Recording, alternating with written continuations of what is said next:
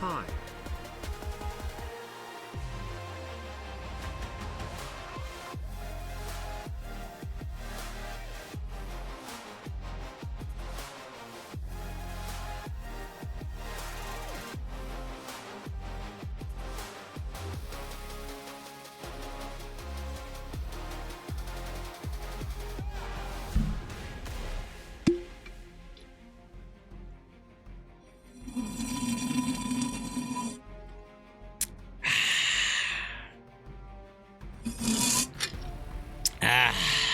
That's right. February the 14th. Valentine's Day. Love is in the air.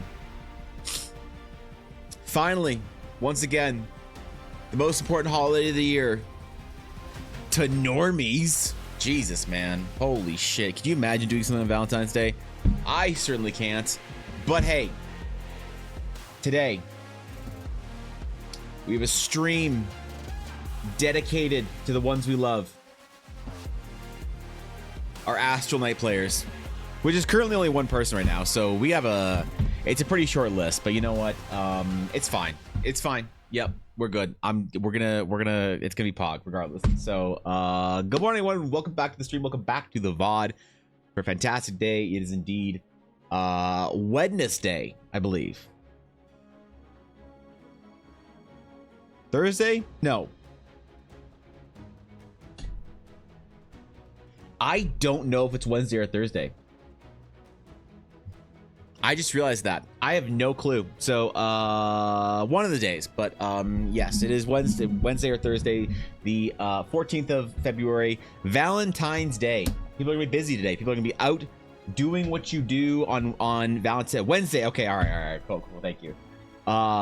Doing what you do on Valentine's Day, which is, of course, you play MMOs and you do the Valentine's Day events. So I gotta install World of Warcraft again. I gotta do Love is in the Air, the World of Warcraft Valentine's Day event, and I have to boot up Final Fantasy 14 and do the Valentones Day event, which is the Final Fantasy 14 Valentine's Day event.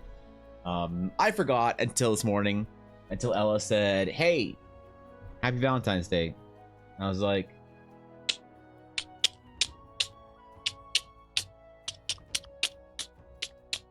right back at you, bro.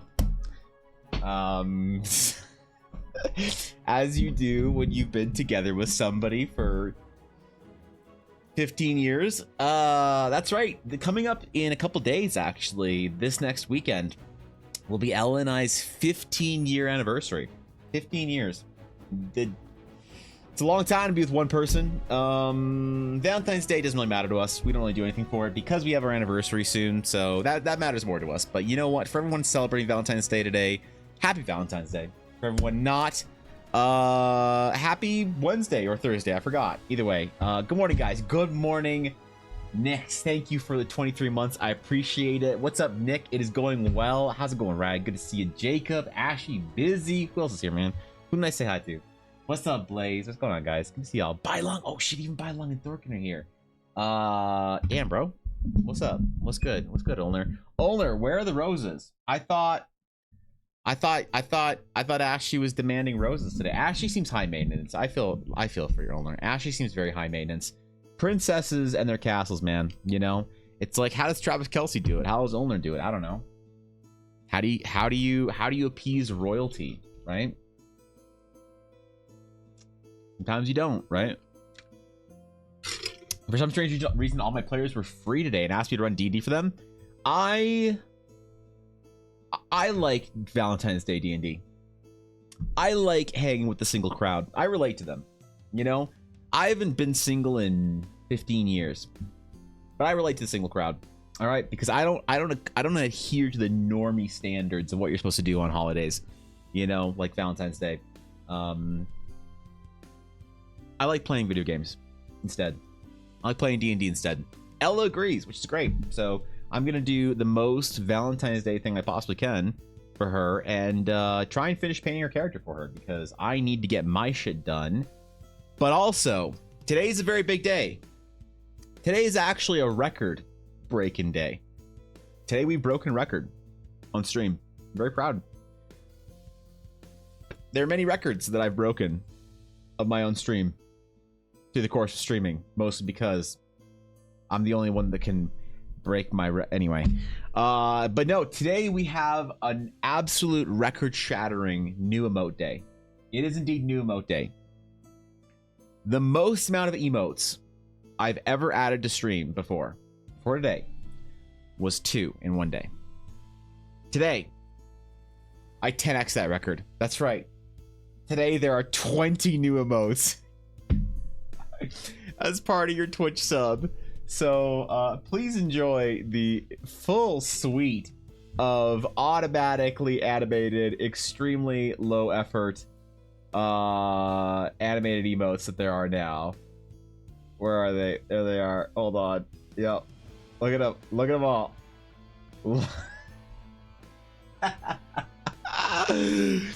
You know, I figured it's gonna be a while before I do. I'm gonna try and add about one emote every week or so. Couple emotes a month, let's just say 3 to 4 emotes a month. Until I finish all my slots, right? But the problem is the animated emotes are a bit much for me. There's a lot of work to put in for animated emotes that I don't think I can do right now. So I'm just trying to focus on the regular static emotes. But I have 20 animated emote slots just sitting there empty. So I thought, you know what? Let's do 20 extremely low effort animated emotes. Let me do that. Let's just find the defaults. Just go for it.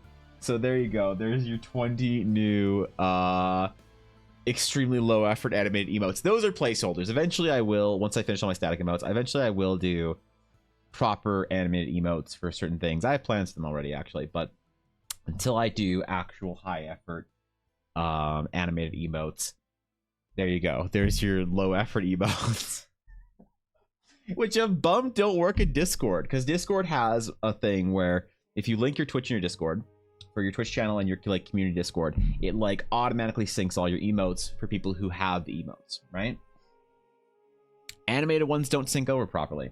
So I don't know. I'm pretty bummed about that. Evan, you don't know how right you are. I literally have to fight for my life to eat dinner. I'm sorry, Olner. That's man. You got it tough, bro. You got it tough. Well, that's just what we do, I guess. You know, we're out here. So good luck, Olner. Raining Crumb is your favorite. That's the one. What is that even called? Van Bull. Oh, Van Bull Rain. Oh, that's just all it is. All right. Well, there it is, man. There you go, Cobalt. Now you can also be stuck out in the rain, alone, sad with Crumb. I don't know, man. I hope you guys get some use out of it. So there it is, man. There's the incentive for the subs to keep their subs for another month. So, cause I appreciate it, man. Especially right now, because this February, March, April, if I can get a certain sub point minimum for those 3 months, then I get a better sub split. So I need to encourage the illustrious members of the TDC to keep their subs for 3 months at the very least. And how do you do that? That's right, extremely low effort animated emotes. If any of you are wondering how to be an ace tier streamer like I am. So you can dump them all manually on Discord, even if Nitro users can't use them. But the problem is, though, Busy, is that now there's all these slots that are just occupied in our Discord that are all just static crumbs. It's not about whether or not people can use them in Discord or not, because I know a lot of people don't have Nitro.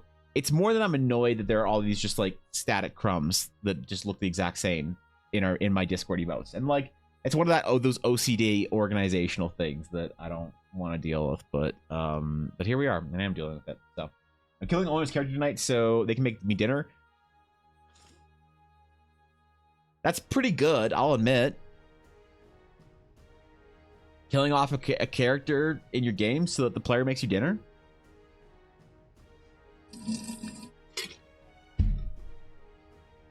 Kind of 5 head, actually. How hard would it be to have the other special crumbs be animated at the same time? It would be very easy. The problem is there wouldn't be any Twitch slots for them. So that's the problem, is there wouldn't be any Twitch slots for them. There wouldn't be anywhere for those animated emotes to go. It'd be cool if you could change the animated emotes for higher tier crumb holders, but alas, you just get the static crumb when you microtransact hard in my channel. So it'd be cool to have like a sunstone crumb or whatever, this little guy just like dance around or something. I thought about it. Thought about adding the other crumbs in, but no, I want them to be prestigious rewards for the 4 or 5 people that actually give a shit about prestigious rewards. Given the fact that nobody really does actually care about it, maybe I should, you know, switch it over. But for now, we have low effort base crumb emotes, and I'm proud of them. All right, I'm proud of them. They make my day better. Hopefully, they make your day slightly better. You know, I always like to think that when I do something low effort, it can be a low effort gain for somebody else. That's how I run my D&D games. So yes, by the way, I talked to some of my players yesterday, and I am starting my D&D game back up soon, which is awesome. It's exciting. I don't know what to do though, because we've taken a bit of a break. You guys, how do you guys handle breaks for your D&D games? Because we've been broken. We've been on this break for a couple months, and my players don't remember what the fuck they were doing. I remember the game clear as day. I remember the game as just as shining and bright as a beautiful painting illuminated by the light of friendship or some shit. I don't know. I remember our game really well, but our players apparently don't remember shit. They're like, where were we? Who was your character? What level were you? What's going on? Where were we? So I don't know. Do you guys find that when you take a break from your D&D games, it's easier to start a new sort of campaign? Or do people take breaks from games and go back to it, like, you know, a couple months later or whatever? Because I always thought that it was fine to take breaks like that. You know, I've known a couple people in my life that have long-term D&D games, right? I know a couple people from the game store days that had like decade-plus games that went 10, 20 years. You know, I always thought about that. I actually consciously remember thinking about that when I was 16 years old, because I just got my car, so I know I was 16. I was driving home one of the girls in the group, and we were talking about D&D and whatnot, and she was like, oh my god, I hope we can play forever. And I'm like, yeah, I know, I'm pretty cool, you know, as you do when you're the DM. She's like, I hope we can play forever. I hope we can play when we're like adults and we have like real jobs and stuff. And I remember on the way home, I was driving on the way home, listening to Base Hunter. That's right. That was what we listened to at the time, to Base Hunter. Oh god, I feel old. Oh boy. I was listening to Base Hunter on the way home, and I was thinking to myself, you know, I have an opportunity right now. I'm only 16 years old. If I play a D&D game for the next 20 years, if I keep this D&D game going with these friends for 20 years, I'll only have to play until I'm 36, and I'll have a 20-year game. And I feel like those are pretty legendary, you know? Those are legendary. You hear these stories of people who have these like 20-year, decade-long D&D games. And I thought to myself, is that what I want? Do I want the glory of that? Because I always thought about the longevity of things, right? Like Ella and I got married earlier than we were maybe financially ready for. We got married when we were in our early 20s, and we were okay with that because we liked the idea of being married longer. We were like, I don't care if our wedding is impressive, but I want to have a long anniversary, right? Because people don't really care. But I say I've been together with Ella for 15 years. People are like, okay, how long have you been married? It's like, I don't know, 8 years or some shit, or 10 years, whatever. I don't fucking remember. Anyway, so I like thinking ahead of those like long-term sort of plans. I thought, do I want to do a long-term D&D game with my friends? But I elected not to, because I thought to myself, you know what? It's not a matter of like, do the players stay in contact? Do you keep your game going? How people are moving away, things like that. This is also, mind you, before virtual tabletops. So if my friends moved away, we wouldn't have had really any way to play D&D, which they did, and we stopped. Okay, whatever. Anyway, and I elected mostly to say no to that long-term group because I thought to myself, my D&D game right now and my story and my world is probably fucking stupid. And if I play this 20-year game when I'm 36, you know, from little 16-year-old people me, I will probably think that my world is stupid. And as 33-year-old version of me, 3 years away from that 36-year-old 20-year-long D&D game, my world was pretty stupid. I'm glad I didn't do that. But the thing is, though, that people that I have known that have played those long-term D&D games have taken breaks. It's like, oh yeah, we don't play every week for 20 years. It's like, bro, we took a year off, man. You know, James had a new job at the nuclear fusion reactor plant. Stacy got a marketing job up at Gizmo Tech. You know, the place where you can get your gizmos. And we didn't play for a year. I feel like it's very normal, but this current D&D group I have, they're like, oh no, we haven't played for 3 months. I don't remember anything. Is that normal? I don't know. Maybe it is. Maybe it isn't. Maybe I should start, because I'm not sure. I probably have final say on it. If I walk in and I'm like, guys, we're keeping our current game going, great. They'll probably be like, cool, man. If I say, guys, in 2 weeks we start a new game, they'll probably be like, great, cool, you know, and it's not a big deal. So I gotta figure out what I want to do, but I don't know what's the normal way to play a long-term D&D, or to take longer breaks, like a couple of months, you know, which isn't that long of a break, but I guess it is for my group. It is for some people, you know.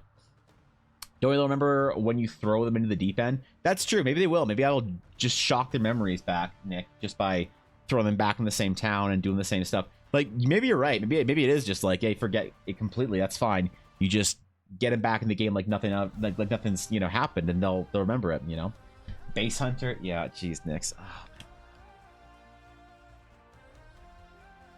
dude, I used to sit, dude.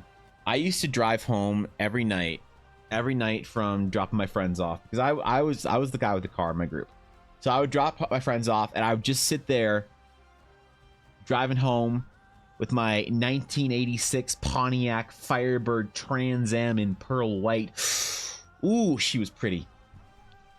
I'd just sitting there, one hand on the wheel, one hand on the window, driving down the cold streets of Calgary, Alberta, on an innocent midsummer day after playing a game of Dungeons and Dragons or Smash Brothers, whatever we did. I'd be listening to Visita Harivantan or Spela Lita Dota, You know, just getting it right. It was good, man. It was good. I liked it. It was a good time to be. I'm so glad that I was 16 in 2006. What a great time to be 16. You know, I thought about this. I'm like, well, is it cool to be a teenager in the 90s? Not as cool as it was to be a teenager in the 80s. You know, I think so. Was it cool to be a teenager in 2006? Much cooler than it would have been to be a teenager in 2016, right? Or even right now. Like, what is culture right now as a teenager that you'd remember fondly? Like, culture now sucks. You're like, well, the Star Wars movie sucks. The new thing sucks. The shows on Amazon sucks. The whatever sucks. The music sucks. Whatever. Like I was a teenager during, like, dude, I was 9 years old when Phantom Menace came out. I was like a teenager that could skip school when the Pirates of the Caribbean movie came out, when Harry Potter movies came out, when the Lord of the Rings movies came out. I was a teenager during the boom of the internet age, with video games at their finest. World of Warcraft, Final Fantasy 10, 11, 12, 13. It yeah, man, fuck, it was great. What a time to be alive, right? My group only plays once every few months. We've been playing for about 4 years now. Luckily for us, one of our players is like the stenographer, and she records everything, even everyone else's inventory. That's what we need. Maybe the problem is, Oda, maybe I just go back into the game and I'm like, so hope your notes were good.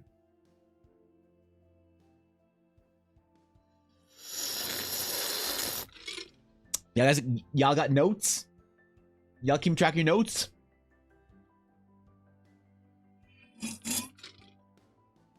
No? Maybe you should fucking fix that then, you know? Maybe I just need to give him the flex, right? Reminds me of the one guy from Ontario who has the 40-50 year long D&D campaigns. Yeah, it's cool. I suppose if I started an Eldara game right now and I kept going for like, I should recruit players for a 30-year D or 25-year D&D game. I should recruit, I should take my friends and I should be like, all right, all of you, the 20 friends I have that would be willing to play D&D, you must all audition. That's right. We're taking auditions open for a 25-year long D&D game. Don't fuck up your character creation, bro. Take some notes. I listened to the Bass Hunter album while studying chemistry. Made it better. It absolutely did. Oh god. Oh man. Yeah, Bass Hunter was great, dude. Bass Hunter was great because it was also our music as nerds, you know. Pretty sure you can cast a curse on us for that song name. Listen. That's not a song name. That's a song lyric. That's Scandinavian for we're sitting here on Ventrilo playing some Dota. I miss it. You skip school for movies. What time is the cinema open at your place? So if there was like new movies come out, I don't know what they do now. I think they kind of cheat the system now, but new movies come out at midnight, or used to come out at midnight, right? So if the release date was on the 10th of October, they'd come out you'd be there on the 9th of October, right at midnight the movie would start, right? And then they open, I think they open at like maybe like 9 a.m 10 a.m. You can go for some pretty early movies. Like, what's the earliest movie I could go to today? Let's do the one in Signal Hill. I think that's the closest big movie to the edge of the city.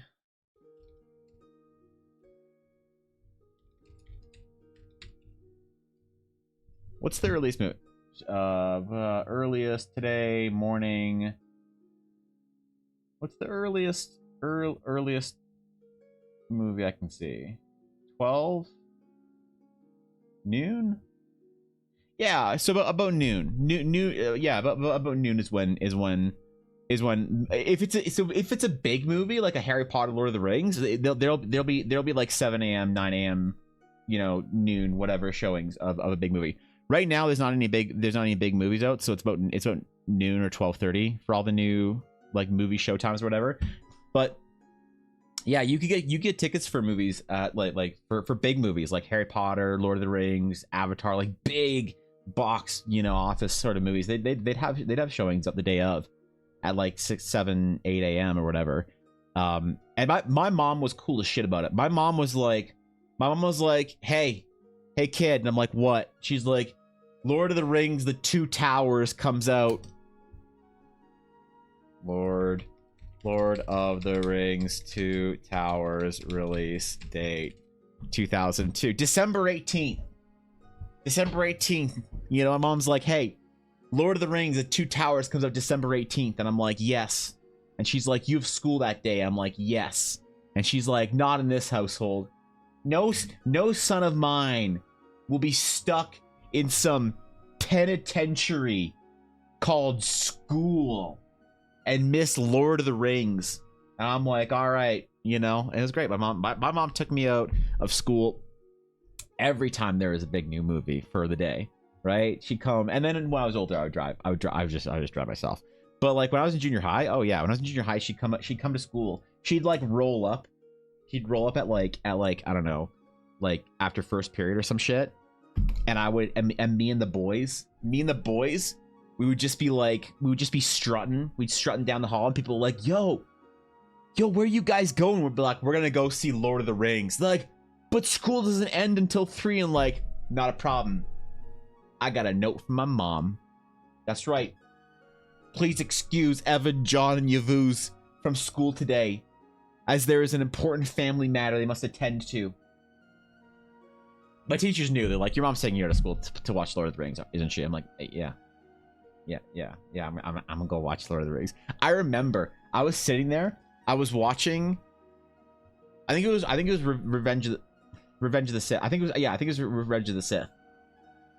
And I was sitting there, and my mom was like over there. My homies, my homies John, Yavuz, and my friend Colin were there, and we all just chilling. I remember as the movie was starting, you know that calm, that quiet when the movie starts, does the Fox fanfare, and then it goes quiet, and then you see a long time ago in a galaxy far, far away, and then it disappears. And a few seconds later, and the Star Wars fanfare kicks in as the Star Wars logo appears.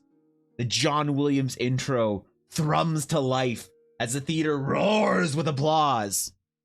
And I remember during that moment, because we had all of our snack, and I was holding John Yavuz's hands, and we were just sitting there waiting in anticipation.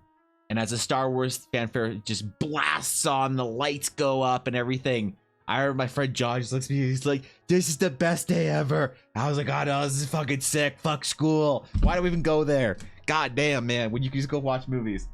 So, yeah, it was great. My mom always had a great sense of never allowing school to get in the way of those memories that you'd make as a young, I don't know, teenager or whatever. So, all right. So if I'm not mistaken, the current meta for Duria this week is Chat's mom. Let's see. The Unibelia aglacius, the North Atlantic right whale. On the scale of Chat's mom, I'd say this is probably a 9.3. Yep. Great addition to Duria.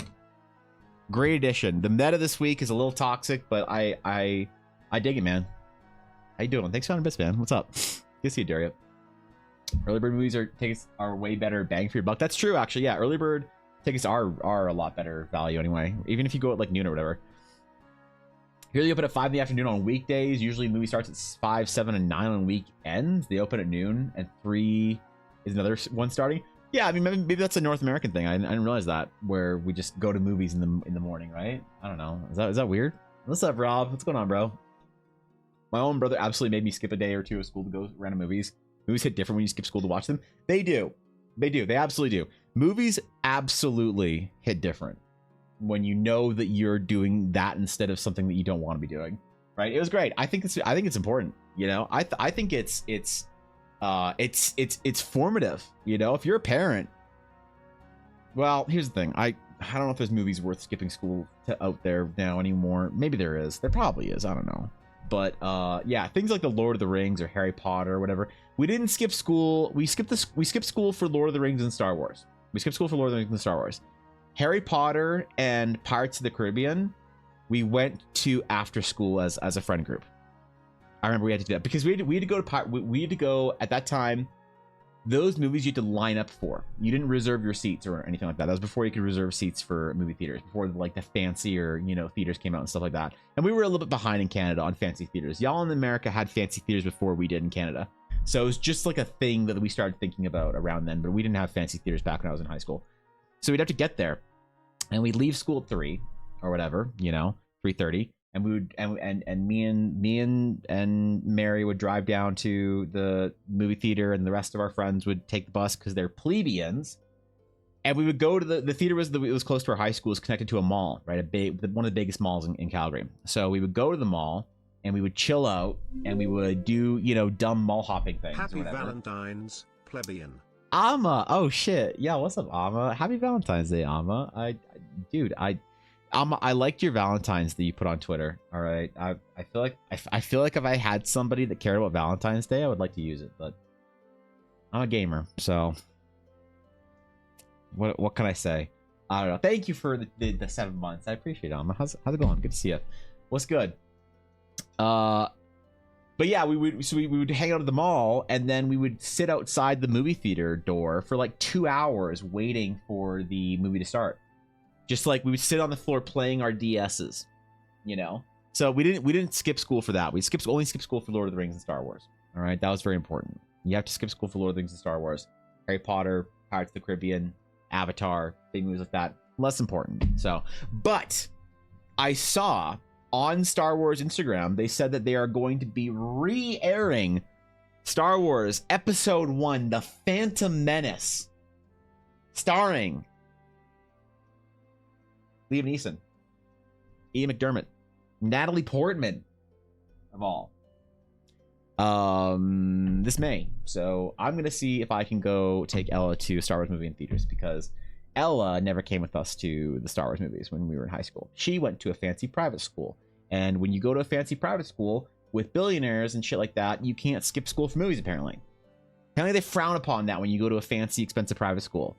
When you go to public school, man. Like, I don't even need a note, right? Like, the day that I remember I skipped school for Revenge of the Sith. I remember I was like I was in social studies or whatever, and I was just like, hey, Mr. Patterson, I need to leave at like 12:30 or whatever, or sorry, like 11:30 or something like that, because I'm gonna go. I have. He's like, Star Wars, I know. I'm like, yeah, I sorry, I have my mom's note here somewhere. He's like, I don't care, just go, just have fun, man. I can't believe I'm stuck here till 3 and I have to wait. They just knew, man. They just knew at a certain point. I was homeschooled until high school. I was homeschooled for 2 years, and that sucked. So I feel you. Which explains a lot. Or a bit, yes, but I never got to skip school for anything. Really? Aren't you inherently skipping school for whatever? Fancy theaters in USA, they don't even have seats. Yeah, exactly. Just drive in or some shit. Didn't mean to interrupt. Nah, Amma, you're good. You are a bright, radiant ray of sunshine in dark times, in these cold, dark times of Baldur's Gate Act 2. So never apologize for interrupting, Emma. I'm always appreciative you being here. So what's up? I was lucky enough to see Star Wars Episode 1 in theaters. Theater was so packed they had to sit on the stairs. It was epic. Yeah, dude. Episode 1 was a thing, man. Episode 1 was I don't know. Episode 1 was like it was a movement. It was a time period. I was a bit young. I was only 9 when it came out, but I remember the lead up. I remember my mom was so worried about it because she was like, I mean, I'm 9. Like I'm this like 9-year-old sort of like soft, like I am the when I'm 9 years old, I am the like, what's the right word? I am the embodiment of when you think of like kind of a like useless 9-year-old. I'm that, right? Like I'm this 9-year-old. I'm like pretty chubby. I don't do any sports.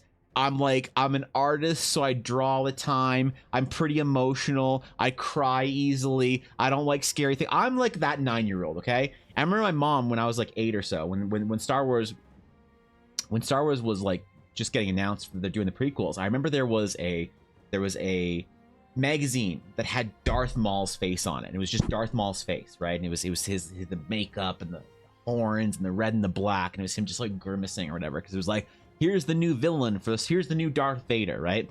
I remember my mom's just like, now Evan, I want to make sure that I know you love Star Wars, because I used to watch Star Wars VHSs at my grandmother's and grandpa's house every weekend. We would go over there for dinner. My brother and I would just put in a Star Wars movie and we just watch it. So I don't remember the first time. Before I saw the prequels, I'd seen the original trilogy like 100 times, right?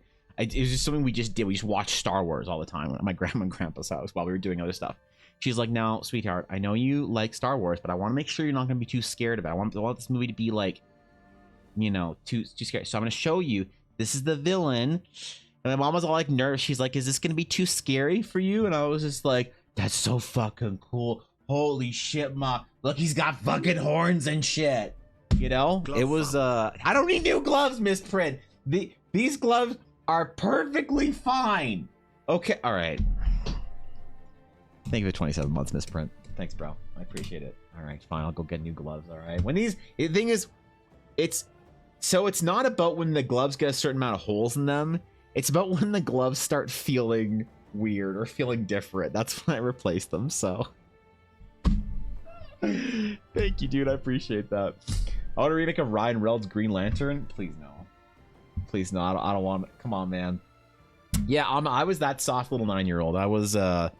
I wasn't the like vision of masculinity that you see here today.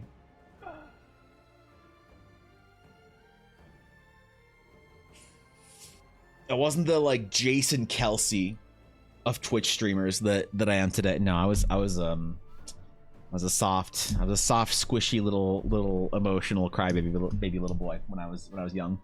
So it was tough, man. But I was excited about the movie anyway. So I mean, I didn't really learn much in high school when I switched to public school because I was doing coursework meant for older siblings a few years ahead of me. Yeah, so like I feel the entities. I skipped a grade because of that. I was in a special charter school for gifted kids when I was in grade 1 and 2 and 3. No, 1 and 2. And then in grade 3 I went to a public school because my charter school shut down. And I was like so bored, right? And so my mom was like, okay kiddo, you want to homeschool? And I was like, yes, please. So she's like, great. So we homeschooled grade 4. And then we homeschooled, and then it's like Christmas. It's like midway through the year. My mom's just like, so we're done grade 4. What do you want to do? And I'm like, we do grade 5? And she's like, okay. So then we do grade 5. And then the next year, grade 6 rolls around, and I'm like doing grade 6, and I'm like done grade 6 by like Christmas. And she's like, hey, do you want to try and do some grade 7 stuff? You need to take your grade 6 provincials first, but do you want to try and do some grade 7 stuff? I was like, nah, bro, I want to chill and play Dreamcast. And she was like, okay, champ. And you know, we dapped it up like you do when you're homeschooling with your mom. And I just chilled. And then I was like, you know what I miss? My mom's like, what, champ? And I'm like, friends. And she was like, true, you want to go back to school? And I was like, yeah, I'm gonna go to junior high school. I'm gonna find a fine honey. And she was like, all right, yeah, you try your best, little one, go for it. So then I went back to school. So I was younger than everyone because I skipped a grade. So yeah, it sucked, man. It sucks when you get into university and everyone else is like, hey, we all turned 18, let's go to the bar. And I'm like, I'm 17, guys, I can't do it. So I get it. Mom was a first generation immigrant. She didn't know any better, but she was new and it was a big deal. So she took me anyway. 100%. You got to do it, right? Absolutely. Would it be weird if I make a kobold paladin that has a lantern core oath? Absolutely not. Only if the kobold is a World of Warcraft kobold croissants. The Ratman candle kobold. That's one you have to do. So other kobolds, the lizard kobold, inferior. Can't do it. I'm good. I should have skipped 1 or 2 grades, but the public school didn't let me because they didn't have the room. Really? That sucks, bro. Imagine going to university instead of being a VTuber. I should have been a VTuber. I should have been a VTuber. I should have been. I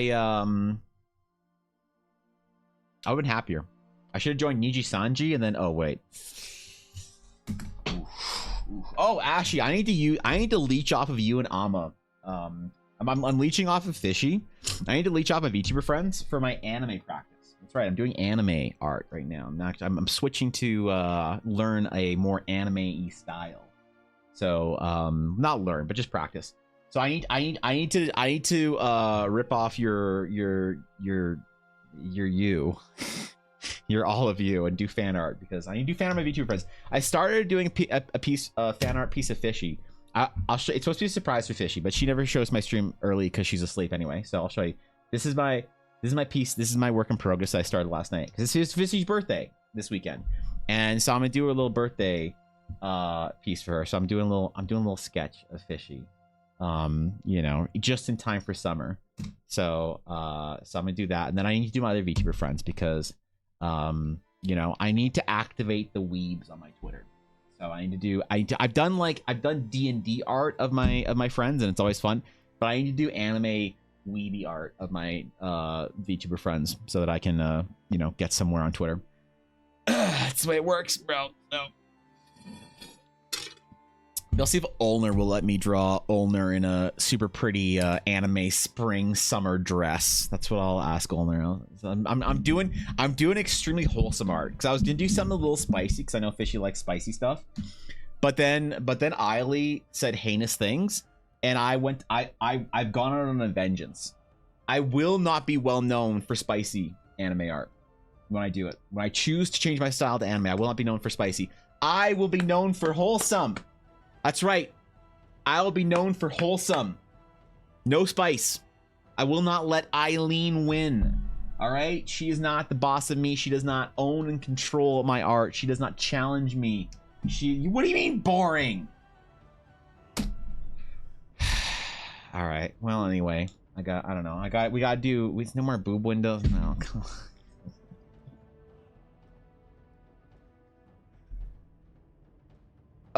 Okay. Anyway, so yeah, so I have to rip off all my friends. I have to do fan art of all my friends. I have to do fan art of Ashy. I do fan art of you. I have to do fan art of Ama. I have to do fan art of Fishy. I have to do fan art of Ulner. I have to do fan art of Lily. I have to do fan art of all my friends, so that I can practice and be a better anime god at art. So that I'm known for more than one thing. Lucifer, thank you for the follow. I appreciate it. Thank you. Welcome. Good to have you. So, wholesome of D's.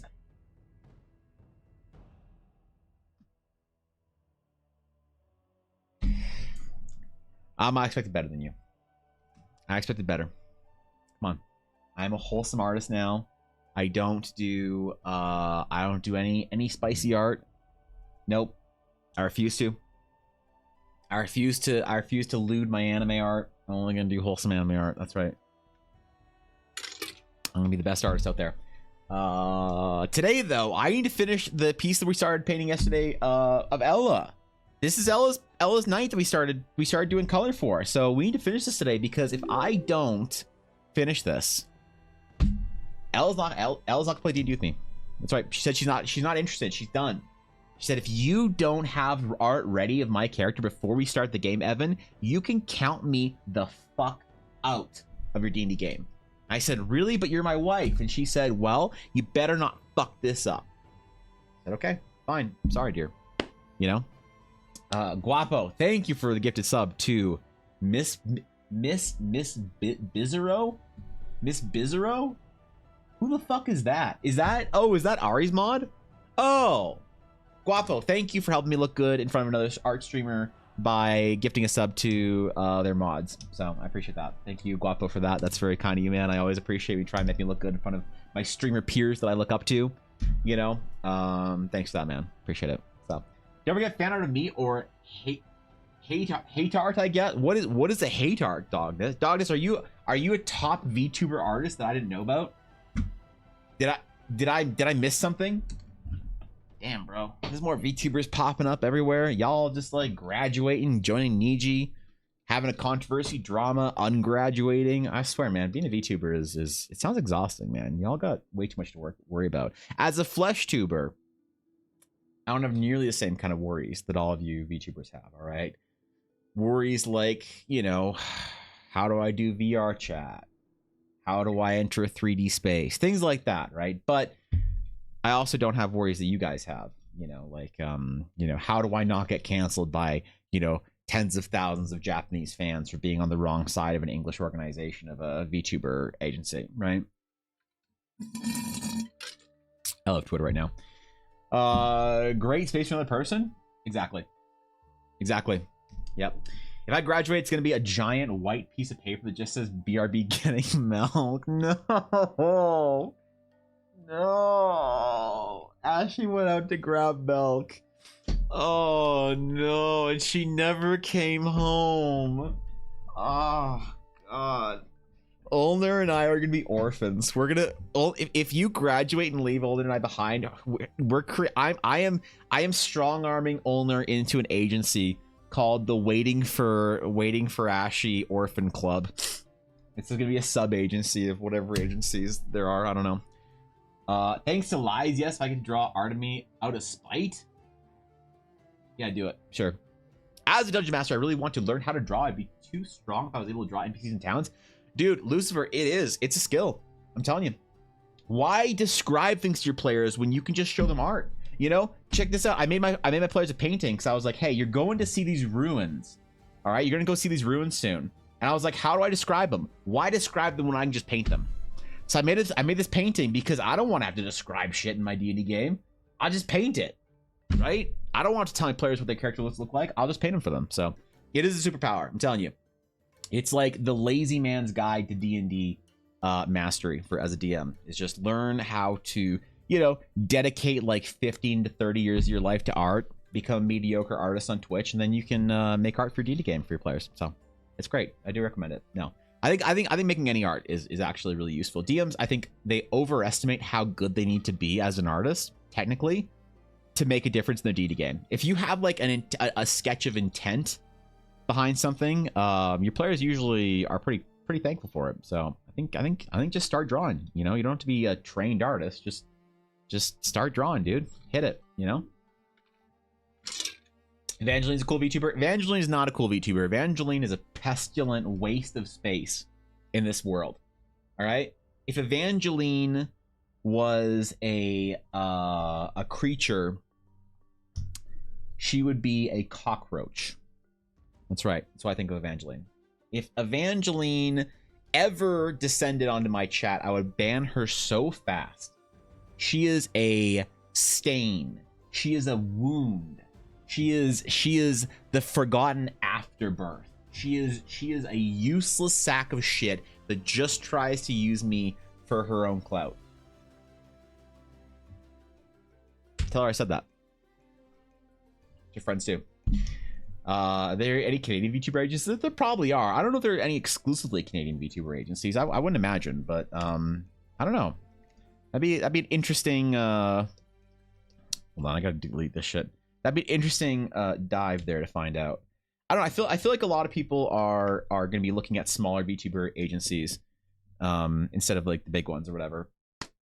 I'm gonna go to the gas station for a snack. All right, Dogness. Okay, have fun, bro. Have fun. I'll see you soon, man. Ashley's VTuber of my dad. I went to get milk and then got jumped by Niji Sanji. That's a common story, isn't it? You know, that's how it goes. Your dad goes to get milk and doesn't come back, and you're like, why didn't dad come back? Oh, did dad want to run away? Nope, dad just got jumped by Niji Sanji and is now a top VTuber. So, what I come into? What all good D&D streams are about, at least. Shit talking your friends. Anyway, so we're gonna try and get this piece done for Ella before our game starts because Ella wants to play an Astral Knight, and she wants to play a canonical Astral Knight. She doesn't want to play a crazy, different, whatever, you know, ridiculous. She wants to play the Astral Knight. She wants to play the Astral Knight, the quintessential hero of the Sage Orders. She wants to play the intense, all that. So I'm very excited about it. Do a good job for Ella. Otherwise, like I said, she's not going to play D&D with us anymore. So we'd finish this painting today. Ideally, if we finish it today or tomorrow, it's probably not that big of a deal. But I do want to try and finish it today if we can. Because I would love to have some art ready for our first day back for our campaign. You know? I think it'd be a lot of fun to have like a surprise on day one of like, oh shit, guys, here's Ella's character. Because 2 of my players, I refuse to make art for. I refuse to make art for 2 of my players. I will not be caught dead making art for them. Why? Because they gave me AI art of their characters. Puh. Puh. Dash, on the other hand, I'll make art for him, but I don't know what his character looks like. He's never really described him, so I don't know. Right now we're just trying to do Ella's character, I think, and from there we'll figure out what the others are going to be like. If we're doing this game for a longer term. I don't know if the players are going to all keep the same characters, to be fair. I don't know if they're going to keep the same characters or if they're going to move on to different stories. I haven't asked them that yet, but I had a chat with one of my players last night about the game. He's very excited to play. Hopefully the rest of the team is. And we're gonna be changing our game a little bit. I'm gonna be running that like Mass Effect NPC style game. Hold on. I'm getting some glare here on my PC. There we go. We're playing that Mass Effect style game with lots of NPCs. So I gotta find some cool NPCs to add to the game as well. You know, so that our players feel like they have a whole team, a whole crew of amazing NPCs that they can bounce ideas off of, or, you know, go on adventures with. That's kind of my goal, at least for the first little bit. Canonical Astronaut sounds fun. I remember this topic. Yeah, you know, just playing into the sort of the personality and the culture of the Astronaut Order. You know, because knights are more of a hero class than a D&D class. They're more of a hero class. They come with I think a little bit extra I don't know, rule of cool engagement, but also astronauts come with some extra requirements, that extra little RP things that if you want to play a canonical astronaut. Not to say that everyone has to play a canonical astronaut. Like, I'm never going to enforce it, obviously. You don't create a class and then be like, oh, if you play this class, man, you have to like role play your character like this. There are certain things that are certain values to your characters that isn't really popular in D&D. Like, you used to be able to, in older editions, say things like, this class is lawful good. And now you can't say it anymore. Players don't tolerate that. They don't like hearing that shit. But I'm kind of bringing it back a little bit. Just a smidge. Not a lot, but... My players offered to make a scenery through AI art. Ooh. Look, I'm not like I'm joking kind of about my players. You know, I'm not that mad. It's like, what are you gonna do? Either have no art or AI art. I'm not gonna judge people. If you're gonna use AI art for a D&D game, like, go for it, man. I guess, you know, whatever you want to do. But I do find it's a little silly, considering the DM is an artist and makes art all the time. It is just a little silly. All right, it's a little silly. I'm not gonna make a big deal about it with my players, but it's just a little funny, right? Isn't Dashto the chattest chat I've ever chatted? Dashto is TBD chat. We don't know if Dashto's a chat or not, because Dashto needs to hurry up and release the album this month for the game, because I want it. And I'm excited for it, and I want to see it on Spotify, and I need it for stream. I don't want to keep going to, like, what am I gonna do? Go to SoundCloud? What am I gonna go to SoundCloud for this music? I just forgot Dash's name for a minute. I was like, wait, what do I say? What am I gonna do? Go to SoundCloud for Dash's music? Ooh, Under Harbor. Let's go to the Under Harbor. That's too loud. All right, guys, we're in the Under Harbor.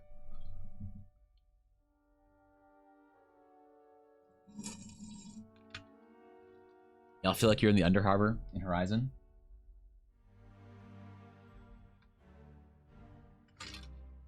I feel like I'm in the Under Harbor.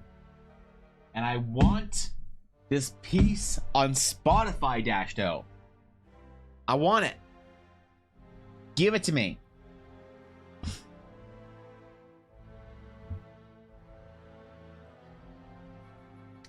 Anyway.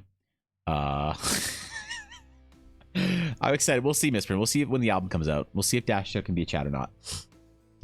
We'll see. It's like if some paladins used to be with orders and codes, and now just sort of, you're roughly not evil, so you're fine. Yeah. Whatever happened to having a code of conduct as a paladin entities? Whatever happened to having some morals as a paladin? Now all these immoral paladins walking around, doing immoral things. A vision of immorality. Despicable. Disgusting. It's Baldur's Gate 3. On your class fantasy stuff, what if instead of paladin quests and wizard quests, etc., you tie them to skills? That's the way Arcane Trickster Rogue could do like the wizard class fantasy quest instead of the backstab fantasy quest. I mean, I like that. I like it more. I just don't know if it's gonna be, because like you could think about like Ashley, could you sort of think about like archetypes that like would fit as many archetypes as there are classes that would fit the sort of fantasy better, right? Like the arcane class or the holy or divine class, the fell or whatever class. Because I thought about that.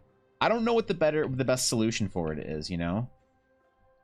I definitely think you're right. I definitely think you're onto something. I just don't know if like practicality leaves any room for it is the problem, you know? Any proficiency of the skill kind of thing. Yeah, that'd be interesting, actually. I don't know. Because then you could take it if you're not, like... I don't know how that would work, right? I'm not sure. Holy shit, Lucifer, thank you for the sub. I appreciate it. Thank you for the tier 1. Damn, dude. Welcome to the Dragon's Claim. Dude, I appreciate that. Welcome. Holy shit. Thank you. You are now an official member of the Worst Adventurers Guild in all of Eldara. That's right. Our reputation is well known far and wide, and it is not usually for finishing the adventure through. So it's usually for... Honestly, we need some better adventures in this guild, Lucifer. Maybe you can help turn things around, because right now the last quest that we got, the last big quest we got from the adventure board, I came back anyway to a couple of the party members saying that they took a bribe from the Lich and spent the rest of the week drinking in the local tavern. So we're not doing super well in our reputation. We kind of need some more serious adventures in here that are willing to actually go see through quests through instead of just you know, finding snackies. So hey, welcome to the guild. Honestly, truly happy to have you. You know, guild repairs are free, although our guild blacksmith is out. The guild bar is open to any members, although we currently can't afford anything except for a Smeed's Mystery Mead, which kind of tastes like sawdust, but it gets the job done. Man, I'm really not selling the guild, am I? Shit. Oh well. Are red. Rock is a troll. What's up, Rock? Will TTS be kind or a meme? Let's give the dice a roll. The guild meme master has arrived. Almost, Rock. Almost. God, you're like 2 letters away. Good morning, Rock. Happy Valentine's Day, buddy. What's going on, man? Good to see you. Are you putting the music on the YouTube channel? It won't be on my YouTube channel. It'll be on Dashto's YouTube channel. But yes, the music will be the Eldara soundtrack will be available on YouTube. Be available on YouTube. It'll be available on Spotify. Really, the main thing is Spotify, so I can add it to my stream playlist. Because I'm really tired of having to go to SoundCloud. Because like occasionally SoundCloud will play an ad instead. Right? Like, hold on, is it gonna do it? Wait. Oh, okay. Occasionally you try and like hit a piece on SoundCloud, and it just says, how about instead you listen to this 30-second unskippable ad? Oh, Sawdust, I'm in? Alright, good. Yeah, alright, you'll feel, oh god, you're gonna fit in, Lucifer. It's good to have you. It's good to have you in the guild. Thank you, dude. I really appreciate it. Also, I just added 20 new low-effort animated emotes to the sub slot. So if you wanted low-effort animated emotes, they're available. There it is. I appreciate it. Whatever you do, don't make your TTS joke too long. Sun Tzu, the art of war. Exactly. A forgotten quote. It's gonna be so, dude. It's gonna be so exciting listening to this music on Spotify. I'm so excited, man. It's so good. I just wanna. It makes me want to play D&D whenever I hear Hearthwood. Hearthwood Village is the one that makes me want to play D&D the most. You know, okay. All right. I'm good. I'm done. I'm done. I won't get emotional. I won't do it. I won't do it. Happy Valentine's Day, everyone. To all the single ladies, all single ladies. Hope you have a good day. Shut up, Rock. Come on. What are you talking about? Single TDC members? What do you mean? Never.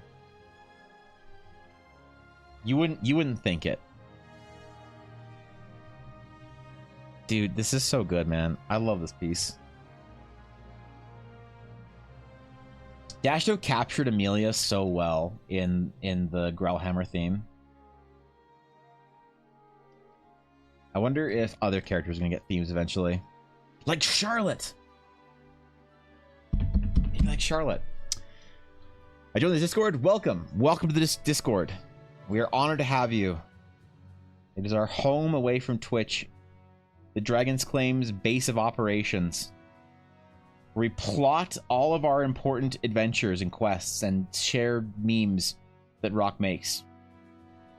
That usually mildly dunk on me, but that's okay. Not mad about it. Yeah, I'm not mad about it at all. So, gaming session this Friday, and I have such a good, cool boss for my players. What are you planning? How on a scale of freebie to TPK, how strong is this boss going to be? What do we got going on?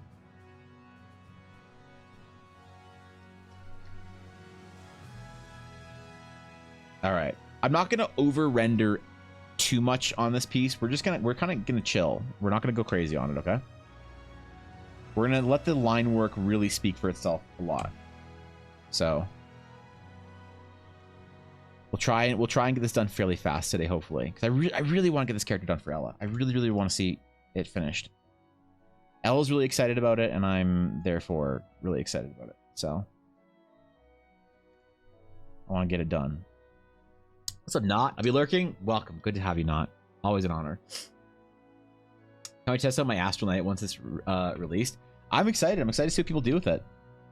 We'll see what Ella's Astral Knight actually. If it's like, I'm worried that Ella's Astral Knight is going to be like crazy overpowered, and I'm going to regret everything when it comes to the Astral Knights, which is a possibility. I'm not counting out entirely.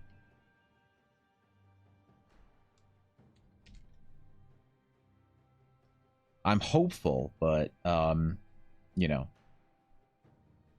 we won't know until we test it, I guess. Mildly speaking, I'm working on some new stuff. All right. All right. Okay. All right. Okay. I'm excited. I can be excited, right? Right? I have no more shame anymore, Rock, so it's fine. I don't know if I could get one for everything, but I do like the idea of sharing like a paladin, choosing between diplomacy quest, bar type flavoring, a religion quest, cleric type flavoring, or an immediate intimidate quest. Jesus Christ! I couldn't say the word intimidate. Intimidate quest with fighter type flavoring. That would be cool, actually. Yeah, more of a kind of the fantasy archetypes as opposed to classes. I just don't have a clear idea of how I would write it, you know? No more shame. I guess he'll have to work harder. Being serious. Art looks wonderful, art man. I lost my shame, Rock, when I ate a croissant on stream for 5,000 bits. That's when I lost it. So, thanks, man. I appreciate it. I'm glad you like it. I really like this design. I'm really happy with it. I'm really happy with the Astral Knights. We need to create like a general codex of Astral Knight designs so people know how to make their own. Because it's a little more specific for knights than it is for sages, so I need to like really think this through on how to get people in the right mindset for building their own Astral Knights, visually at least. I thought you enjoyed making OP classes and gear. I do, but I'm worried that when I release it to the general public, people aren't gonna be ready for it. Because like my thing, Misprint, is I don't mind making something OP for the player if it's more fun, because I will rebalance whatever I'm doing for my players. I've never been upset rebalancing. If I give my players some crazy cool magic items that change the way they play the game, well, the game just got harder, right? My players know that. But I'm worried that it's like somebody will want to give their players like an Astral Knight class or like a certain magic item or whatever it is, and try and throw it into like Lost Mines of Phandelver or like, I don't know, the new Vecna campaign, and it's just not going to fit. Like that's a concern of mine that I have mildly in the back of my head all the time. Maybe I'm overthinking it though. I don't know. Possibly death stays, but everyone should survive. All right, good. We'll get them all healthy. There's a Discord. Let me join. Yeah, dude. Welcome to Discord. During homebrew are generally overpowered until it's tested out. I think that there's going to be a safe sort of like overpowered window for the new classes, where if they fit within that sort of that frame, I'm going to be okay with it. As long as they're not game breaking overpowered, that's fine. I don't care if it's like, if I'm accused of making a class, it's like, okay, Evan, this is a bit too strong. Like, what are you doing, man? Where's your headspace at here, bro? I'm okay with being accused of that. But what I don't want is I don't want people feeling like it's unusable. That's the only thing. I still want people to actually play the game, you know, and that's kind of important. After all, I'm trying to create stuff that people can use for their D&D games, not, you know, make irrelevant content that people can't actually access or whatever because their DM doesn't you know, doesn't want to deal with the bullshit of balancing OP unearthed arcana shit. But like, I guess no matter how OP anything is that I make, it's never going to be as bad as untested unearthed arcana, right? Like, that's at least the one saving grace that I have is that I'm never going to be as bad as untested unearthed arcana, right? So I think you lost shame when you said yeah on stream and it was clip, and maybe that you finally accepting who you are. Listen, the things I'll do for bits, Rock. As a DM, it's my job to not make my players play a fun session. It's to one-shot everyone. That's what good DM behavior. Yes, TPK your players early and often. You know, especially if your players are look, especially if your players are willing to get art made of their characters. Support your local artists. TPK your players often. Wait until they get a character art commissioned, you know, from a local artist in the DM community, in the DM sphere, and then you TPK them. Whoops.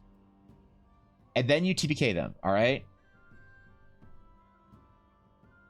So, right? They have to get new art made. I'm telling you.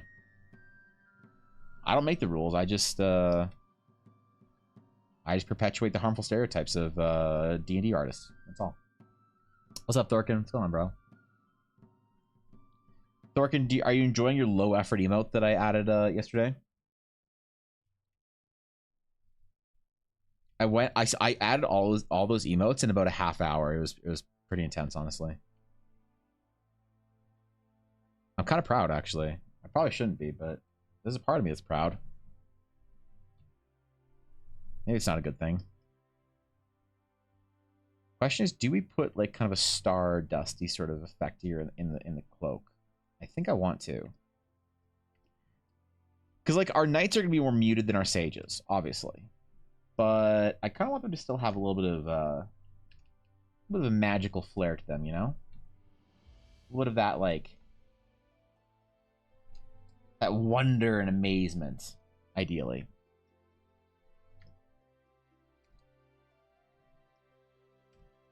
Or die trying.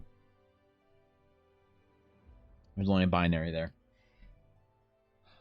My first DM gave me a sword that completes itself with blood, and when you draw blood from someone, it does plus arcane damage.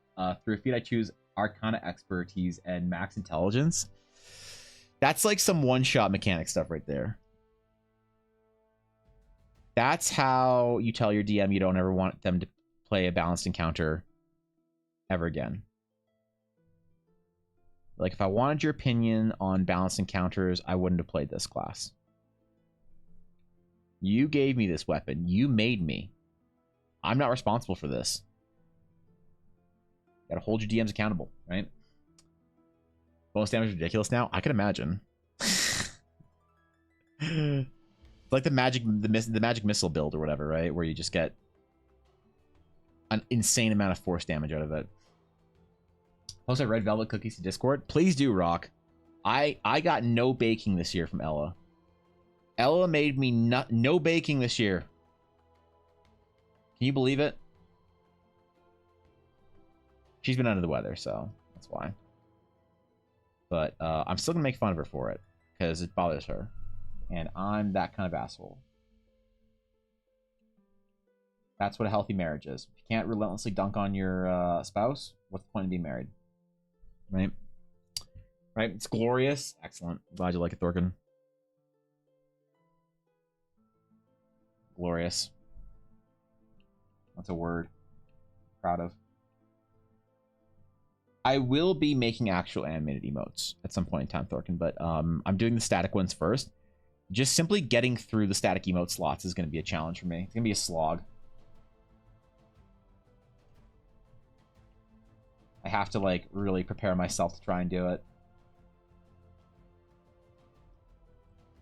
So, I don't know. I don't want to, like, promise anything, you know? It's kind of my main thing, I guess, with it.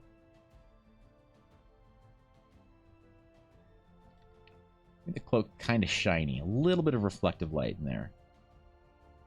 Not too much, alright? He wants it to be kind of dark and broody. When I was painting Astral Knight stuff yesterday, I was doing some concept art.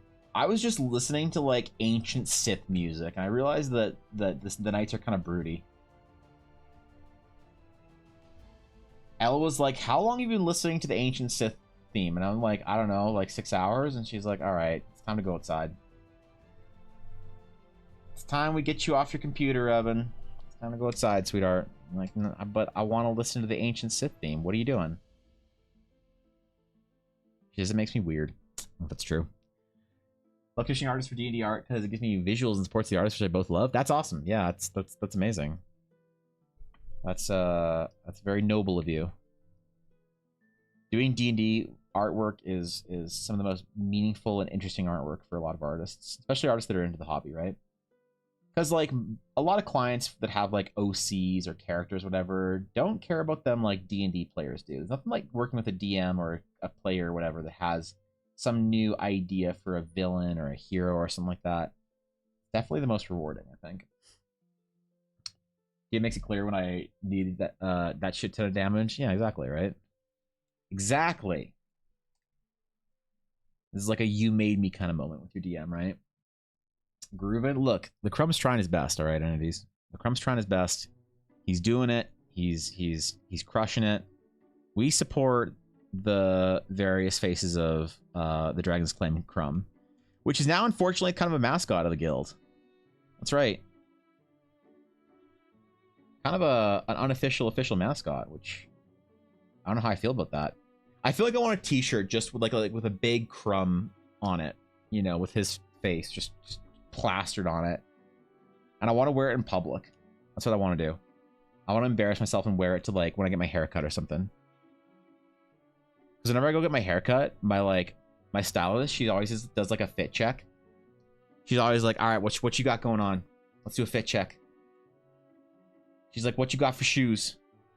Get your Jordans? All right, sick. You got your Ultra Boosts? What you got going? Get the Adidas? All right, sick. She always hypes me up. It's like no matter what I wear to get my hair cut, she always hypes me up. You need somebody like that in your life, I think. So I should just wear my Crumb shirt next time I get something done, right? I'll give my players really strong weapons that come as a cost to use. I like there being a cost to power in D&D. I agree. I like the idea of giving them something like a magical relic or whatever that like is really powerful with some like crazy, like, I don't know, aura of radiant damage. Like it deals like I gave my players once this like orb, right? And what it did was whenever you used it, it did a certain amount of like damage to things around you. I might bring this back to my D&D game because it's a cool idea. It was fun, but it did a certain amount of damage to everything around you that was an enemy, and it healed people around you that were friendly, right? It was actually the inspiration for a magic weapon I just recently did, which was this sword. Where is it? Which one is it? Right here. So the sword reads, once per long rest as an action, you may unleash an astral wave. When you do, hostile creatures within 30 yards or 30 feet must make a DC 16 strength saving throw. On a failed save, they are knocked prone, take 66 astral damage. Allied creatures within the radius gain 2d6 temporary hit points. Right? Hello. So, What's up, Anna? Oh shit, thanks for the sub. Thank you for the tier 1 for 15 months. Holy shit. Thank you. What's going on, Anna? How you been? Good to see you. Thank you for the sub. What's up? Yeah, it's been a while. Shit, good to see you. But yeah, so so I had this orb that I gave my players. It did a similar sort of thing, right? But I gave it did a lot of damage and did a lot of healing at level 1, right? But the thing is, whenever they used it, the like villain organization, kind of inspired by Nazgul, knew where you were. They knew where you were, right? So as soon as you used the orb, you knew that the next, like, the most important thing you could do as a party was get the fuck away from wherever you are as fast as you possibly can. So it's kind of like really funny because like they'd be in like a crypt and they're like getting overwhelmed, and it's like, should we use the orb? If we use the orb, we need to, like, how are we gonna get out of here super fast? We need to not only get out of the crypt, we need to split town, we need to go. So what they did is at one point in time they used the orb, and then they jumped down because the crypt is kind of like underground through these like different caverns and underground rivers and stuff. They used the orb, and then they realized that they remember there was a cave in earlier on in the crypt where they were gonna have to dig them their way out. They're like, we don't have time. If we take the better part of a day digging our way out, there's gonna be like Nazgul looking ring wraith homies on the other side of that wall waiting for us. So we gotta go somewhere else. So use the orb. They're like, I guess let's just jump into an underground river and see where it takes us. You know, it was cool. So I love that idea of giving your players big, powerful, juicy things, you know, to use or whatever. But yeah, saying there's like some sort of a cost or like a risk or whatever behind it. That's always really cool to me. So I agree. It's fun to come up with like creative sort of costs for powerful magic. You know? I'm thinking about doing something with one of my players actually soon, but I don't want to spoil it because occasionally he watches my stream. Very rarely he'll be watching my stream. I don't want to spoil it for him. But I want to do something kind of similar. So I won't go into it too much, but I have plans. I have ideas right now. All right, I want to do kind of like maybe a little bit of a Stardust pattern through here. But maybe we'll do it at the very end and like kind of add those Stardust elements at the very end. Maybe that's the best way of doing it. I don't have a really good workflow for this style of art, this style of painting, right? It's kind of like do your flat colors, paint things in as you go, say what's up. There's not really like a good workflow for it, so I don't really know what I'm doing for layers, but maybe we'll do it at the end. We'll do all of our painting, like all of our proper colors and lighting and everything, and then we'll do those like special effects at the end or after. Kind of like the way we do magic items. Let's do it like that. Okay, cool. I figured it out. Not gonna lie, lately I listened to a lot of Eternal Eclipse while drawing. It's hype AF, but it works for me. What is Eternal Eclipse? That sounds like some power metal shit or whatever. I dig it. Just ordered food and prepping for a cozy evening. Ooh. That seems pretty good. That seems decent. I don't know. I would, dude, I haven't like just ordered food and like chilled for a long time. I'm feeling those vibes. I want to like order like a hamburger or some shit and then just like relax. I'm gonna get me some A&W. That's what I'm gonna order. I'm gonna order me some A&W. Because in Canada, A&W isn't shit, by the way. It's only an America thing. It's probably still shit here. I want to order me a cheeseburger and chill out, man. That's what I want to do. Maybe I'll do it next weekend. I don't know. I got a lot of work to do, so probably little amounts of chilling for now. We'll save it for some time in the future. That sounds pretty good. I'm gonna vicariously enjoy your evening with you. All right, imagining that I too am ordering food at some point in time today and relaxing. I have to vicariously enjoy things through my friends and peers. Otherwise, there's just not much going on, you know. It's orchestral trailer music. Would you like a link? No idea if it's DMCA. Send me some shit. Yeah, I'll listen to it. I probably won't listen to it on stream then, just, you know, because I feel like I've pushed the envelope recently with DMCA shit.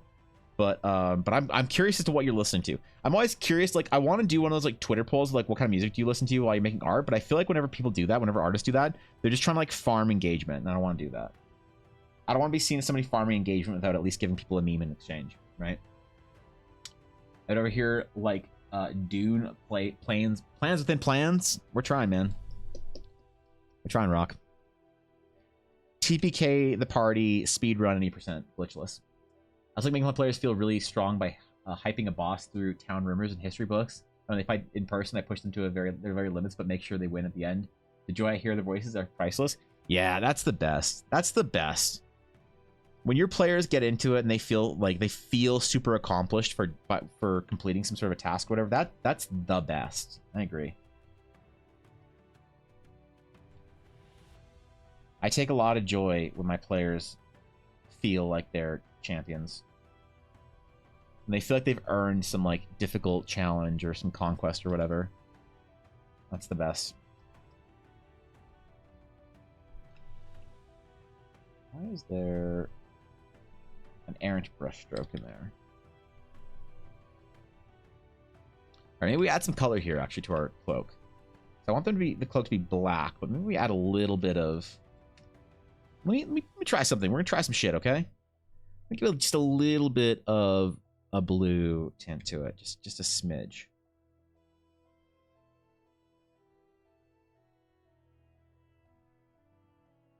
Hold up, there we go. Let's try multiply. Let's see if multiply works. Nah, a different effect. It's like a very okay, very subtle effect that I want out of this. But going crazy, you know?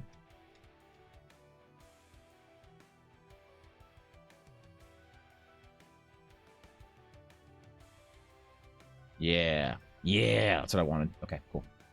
All right, back to it. Back to it. Mechanically, are there going to be any status effects that are unique to Astral Knight spells? Status effects, let's see. There's like a weakening strike that I have right now.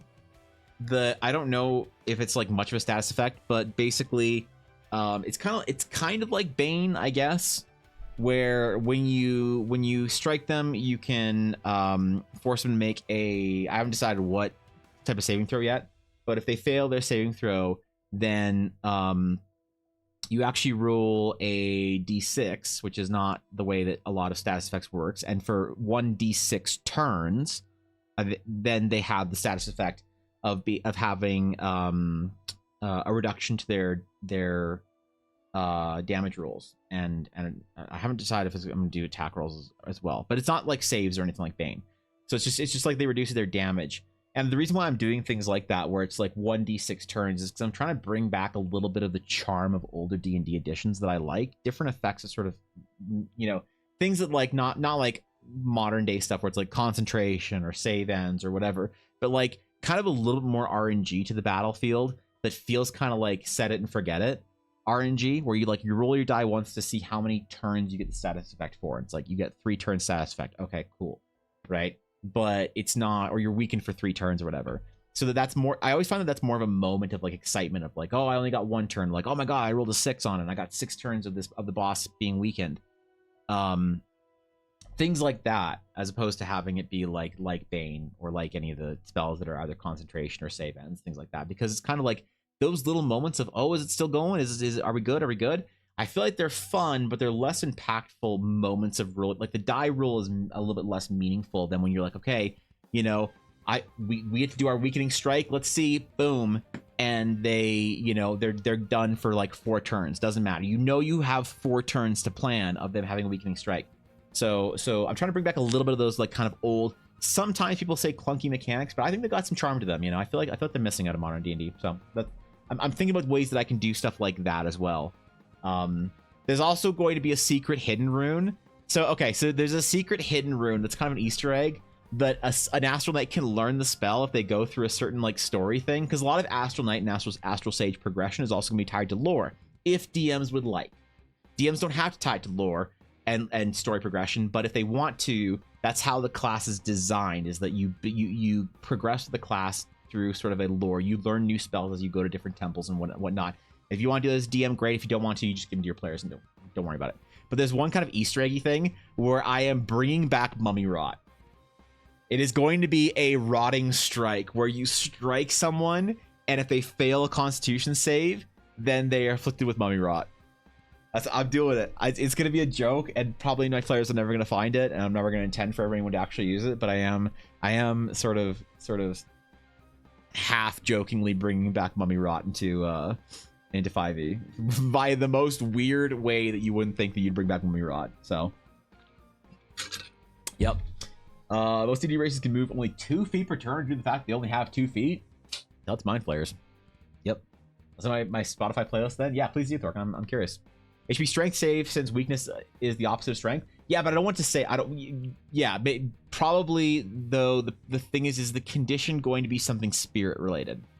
So yeah, you could say like, oh, it's easy to have a strength save for it. It's the opposite. It makes the most sense. But part of what I'm thinking about is that the theme or the flavor of the ability is that it sort of cleaves your spirit a little bit and sort of wounds you, like you slash through the opponent kind of thing. So I want to attach also an anti-armor strike to it, like I have already, where you ignore their armor. I'm not sure if I wanted to do full damage, maybe just only half damage on the weakening strike. But you ignore armor and you sort of cleave their spirit, and they kind of like lose their sort of like, they kind of like they kind of get like an internal wound or something that just makes them weaker or whatever. You know, I kind of want to bring that out of it. So I'm not sure if I want to do like sort of a charisma saving throw, or because I like that. I like sort of unintuitive saving throws that are fun. It's like you take like a constitution saving throw for something that would you think is like an int saving throw. You know, like I like different ways to attack different abilities and just sort of give players and monsters an opportunity to have sort of like different saves or defenses, give them a bolstering, like, I don't know, be either attacked or bolstered in kind of weird situations. I'm just trying to mix it up a little bit because I think it's fun, you know. But BRB TPK back in 15. All right, Ashley, good luck. God damn it. Mummy Rot is in 5e. It's part of the Mummy's profile and monster manual. Yeah, but nobody uses that shit. Nobody uses that shit. You tell the average 5e player about Mummy Rot, and they're like, I don't believe you. Actually, does Mummy Rot work in, like, how does it work in 5e? Is it the same? D&D 5e Mummy Rot. It's not nearly as bad, is it? Mummy. Rotting Fist. Is that it? Melee weapon attack. +5 to hit. Reach 5 feet. 1 target. Hit 2d6 plus 3 bludgeoning damage. Plus 3d6 necrotic damage. If the target is a creature, it must succeed a DC 12 Constitution saving throw or be cursed with Mummy Rot. The cursed target can't regain hit points, and its hit point maximum decreases by 10 every 24 hours that elapses. If the curse reaches the target's hit point maximum to 0, the target dies and its body turns to dust. The curse lasts until removed by the remove curse spell or other magic. See, here's the thing. Old Mummy Rot was a disease and a curse. It was scarier. You had to do both. I gave one of my players familiars Mummy Rot, or their pet, their hunter pet Mummy Rot, and dude, oh my god, it was so funny. Oh, it was so funny. So yeah, it's gonna be something similar to Mummy Rot, but yeah, it's just because I think Mummy Rot's a hilarious condition. An iterating strike which attacks their energy reserve directly, ignoring armor but slapping their health at low rate than the normal strike, or applying a rebuff. Yeah, I don't know how to theme that ability, right? But I basically want it to kind of to attack a non-standard or maybe a non-obvious defense if I can. We'll see how it works though. I don't know if it's gonna be a good idea or not. That's what testing is for, I guess. That's what we need to recruit the illustrious members of the Dragon Claim to test for us.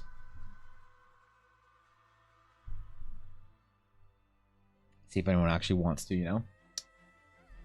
Old Mummy Rot was both and a nightmare to try and heal. Yeah, it was hilarious, right? Because players would try to remove the curse or to remove the disease, and neither would work. And so they wouldn't assume to try both together. They would just assume that it's something else, and the player is just dead. But I don't know. Something like that oppressive. I don't think it would fit into modern day D&D. I think people are too concerned with their survival of their characters. They don't like mechanics like that. They're not fun anymore. They're just seen as unfair and kind of brutal. So can Leyland Hands heal Mummy Rot, since you mentioned both a disease and a curse? Could lay on hands cure mummy rot? I don't remember actually. I don't think lay on hands was curses in 3.5. Was it? 3.5 lay on hands. I think that 3.5 lay on hands was just diseases or poisons. Hold on. Where's my free D&D resources on the internet?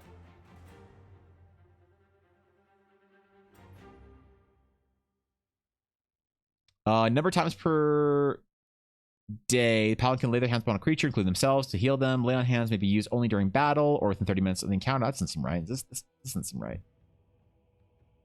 Paladin. Okay, where's our paladin? Is that it?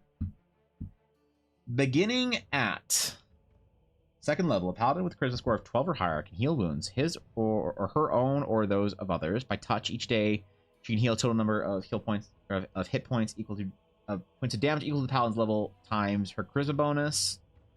Paladin may choose to divide them. Alternatively, paladin can use all or any or all of this healing power to deal damage to undead creatures.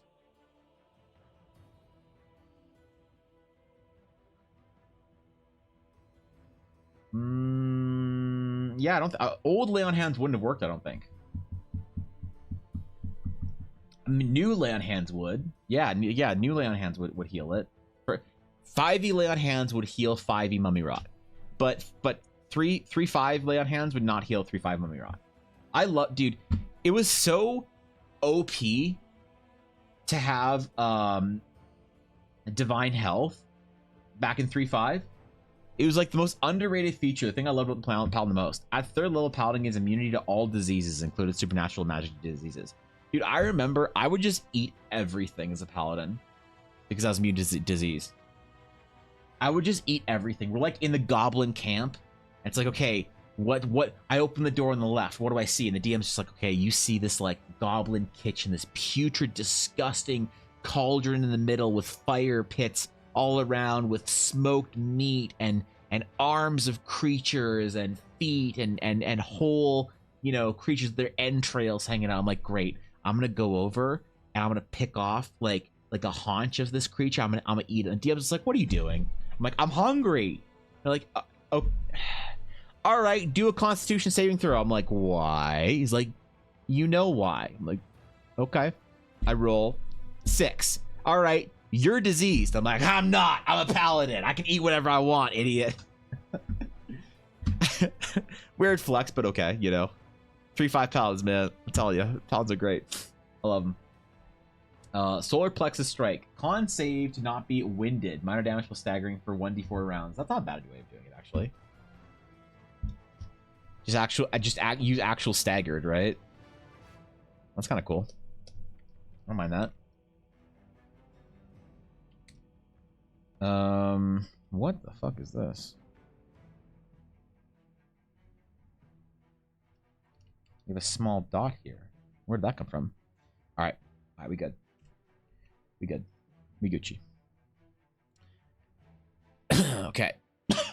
Excuse me. We don't want to go overly rendered on this. The metal is going to be the most difficult part of this, I think, because I kind of want it to look like the Amelia piece that we did a little while ago. Very reflective, shiny, chromy kind of metal. I'm kind of leaving it to the last bit for reasons. Reasons of fear. But we'll get there eventually. Paladins can eat the forbidden blue cheese. They can eat whatever they want, Torgan. The paladin can eat anything in game. You wanna give your paladin a disease? Nope. Not gonna happen. But that's something that like never comes up now. DMs never give status conditions to their players anymore. Y'all notice that? DMs like never really give you like any serious status conditions that you need to think about for a group of play. It's always like, oh, I'm gonna get this like poison from a rogue and then I'm gonna feel better. And like, wait, Wait, that's not how it... You're supposed to feel... You're supposed to be sick for the rest of the dungeon. What is this dog shit?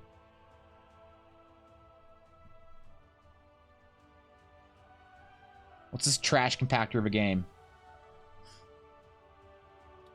I would out here like Paladin version of Anthony Bourdain traveling the world eating cursed food. I did, dude. That became a meme. That became a meme. One game, one of the last games that I actually played as a player for a long term. I remember my catchphrase was "I lick it." Right? It's like, all right, there's like a cursed blood ritual rune on the ground. You know, everyone's like, I'm going to use Arcana to just decipher what it means magically in the cosmos of arcane energies. The cleric's like, I'm going to use my religion check to see if I recognize these ancient symbols. The rogue's like, I'm going to investigate the area for anything left over by the writer of these cursed profane runes. I'm like, I'm going to lick it. I'm going to lick it. I'm going to see what does it taste like. DM's like, Jesus Christ, man, are you really gonna lick the dried blood on the ground? I'm like, I'm gonna lick it. Let me at it, you know? Or like, I remember we killed this boss, right? We killed this boss. It was a big demon, right? Big like Asmodan demon from Diablo 3 looking dude. And we're like, wow, that was crazy, man. And we all did our we all did our best. We all killed it. We got the guy down. What next? The party just went silent. What do we do, guys? And no one was saying anything. They're like, I'm a lick it. I remember the DM's just like, oh, okay, fine. You take 2 fire damage as your tongue burns. My character's tongue burned. He couldn't talk until he was healed by like a proper healer. It sucked, man. I couldn't talk for like 2 days of D&D until we got back to the town. It was rough. And paladins can do it, man. If there's any class that is I don't know, prophetically going to lick everything, make it a paladin. Immunity to disease, bro. The DM my home game hands out status effects like candy on Halloween. Really? Tell that to Reddit, dude. D&D players of Reddit seem to not know what a status effect is. It's like, how dare you poison me? How dare I take disadvantage on anything? How dare I have a penalty to anything? If I'm not getting full best scenario chances of doing things, I'm gonna riot. I'm gonna leave this toxic D&D group.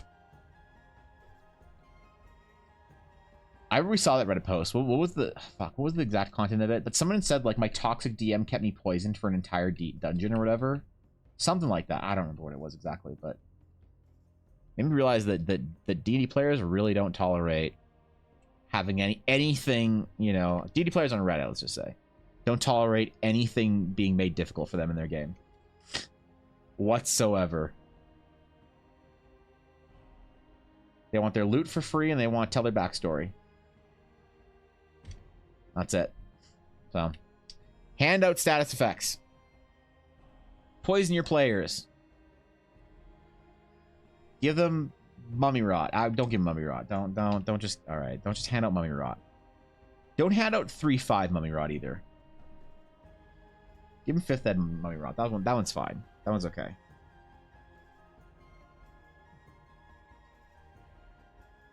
All right. All right.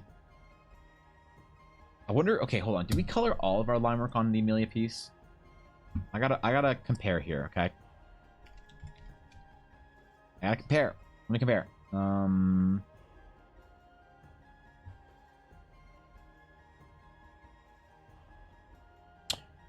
my god, that's right. I forgot. I desaturated this piece. Oh my god, I forgot about this. Okay, anyway. Where's our color layers? Our line work. Fill layers. So our line work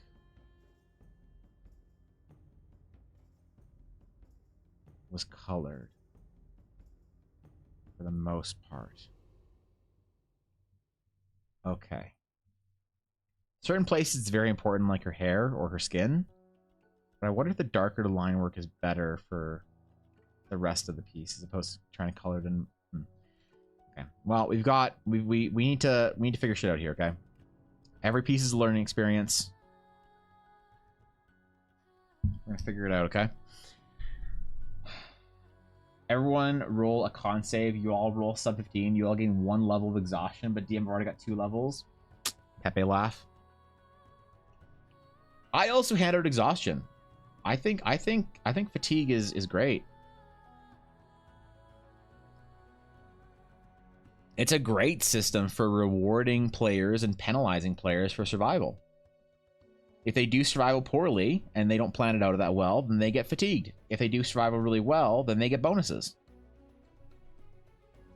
Like, does anyone else do this? If your players like plan a really great camp, you give them like an inspiration die or whatever. I do that all the time. My players take a lot of time to like plan out supplies and a great camp, and they like buy the nice tent and they buy the nice, you know, food rations and whatever, and they kind of like living it up a little bit. I'll be like, all right, man, you guys all feel well rested, bro. You get like well, I'll give them sometimes an advantage die, where I'm like, you know what, you get 1 advantage die. You can make 1 roll the next day for the rest of the next day. You get 1 roll that you can make with advantage, and they love it, right? Because they feel accomplished by like investing in like better things, better materials, better stuff for their game. Then they're into it. It's fun. It's always very rewarding to watch them put that time and effort into trying to make their like the rest of the experience better. Hashtag artist life. Oh yeah, that sucks. Just because it's true, Thork, it doesn't mean you have to say it out loud.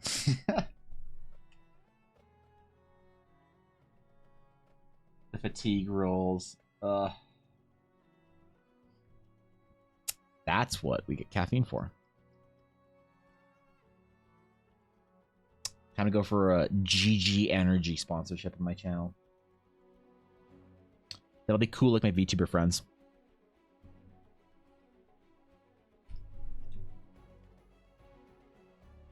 Get that secret Shy Lily flavor just to upset Aduria.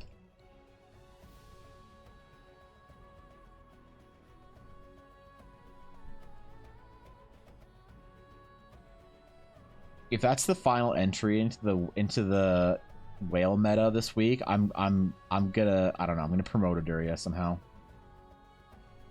If that's where this is all just setting up to be a long-winded joke, you know. You check your receipts, mummy rot? Yeah. Everybody gets mummy rot.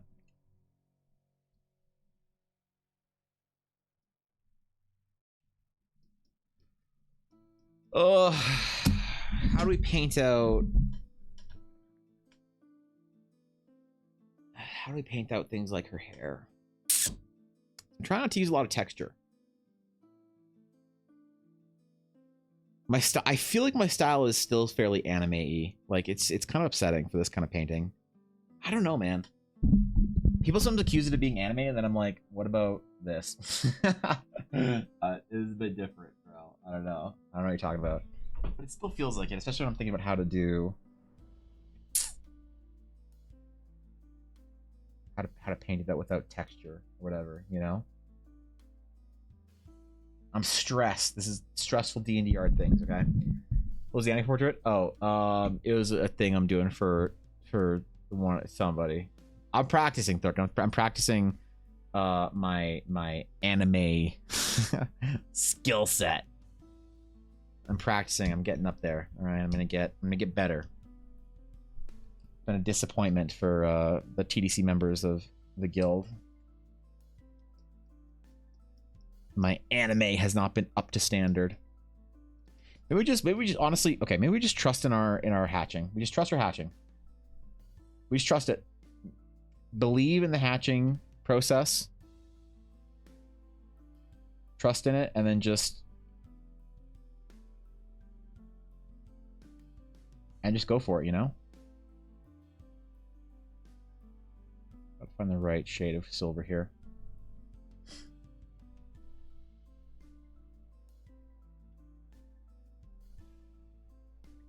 Oh, that's not. Oh, wait. Hold on. We got problems here.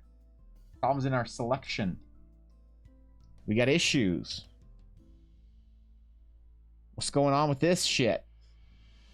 That guy dip out of the stream for a second. Welcome back. I'm probably gonna. I think I need to take my break actually right now and go get new water because my water's almost dead, and I want to. Before I start this, I want to actually refill my water. So, give me 2 minutes. I'm gonna quickly go grab that. Quickly grab new water, and we'll actually be able to give this a real go and figure out what we're gonna do for this painting style, because I want it to be somewhat like Amelia, but maybe not as messy, right? I don't know, man. I don't know what we're doing. I don't know, bro. Okay, BRB.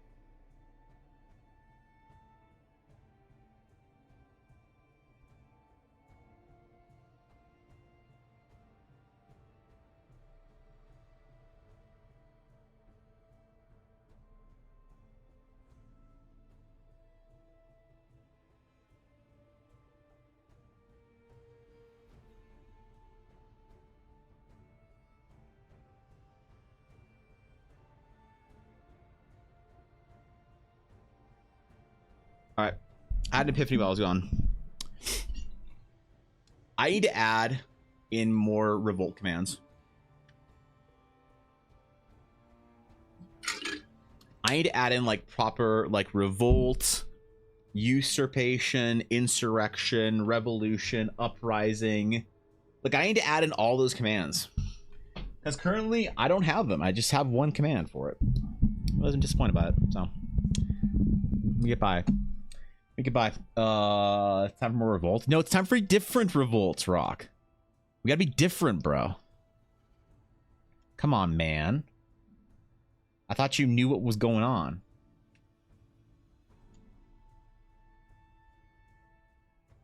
I thought you were up on it. I thought you were part of it.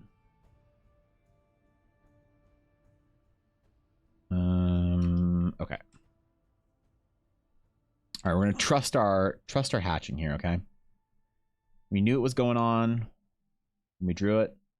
We're gonna trust in it. We're gonna believe in it. It's like a let go and just like turn off your targeting computer kind of moment. I think that's what I need.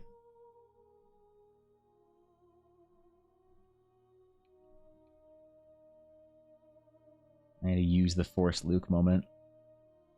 I wish I had a Force Ghost to haunt me. It'd be fucking dope, bro. Can make it so Revolt does a randomized message for a selection of messages. Well, I feel like I feel like I want an individual command for it, Blaze. Like, obviously, don't do this because I know you, and if I say I want this, you'll just make the commands, and then I don't want you to have to do all the extra work for a dumb meme. Which, well, I suppose more has been done for less of a meme before. But anyway, I want people to be able to change their type of, like, the revolution they're feeling, like the overthrowing action they feel like that day, right? Like, I want it to be like, you know, sometimes you feel like a revolt, but sometimes you feel like an uprising. Sometimes you feel like you're up there for a usurpation of the throne. It's like the Twitter posts that, you know, Instagram cuties dictators, you know, post. Feeling usurpitous, might delete later. Right? Oh, is that just my Instagram? I should stop following VTubers. Shit. Used to be up on it, but then they changed what up on it was, and it happened to me, and it'll happen to you too. It does. It happens to everybody. All you can do is try your best, Rock. I guess. I don't know. All right, man. Time for the coup command. Yeah, exactly. We need a coup command. We need it's, you know, sometimes it just doesn't hit right to revolt. Sometimes you want to rise up. Sometimes you want to usurp. Sometimes you want to revolution. I should ask Guapo for just a list of ways of words that translate to the overthrowing of an existing power. I feel like he'd be an expert on this. Like, he would know the vocabulary, right? Why? Don't ask.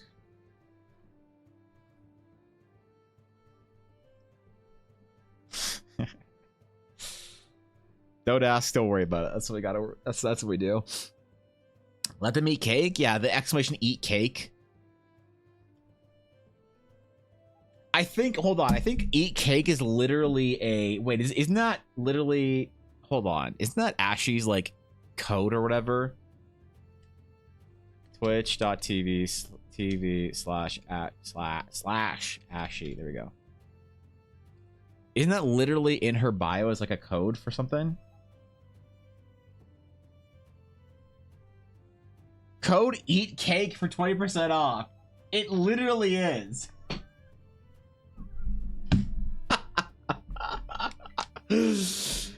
Oh, it actually is. Yo, you use code eat cake at Rogue for 20% off. There it is, man. Holy shit. Wait, Ashley's actually just overthrowing people. Who knew, man? I knew I'd seen that.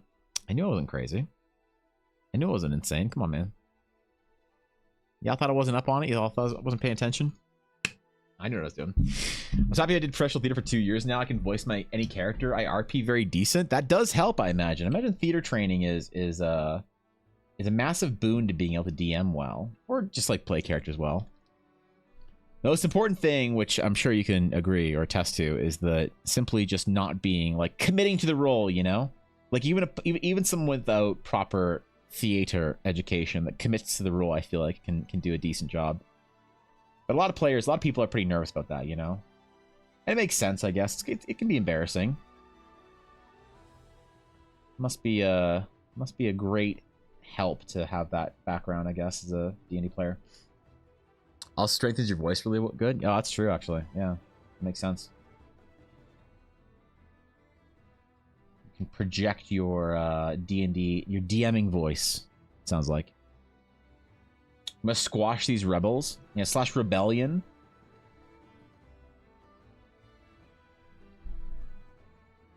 We need a counter command that only the mods can use. That's like ! Dissolve the Senate. And it has like a counter on it or something, right? Like the Senate has been dissolved like 342 times or whatever. Now fear will keep the local systems in line or whatever. Because since we switched from Stream, there we go. Since we switched from Streamlabs, okay, there we go. All of our counters are gone. They're all missing. They're all done. We gotta recount everything. You know, we gotta get back into it. We are the Senate, but soon you could be the local governance. You can be the local governors and keep the local systems in line with fear. I believe in you, Thorkin. I believe you could.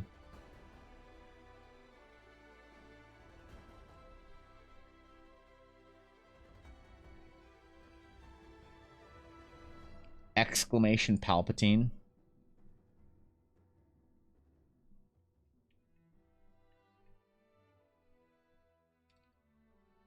Thorkin. It's just a clip of me saying, "You cannot stop me. Lord Thorkin will be more powerful than either of us."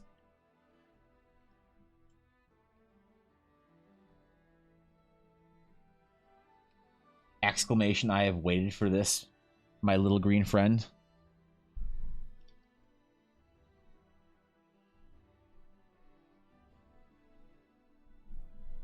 I need a Palpatine character in my new D&D Mass Effect game. My Mass Effect style characters. I need a Palpatine because like last game we had, I had a robot, an ancient robot named Scholar. That was my Palpatine. And he kept referring to Ella's characters as apprentice, and she hated it. Apprentice. You seek my knowledge in these dark times. You know, we need that. We need that kind of vibe or energy there. So, and people stop laughing. Yeah, exactly. Darth Thor can only VTubers deal in absolutes. Uh-oh. You're right. You're right. Only VTubers deal in absolutes. You will do what you must.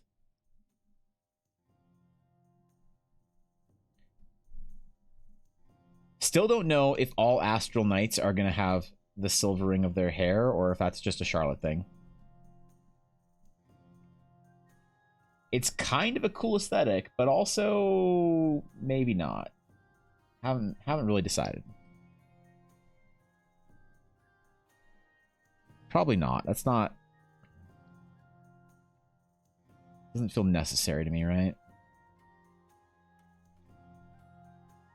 Feels like one of those like not worth it to spend currency on type things for your identity in a game or in a world, I suppose. The original Astral Knights both had like silvery hair. The original designs we did, but I don't want to like never lock your new designs behind things that you did with your old designs, right? As a general rule.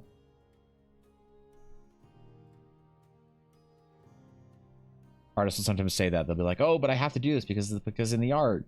It's like, just change it, man. What are you worried about, dog? Just change it.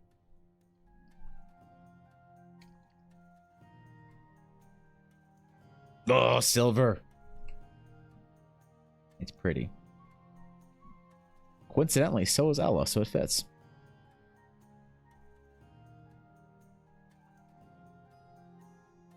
It fits, bro.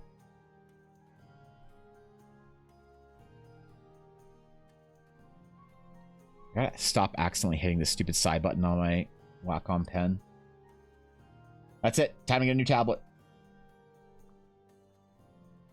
Why buy a new Wacom pen when you can buy a new $5,000 tablet instead? Aren't these artist problems? What if the Astral Knight energy saps their hair natural color away? That's what I was thinking, something like that, but I don't know. It feels like it might be like is it one of those? So all Astral Knights lose their hair color. It saps it away. All Astral Knights get their like glowing blue eyes, right, from being exposed to the power of the astral aura. But do they all lose their hair color and it goes sort of a shining silver? Is that like a cool, oh shit, man, what a dope ass thing to happen to my character? You know, or is it kind of like lame where it's like, I don't know, man, I really wanted to be like a tall, dark, and handsome, broody, black-haired Astral Knight, right? It's one of those things that you don't know if it's necessarily worth it to like make it a point of their like character, right? And you're sort of like choosing some of their character building for them. I don't know if that's the best choice. It's fine to do that here and there, obviously. We need to build currency for stuff, for identity, but also to kind of be aware of it and kind of be careful. You don't like overstep it, you know what I mean? Let's just try some real quick. Let's just change our line work from being so dark. Let's see what it looks like to have our slightly more silvery line work.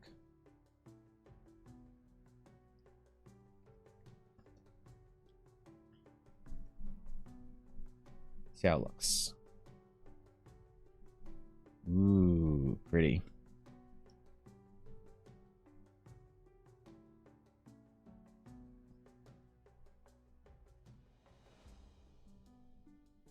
We're definitely going to change the line work that forms her skin tones, obviously. That one kind of needs to change, otherwise it's just too heavy, too dark of line work for the piece. I wonder if the hair is one as well. We'll try it. We'll try it out. We'll see if we like it. If we don't, we can always just blast it with the same dark color that we had before, so no real harm in trying it, I guess. It does kind of mute a little bit of the shadows though, which is good or bad depending on how you look at it. We're still experimenting with this style, right?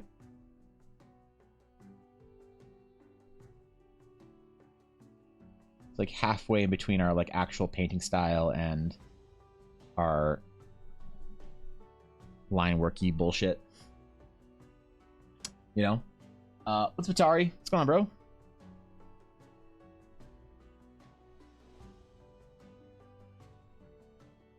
Okay.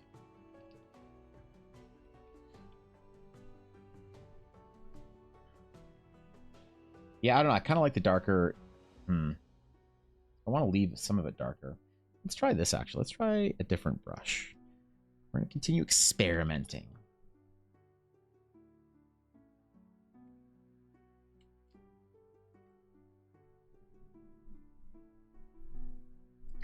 We're going to darken in the shadows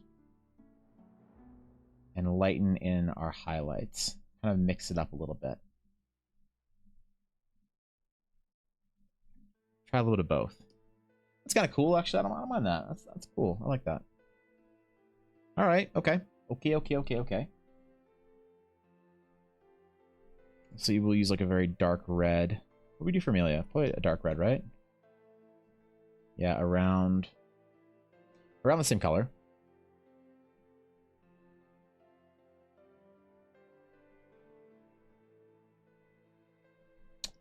More desaturated here for Charlotte. Fits her a bit better. I never believed when you sit on that DM chair you'd be able to leave it, but I was wrong. I get the dreaded status of forever DM. It's true. I find it a deep honor. I love DMing. I love DMing so much.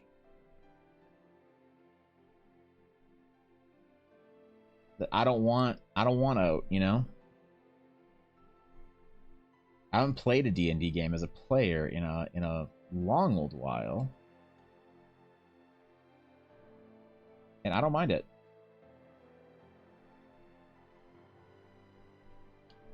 I like being the forever DM for our group. It's more fun than playing to me, you know? But I think a lot of DMs prefer to have a good mix, you know? Which is the lamentation of the forever DM life. It's not about like, oh, I like this more or that more. It's like, I want to do both, you know? It's tough. It's a dilemma. What do you do? How do you handle it?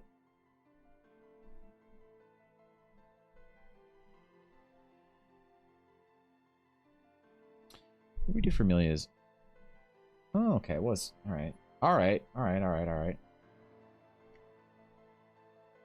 Coincidentally, we're trying to figure out how to handle another one of Ella's characters.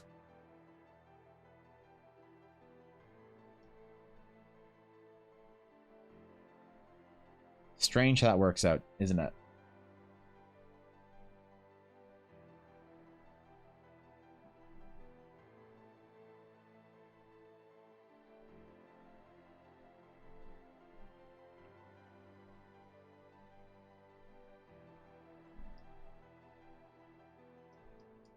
You know what?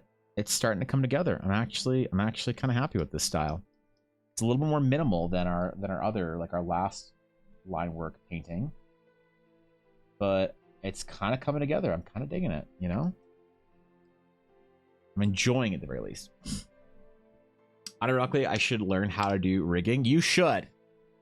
Yep. Doing like good rigging is a lucrative, very lucrative source of income. And then we can start the Eldarin VTuber agency, Thorkin. Got the Eldarin VTuber agency. I can hire you to rig all the lame models I make.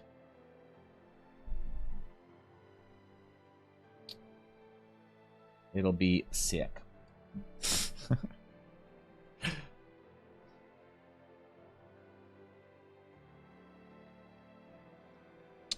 Okay, we'll use the same color for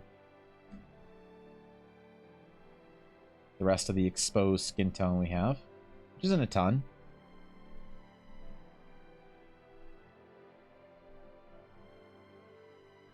Nothing crazy, but it isn't a ton, you know, just a bit here and there.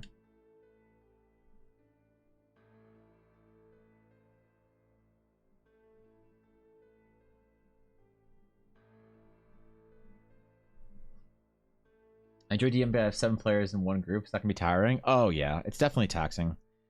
The more players you have like that, it can definitely be a very tiring, you know.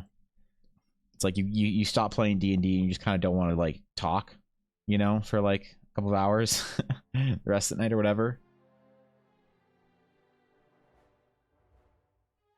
Players like, what's wrong, dude? You okay? And you're like, yeah, I'm fine. I'm just tired, man. I'm just tired. I've been DMing for the last 3 hours. Or however long you play for, I don't know. Takes a lot out of you. I definitely feel that. It's rewarding, but tiring. Like many things in life. Any idea where to start? YouTube, man. Your guess is as good as mine, bro. I did a little bit of jumping into it, a little bit of of research into it. Enough to figure out I didn't want to learn it. Not at the moment anyway. But I think the best resource is just YouTube tutorials. People willing to share their stories, their techniques. It's kind of where I'd go, Thorkin. So, can the DM talk less with the big group? It depends on your players, right? Like, kind of depends on each player provides a certain amount of social sort of contribution. So some groups, the challenge is to like you need to keep them organized. They're talking so much that you need to every once in a while be like, okay, guys, so wrap up this conversation, and now we're gonna go into the dungeon. Otherwise, they just sit there talking in the end for the next 3 hours. Some groups you really need to grab them by the nose and like drag them along. You're like, all right, guys, you get to the big, beautiful city. You describe all the things, the people, the set the well in the center of the town, the magic crackling in the air, the shops, the atmosphere, the smells, the sights. You explain the entire setting of the city. And then you're like, so what do you guys do? And there's just silence. Nothing. You're like, okay, do you guys want to go to the inn first, or do you want, like, you have to then talk more as a DM. So it really depends on the group. I've been in D&D groups where with 2 people where I'm barely talking because they're all like they're both going for it. But I've also been in larger D&D groups like 7, 8, 9 that I'm sitting there like it's all a bunch of really passive players that you have to like get them to, you know. So it's a challenge. It's like you always want to have a bit of a balance and mix in your D&D group, I think. My general goal is to not talk more than the rest of the group combined. I think that if it's like a 60-40, the DM's talking 40% of the time, the group is talking 60% of the time, that's usually pretty good. You know, because you as the DM are going to talk more than any individual player, you know, usually. I mean, I hope so.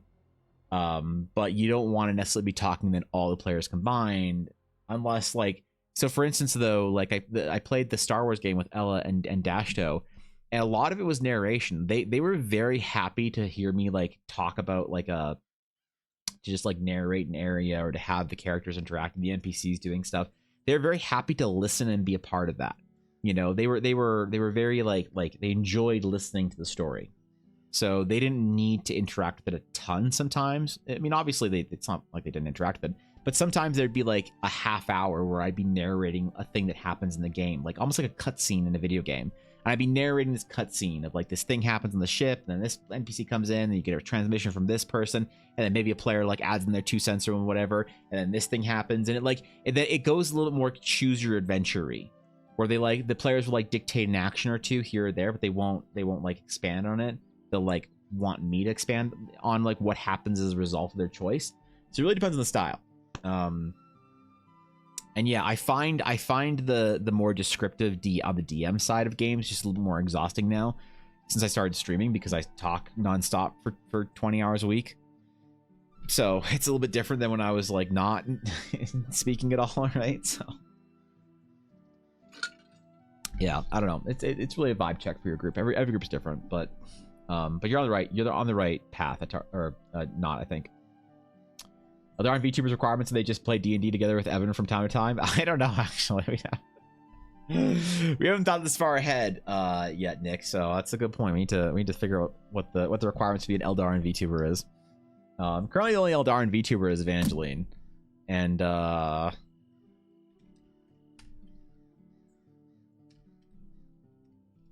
channel, I mean, clearly her channel needs some work, right? So all right, the first official VTuber from the world of Eldara. There you go. So currently we have 1 Eldara VTuber team member. Why am I still subbed?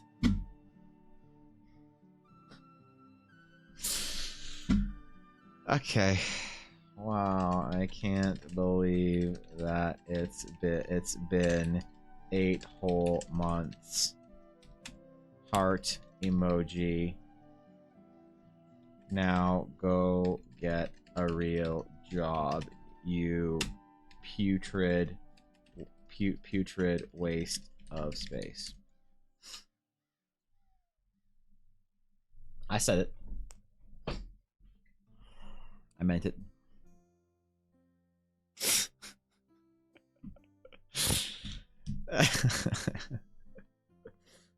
Because the times of the day between 1 to 5:30 a.m. That's crazy, dude. That's crazy. DMing all night like that? That's insane. I have a friend that wakes up for her D&D game at like 4 a.m. or something like that. I can't imagine playing at that time. I have my one group that I play that I'm going to start playing again with at like 7 or 8 p.m. But I feel like I am apprehensive. I am nervous, I guess, in a little bit to maybe try playing a different time zone as well for another group of friends, so they can play with me. It'd be more like morning, afternoon-ish type thing on the weekend. I love morning D&D. It's great. But middle of the night D&D, oof, that's a commitment and a half. About to look around. Yeah, I'm not really sure where to go, Thorkin. Sorry, I can't be of more help. Good luck. You're the champion, the elected champion for the Dragon's Claim. You are off to the off to explore glory and greatness. While I sit around talking about how cool that thing was that you did that one time. And second-handedly take credit for your success, like any good guild leader does.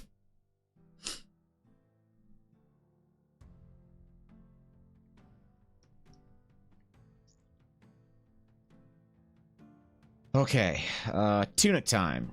Tunic time. So let's do.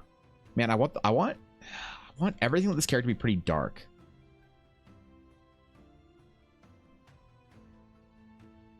Oh, that's awkward.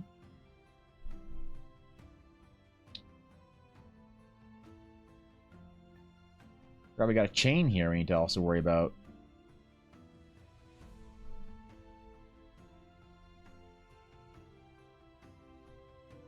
This like whole selection painting thing is like kind of weird, but I kind of like it actually, you know?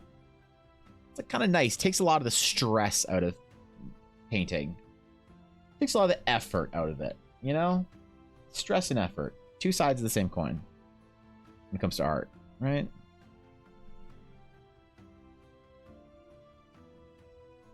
What do I know? I'm not a real artist. Don't listen to me. Listen to Thorkin, Venus, or not. The real artist at TDC. I devote for the day. I have Valentine's Day plans. It's been a really fun time for me. Peace. Dude, Lucifer, thanks for chilling. I appreciate you. Have a wonderful rest of your day. Whatever your Valentine's Day plans are, hope they go well. Hope you have fun. I'll see you later, my friend. Take it easy. Relax. Have a great fucking day.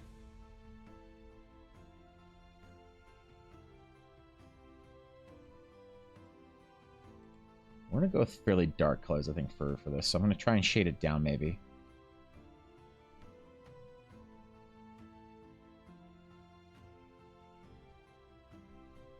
Obviously, still trusting our line work. That's what we're doing. That's the theme of the stream, is trust your line work. You know what you were doing beforehand, so don't assume that things have changed, you know? Your lighting and whatnot has already been figured out. This isn't a lesson I'm telling myself right now, by the way. So, no stress in art. I gave up long before that. I mean, shit. Shit, you're right. Yeah, you're right. You're right. What am I doing? What BS am I talking? Azalea, hey, can I get a virtual hug? Woke up this morning to a news my grandmother passed away just after midnight. Oh, man. Azalea, I'm sorry to hear that, bro. Seriously, dude. I'm sorry to hear that. That sucks. That is rough. I don't know. I feel for you. I'm here for you. I'm here. Virtual hug extended. Doesn't work very well, but hope you get the sentiment across. I'm sorry to hear that, Azalea. That's awful. Well, you're among friends. We love you. I hope you're taking care of yourself and the family and all that, because that's rough. It's rough to be strong through all that stuff. So please try and make sure you're taking care of yourself through all of it. Sometimes you have the temptation to be the rock for everyone around you, but you know, that's really tough, dude. Sorry to hear that. Yeah, shit, man. I'm trying to have Valentine's Day plans. I have to supervise a hospital. Stop getting sick people. Tell them. Trust the line work, trust the process. It's like a mantra thing. You're right, Biddy. Sending virtual hugs? Yes. Excellent. That's the guild I'm proud of. If I had an emote for a slash hug, I would do it. Damn it. I would do it. But for some reason, we're not playing like a Final Fantasy style MMORPG. For some reason, we're playing Twitch. Less exciting than a Final Fantasy 14 style RPG, but Feel I work security. I'm the only one on site today. Uh-oh. Uh-oh. Chaos time. Yeah, just try and take care of yourself through it, Azalea. Very, very important to be very kind to yourself. Patient and all that. It's very, very important. So, hope you do that. Hope you take some time for yourself. No hug emotes here, but it's a terrible day for rain. Yeah. Hey, we don't have any hug emotes, but we do have low effort animated emotes now, like Evanbull Scroll, Evanbull Slide, and Evanbull Jammies. There you go. That's the closest thing to the virtual hug is Evanbull Jammies, probably. Just our crumb flailing. I don't know. Blaze, god damn it. I'm sorry that Evan is the way he is towards you. Stop apologizing for me. Why does Evangeline have a bigger hype train? This is incredible. Oh my god. This is toxic, man. I'm so unhappy about it. All right. This is not what I wanted out of my wait, where'd my Twitch thing go? Why did I'm confused. Okay, never mind. My windows got like layered improperly and I lost my OBS. Okay.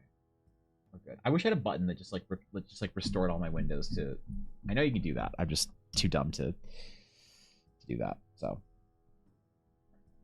yeah. Yeah, I'm just not accomplished enough. I just learned good art technique. If you do something wrong or dumb, do it correctly instead. That does help, actually. Yeah, you're right about that. Whenever you do something wrong as an artist, instead, do it right. Sun Tzu, The Art of War. Don't think you still have it open. What? It's right there, bro.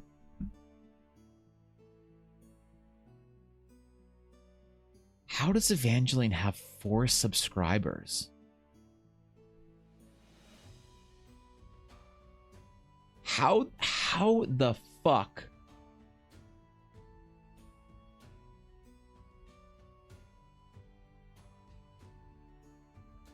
I'm so confused.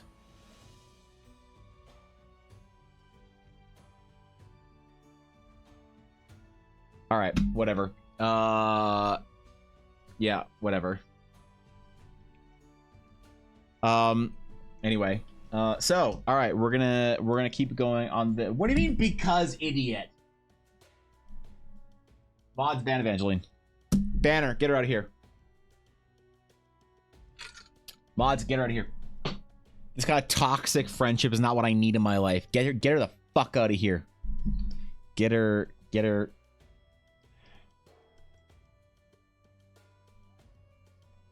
I swear, man. I'm sick of these toxic friendships that I have with my VTubers.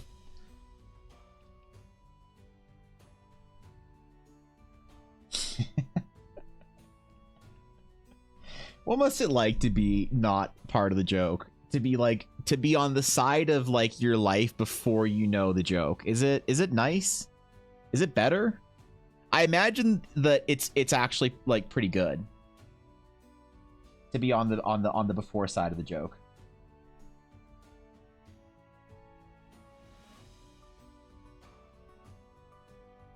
I'm envious of people on that side of the joke, I guess.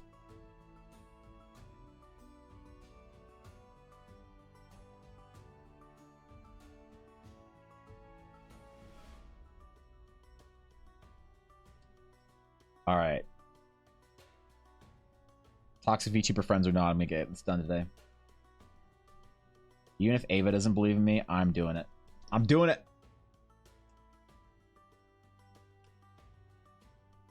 These are the days that Eiley lives for, let's face it.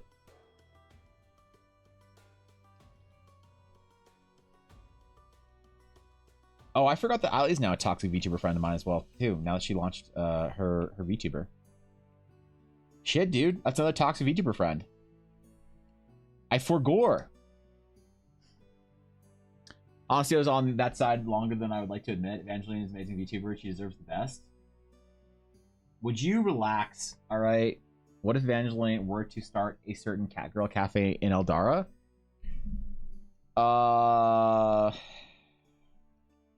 Next time I hit 1,000 subs, I will canonically add the Nyathar Cafe in Grand Crest. I'll make promo posters for it. I'll make concept art for it. I'll make an outfit design, and I will make a t-shirt for it. Okay? How's that? That'll be my next 1,000 sub goal.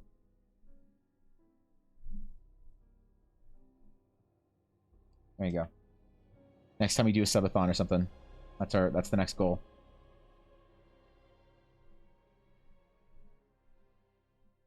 Is that agreeable? Can we shake hands on this one and not have to meme into existence otherwise? Bet. All right. We'll leave it alone until then, okay?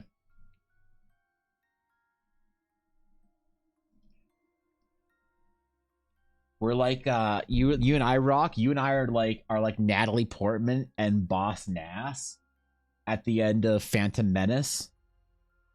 And I just handed you the fucking glowing electro orb that no one knows what it does, and you've declared peace.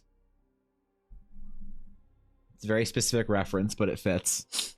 So I'm here to lurk while at work while listening to the words of wisdom. You are wisdom, Viddy. Viddy, good job. You guys, the mods, killed it last night. Y'all killed it. I was very impressed. It's very wholesome. I was very proud.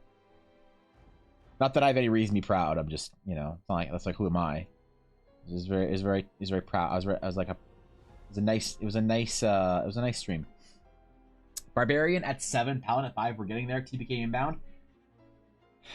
Ashley, at some point in time, can you please request that your players use code EATCAKE to like roll an extra, like, I don't know, second wind hit die or whatever today? We need a little bit more you know, pushing the brand in your D&D game, I think. That would probably help. That's my advice anyway.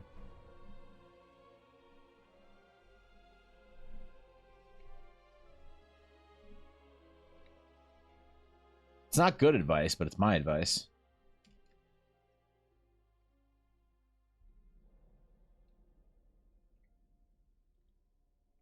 Is it reasonable even? Maybe not. But best I got at this point, okay?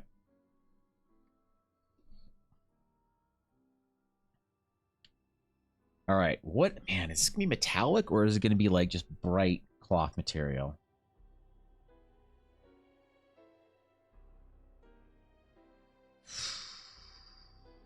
I don't know, bro. I don't know what to do about this.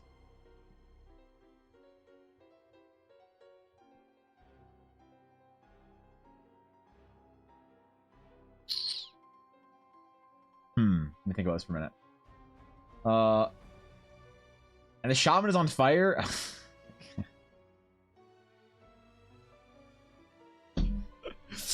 I don't know why that's such a good like update for your like update.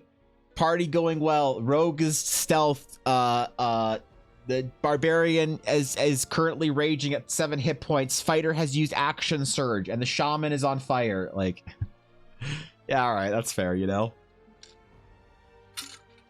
We didn't do nothing. It was a good stream regardless. I appreciate the validation. Master of Arts. Yeah, I have no reason to validate, you know. Like who am I? Who cares about my validation of like me saying I'm proud or good job or whatever? But, you know, I don't know. I don't know, man. What if there's an Anakin type Astral Knight character? Maybe that's your destiny. Maybe, Nick, your role is to fulfill your destiny. Do what must be done.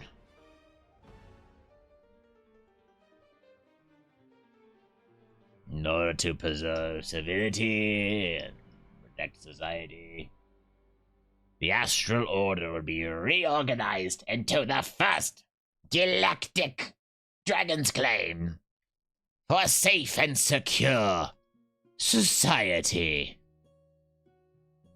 Wait. You can't dissolve the Senate? No? Shit. Alright, well. I forgot my senatorial powers. Excuse me. Does that care? Thanks, Dad. We care of it? Alright, alright. Alright. Blade people with kindness until they cry is a wonderful feeling. Yeah, there you go.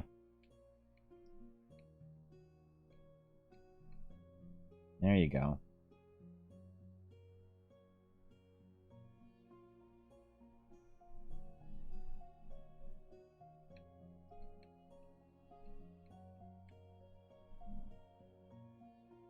Okay. Let's not make this... Okay, I'm not gonna make this metallic. I was gonna make it metallic, kind of shiny, whatever. We'll make it shiny-ish, but not like crazy. We're gonna keep it in the fabric sort of side of things. Okay? That's what we're gonna do. We're gonna keep it fabric-y instead of metallic-y.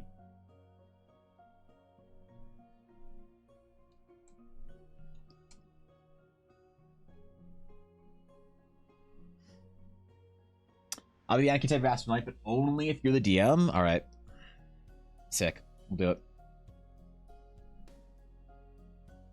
The attempt on your life has left you scarred and deformed.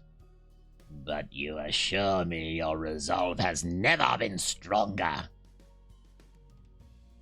Wait, Evan, you're the DM. It goes the other way. Oh, sorry.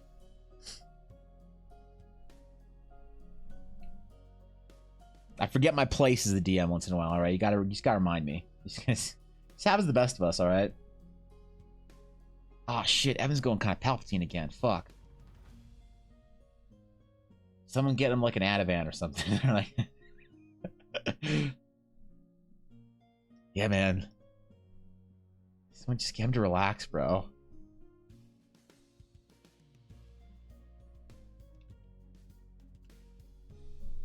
Just gotta get him to calm down. He drank an energy drink before the D&D session.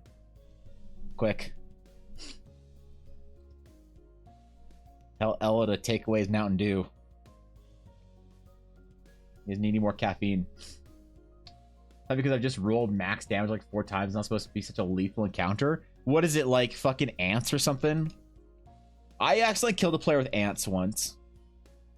It was supposed to be a joke encounter. They stepped on an anthill and they had to fight these like this like horde of ants or whatever. And one person ended up fucking dying. The warlock died. She literally died to ants. So, like, I don't know, man. I always love the stories of non-lethal encounters killing a player off. I think those are the best, you know? Funny zombies as wall of HP casters behind? Oh, okay. But are they trying to, like, overthink it or whatever and end up getting themselves killed? Because, like, I respect that, I guess. You know? I know it'll calm down, Evan. Have Yuna go monkey mode? Oh, please no. Ella's been a little bit under the weather for the last couple of days, so I've had to maintain Yuna a little bit on my own. And the thing is, she just naps with Ella on the couch while Ella like all day, and then Yuna just appears. I just like see out the corner of my eye. I just see the shadow from the hallway forming on the other end of the hallway, and then I see Yuna just like slowly crawl out and just like look at me, give me the stare, the blank stare. That's like, oh no. We're gonna fight now, aren't we? And she gets all low. And I don't know if other people's dogs do this, but then she'll like get all low and start like stalking towards me. She'll like stop and get all like, you know? And she'll run up and then fucking tackle me. I have a video of it. It's so cute, actually. Hold on. I wonder if it's normal. I can find it. All my phone is really is just like now pictures of Yuna. It's just unfortunate. Is this what happens to you when you get a dog? Where's a video of Yuna's stockies?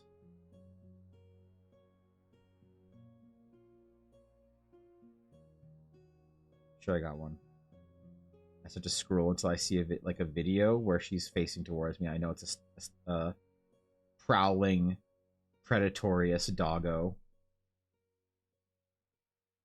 El Goblina.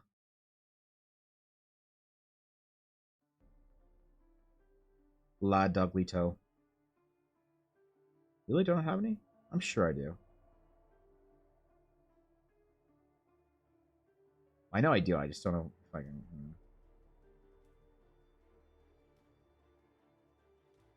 Find an obvious one. Oh, yeah. Okay, just check this shit out.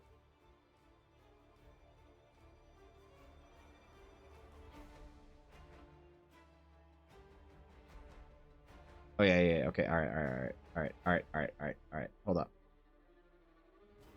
So, this is like, this is her prowling, okay?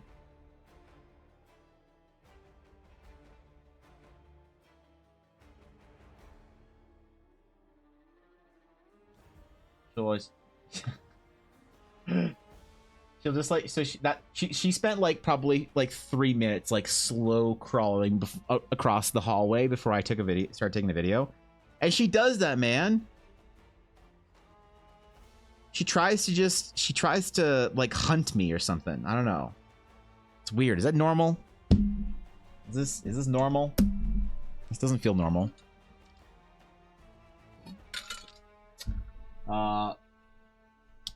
Now to make a mountain out of an anthill, yeah, and then kill the warlock with it. Cats kind of do that, yeah. Cats do it, right?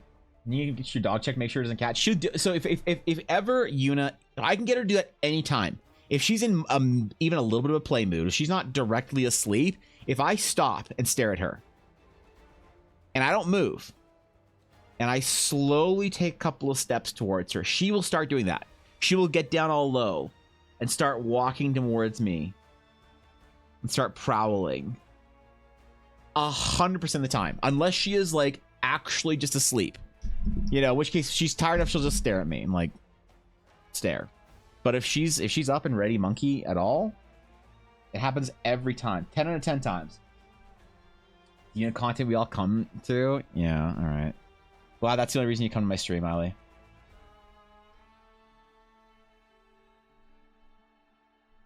You refuse to play D&D with me, but at least you come here to my stream for my dog. That's fine. I don't mind. I'm not offended. I'm not upset. I'm just a little butthurt. That's all. It's okay. I won't make a big deal of it.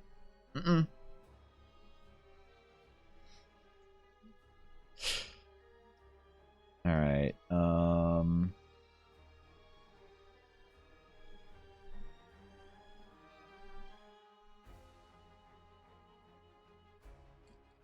See how this looks. Not bad. That's okay.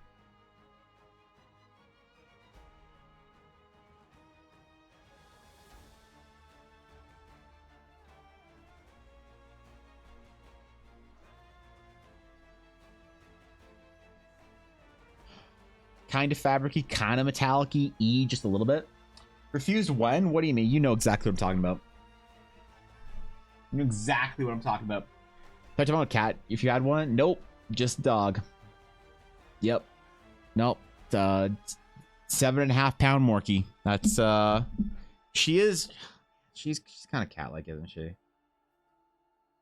She's got those cat genes in her, or something. She either is cat or piranha.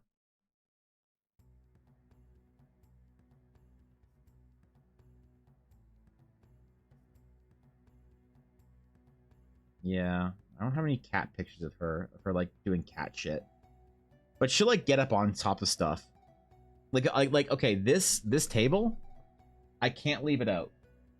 Or this stool. If I leave this stool pulled out, she'll jump up on the stool, jump up on the table, walk across the table, across my books, across the fish tank, across onto Ella's desk, and sleep on her keyboard. That's a dog that does that, by the way. That's not... I don't know. Do I have any pictures for doing that shit? A particularly catine, feline La Doglina? I don't think so. I'm sure I do, but I don't want to dig on my phone for another... I don't want to dig for another 5 minutes trying to find another thing on my phone of Yuna. So here, as a compromise, here's a picture of her sleeping in the sun on Ella's chair. Is this a good enough offering? Are we good now? Can I art? Is this an acceptable offering? I hope. Hope that was enough to appease. How are you? I'm doing good, Deli. How you doing? What's up? I'm chilling. I'm having a glorious day, actually. I'm not just good. I'm great. I am doing one of my favorite things ever, Deadly. I am drawing and painting a character for Ella Blackwood. Nothing brings me more joy when it comes to my art than making art of Eldara or making art for Ella. And when I get to do both, it's a fantastic day and I'm in a beautiful mood. So I hope you're having a good one. We'll be chilling on this bright, shiny Valentine's Day.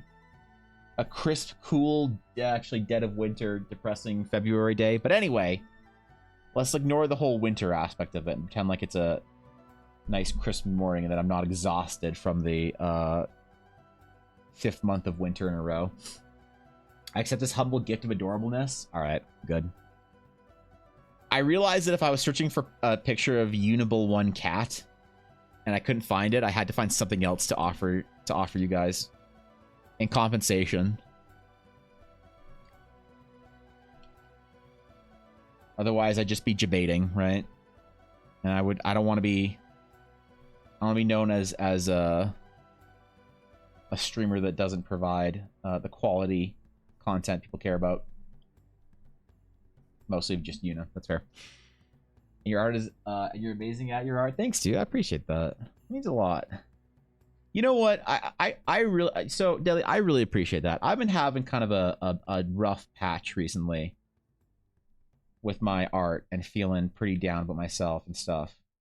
I really have, and I'm honest about the whole process. So I really appreciate I always appreciate kind words like that. Why are you bringing this dog? I don't want Katna. Oh, do you want to show our living room? That's what also, I can't post on this. I'll zoom in. Hold up. This is my. Better yet. Okay. Okay. Is this? You're not.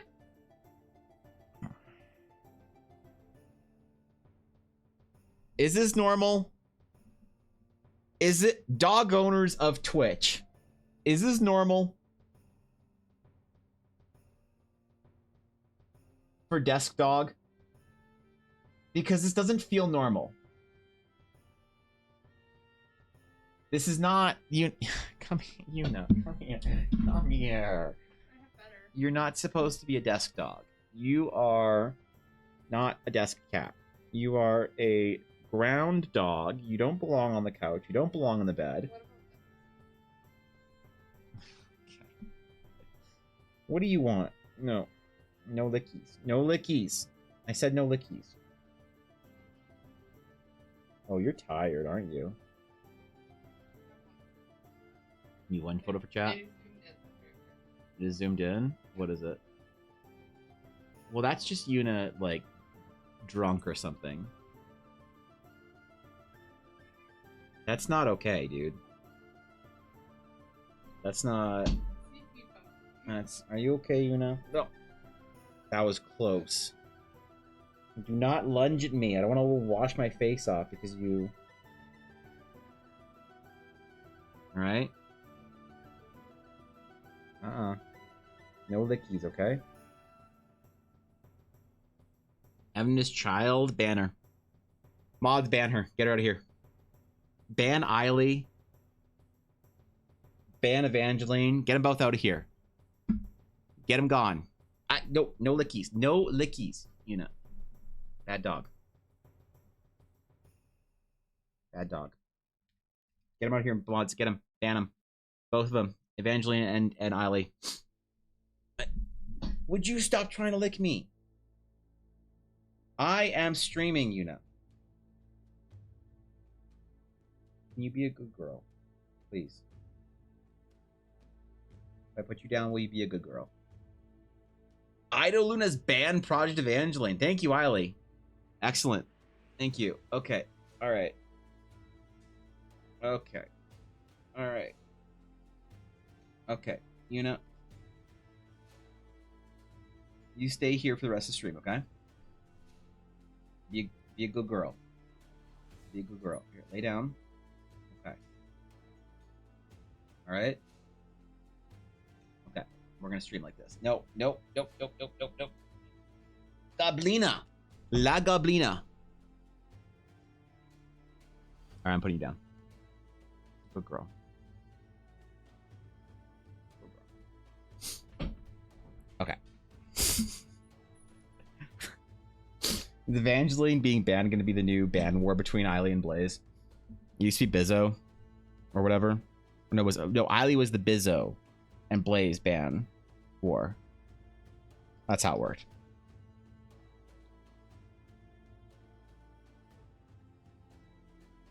That's how it worked. Cat climbed with Rise. You were showing picture your desk dog. Wait. Okay, hold on. Stream topics. See, it's. Is this normal for cats? Why is this is not like? There's a different vibe between desk dog versus desk cat. Desk cat seems normal. Seems fine. Desk dog, I don't know if I like. Hold on, is my desk too messy to post this? Whatever, fuck it. I don't care. My desk is messy right now. No, it's not bad actually. I don't think. Here, I'll post this in stream topics as a comparison. Okay.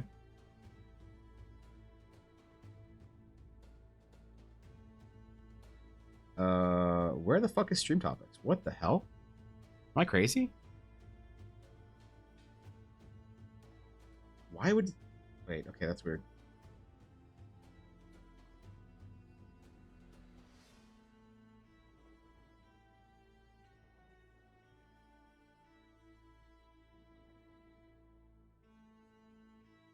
All right, like, I feel like one of these is normal.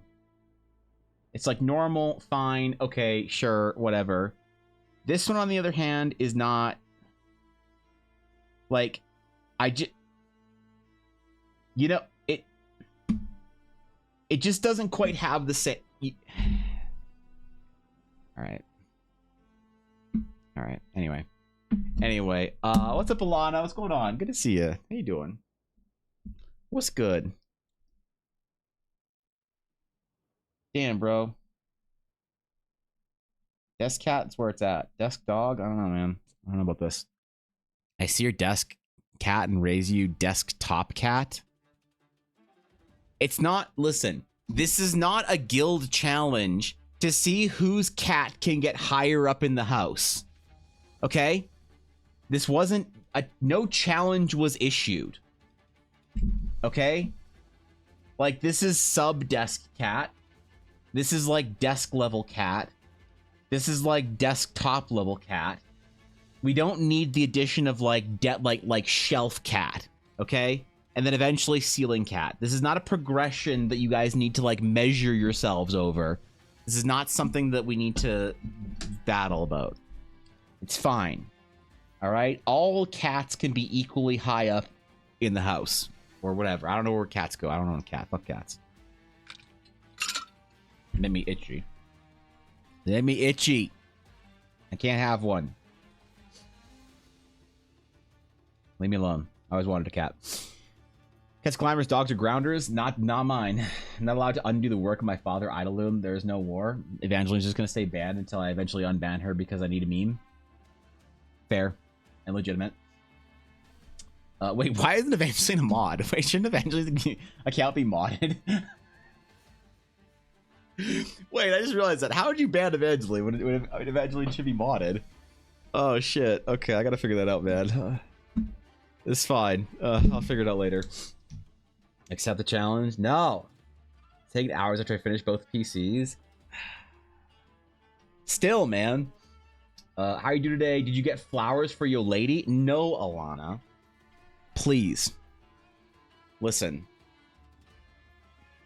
As a native level Nihongo Hanasei-er, I am honor bound, although at Muzukashi, to celebrate Japanese Valentine's Day with Ella. That's right. The first time we went to Japan, we decided we were going to do Japanese Valentine's Day, which means Ella makes me some sort of delicious confectionery on Valentine's Day, and I do nothing in return for her, as is customary for women to do in Japan. Then, 1 month later, on March 14th, is White Day, to which I am honor bound, duty bound, and obligated to buy Ella something white. Usually comes in the form of white chocolates or diamonds. It's strange how there's no mid ground there, really, for White Day. It's really unfortunate. I don't know. I feel like I'm being scammed out of this one. But yeah, no, I did not buy Ella flowers. And no, Ella, I'm not buying you flowers for your dried roses fucking dice. Stop. I'm not buying you dice supplies and disguising it as flowers and pretending to be a good husband. I'm finally drawing a D&D character for Yuna.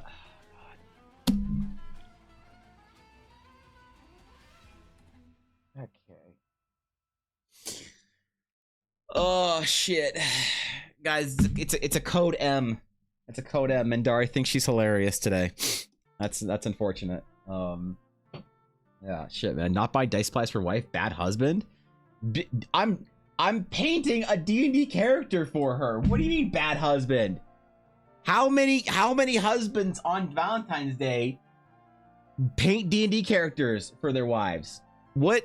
This is I feel like this is a much greater gesture than the simple purchasing of flowers that I'm allergic to.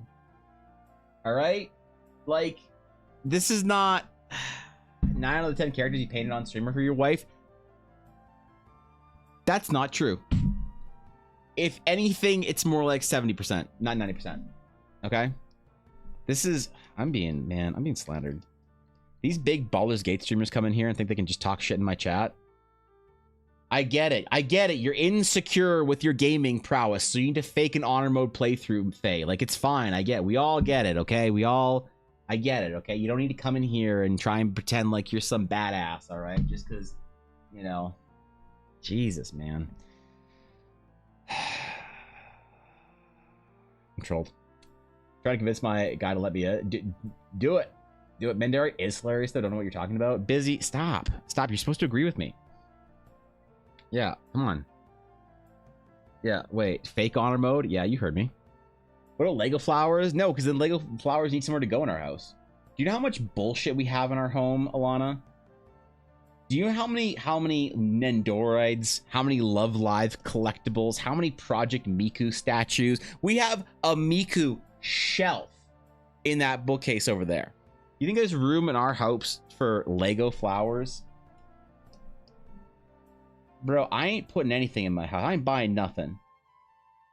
There can be no Lego flowers, no real flowers, none of that shit, all right? Nah. No, I ain't about that, all right? Here's what I'll do. I'll go out later today, and I'll buy Ella, like... I'll get Ella... Well, here's what I'll do. I will go out today, and I will buy Ella a Coca-Cola Slurpee, 7-Eleven nachos, complete with free cheese. If I do that, can we agree that I'm not a bad husband? Okay? Because what do women want? Flowers and chocolates? Or Coca-Cola Slurpees, nachos, and free cheese? I'm just saying. We're D&D players in this house. Are we playing Baldur's Gate 3 together, though? When are you playing Baldur's Gate 3? I uninstalled Baldur's Gate 3. I just finished it 2 weeks ago, Faye. I uninstalled it because I didn't think I was going to play through it again. But if you want to do a playthrough...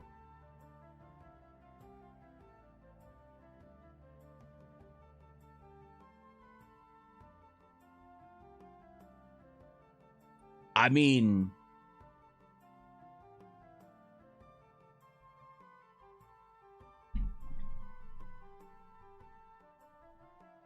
I said I didn't have a reason to play through it again. But, you know, Faye refuses to play D&D with me, but maybe she'll play Baldur's Gate with me.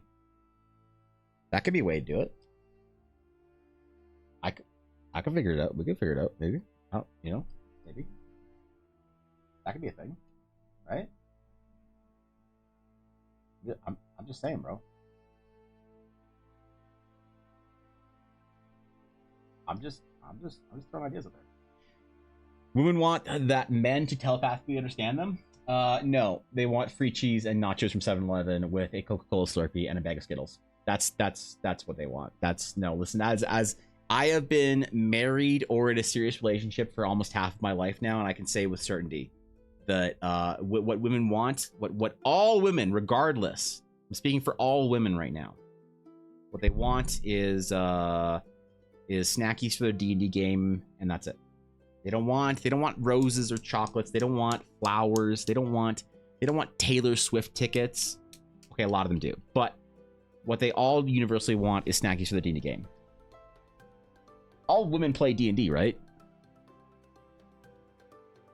Wait, there's people that don't play D&D? All right, well, I'm not worried about the minority, okay? We're talking in general, right? The general population all play D&D, so I'm not worried about it. Yeah, I ain't concerned. Making general statements here, so. I live and never refuse. Mendy versus Bendy went. Jesus, oh my god, if we actually call it that. Oh, I can be a shape-shifting halfling. And I could be kind of bendy. Oh my god, we could have the most cursed playthrough ever. Holy shit. It's like Asterion tries to like attack us. We fight him. Like, we just come to Asterion and just automatically we fight him, we kill him, we then resurrect him and keep him in camp as our thrall. Gale, we leave in the fucking rock. Fuck Gale. Alright? Shadow Honey, we leave her in the pod. Who needs a cleric when you could have a Withers cleric, am I right? Lae'zel, let the tieflings kill her. Will, don't even talk to him in the camp. Karlach, get that sword of justice, alright? We're on the right side of history on Team Karlach versus Team Demons, okay? The only thing that we're gonna do, House of Hope, we kill Hope. We kill Hope and take her shield, alright? It's a +4 shield, it's really good. Kill Hope, take shield, Mind Flayer Ascension. We're just two halfling barbarians running around as Mind Flayer ascended. Take the absolute crown for ourselves. The only party member we actually use is Minthara, and we use Minthara, and we use a Withers cleric. Okay, and every time we do anything, we ask the Withers cleric what we should do. That's what we do. Yep, there we go. What am I coming to? Littlewood, you've come into the formative Valentine's Day D&D stream on my channel. So, welcome. Welcome. Best option, cut off his hand? No, just leave him. Leave him hanging. Like, if there needs to be like a dap it up mod for Gale, so you can like, his hands like chilling out and you just like dap it up, right? And then just leave him. Did you become Mind Flayer? I didn't. I stopped Mind Flayer powersing when my hot Karen Guardian turned out to be fucking Squidward. All right, I had the most cursed day in Baldur's Gate 3. Okay, you don't understand. The most cursed day. I have a dream. I come out of my dream. Okay, what do I see? I see Squidward asking me if I want to find the Mind Flussy. Right? I just wasn't interested. And then I did not get the Mind Blow achievement, and I'm proud of it. And then I go to sleep the next day. What do I have? I have Mizora asking me if I want to climb the fucking tower, okay? I didn't... Dude, this game is cursed. This game is cursed. You know who I romanced in Baldur's Gate 3, Faye? You know who I chose to romance? I chose, somewhat predictably, I'd say. People could have called it. People could say like, oh yeah, Evan, I know. Evan, we know you. Okay, I know you're gonna romance in Shadowheart, Lae'zel, Sarah, whatever. I romanced no one. All right. I am an Oath of Vengeance paladin. My oath is to purge the world of darkness, to see the light shine and crusade against evil. All right. I don't have time for frivolous romantics in your silly game. I'm a paladin. A paladin of Bauhaumut. That's who I am. So she's exactly your type. Look.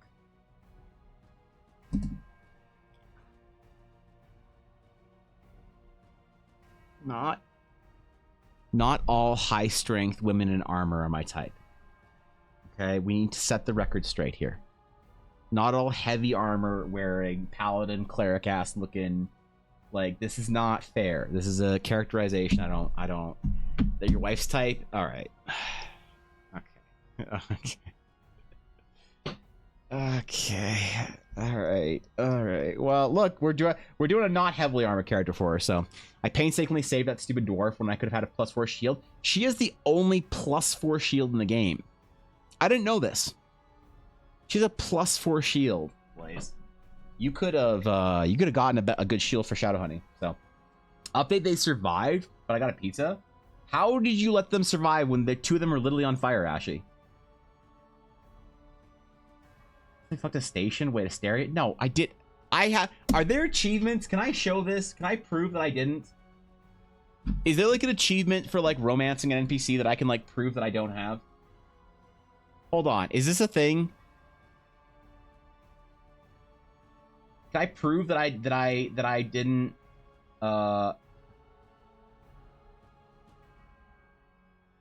is there like a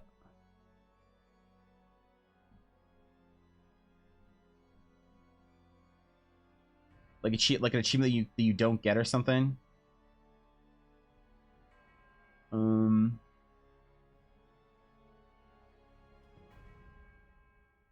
Maybe it's a hidden achievement? I don't know. I don't know, man. I don't. What's my rarest achievement? Hold on. What's my rarest achievement? 13. Kill the red dragon in the upper city. Is that my rarest achievement? Did I kill the dragon? It's not a very rare achievement. It's only 13%. All right. There's no achievements to prove I didn't. But listen. Know that I am better than this. I am better than that game. I don't need no mind flayers, no demons, no shadow hussies. No gales. I don't need any of that for my game, okay? Yeah. Evan actually almost max rolled me twice in one round, almost killed my paladin. Can you believe she's actually doing what she said she would? Olner, I think Ashley's been a coward. I think the fact that you're standing here right now and you didn't get TPK just now in combat, I think that shows that Ashley doesn't have what it takes.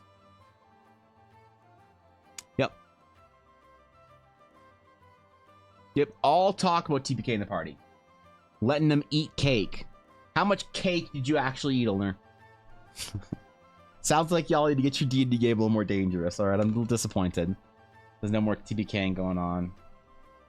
I'll let it slide this time, okay? But there better be tears next week. You better lose friendships next time y'all play. I don't want to hear none of this, oh, we survived barely bullshit, okay? Next time y'all play D&D, I want to hear about how somebody broke their headset or something. All right. And the only man on earth who willingly show receipts to tell the world he didn't fuck anyone. Absolutely. Listen, I am a I am a paladin first. My oath is the only emotional fulfillment I need in this world. I'm a paladin of whatever the fucking normie D&D deities are. I don't know. I don't play your stupid Faerun bullshit. Whatever the most Crusader memey D&D deity is. I don't know. Tyr? Helm? Bane? Ball? Dude, I don't know. I don't know D&D deities. D&D deities. Whichever one, okay? I'm that one. I'm the paladin that recites Latin before he uses Divine Smite. You're like, damn, bro. Helm? There you go. Okay, Helm. I'm a paladin of Helm. All right? The only things I know how to say are Non Novus Domine and Deus Vult.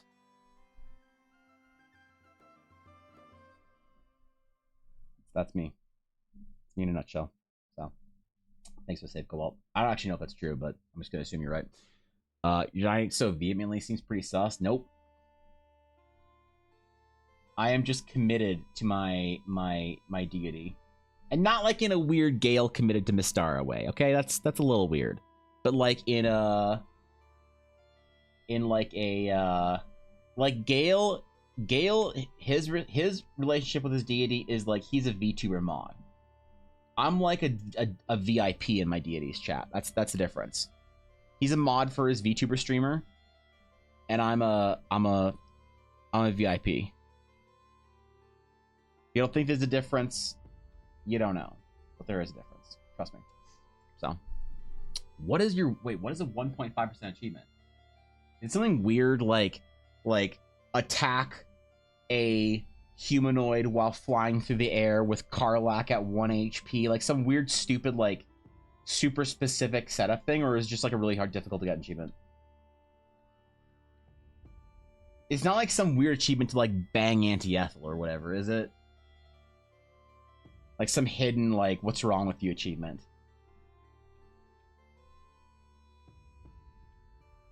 Like smash or pass Deary or whatever it's called. Busker. Oh, that's like to earn money or whatever, isn't it? Wait, you played a bard? Fuck. To be fair, Faye, I have no idea what your Baldur's Gate 3 playthrough looked like because I couldn't swim myself. I couldn't swim myself. I didn't know like any specifics about what your game was.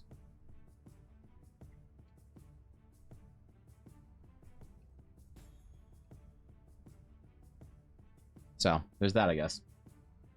Max versus 7.7. Damn, bro. I feel like I'm slacking. I'm falling behind, man. I'm not a real gamer. I'm such a casual. Kill Orin while her cults perform the ritual. 16%.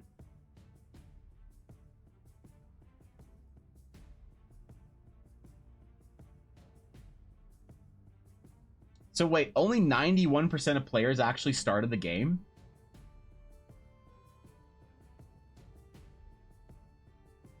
What the fuck?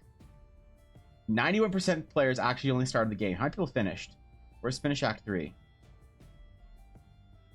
Leave Act 2. So 38% of players, so 40% of players actually finished Act 2.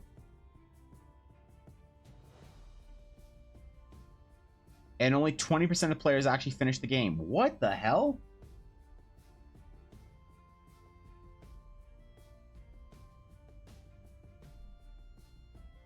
Really? That's less than I thought. I would expect for a game like Baldur's Gate 3 to have a higher completion rate for now. 12 hidden achievements. Earn 100 gold from playing sweet, sweet music in a single playthrough. Wow. I know you could do that, actually. I never even recruited a hireling. Recruit a hireling. You can befriend them or use them as cannon fodder. We won't judge. I never did that. Never concocted a single alchemical solution. Never needed to. I guess I was just better than needing that. Never killed a creature with falling damage. Never played fetch with scratch. I never played... Look, I didn't even romance fetch. Or scratch. Didn't even romance him. Nope. I also earned the Mind Blown achievement. What's wrong with you? What?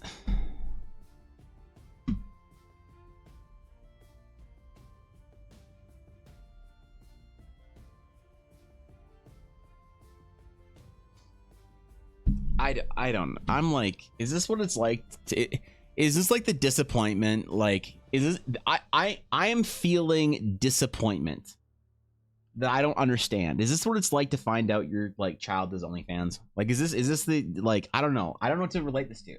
I'm just disappointed. It's like you find out your bro earns the Mind Blowing achievement in Baldur's Gate. It's just where do you go from there?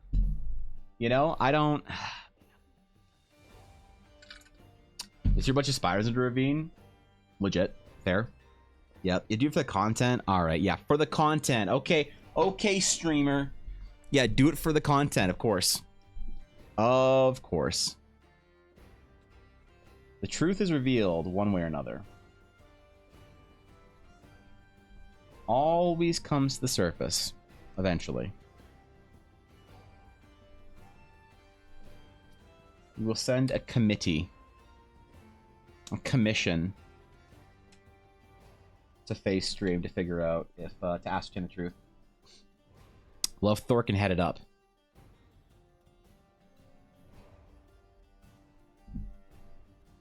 Alright, I'm watching Star Wars again, I'm sorry. Yeah, I'm sorry, that's fair. What's good, Balong? Best romance? What? Eiley, you don't even play Baldur's Gate. What do you... Stop. You've never even installed it. You can't say best romance. You never installed the game. You don't even like games. What do you mean? You're still too busy playing Atelier Ryza. Don't pretend like you have time for real D&D games. You refuse to even play D&D with me.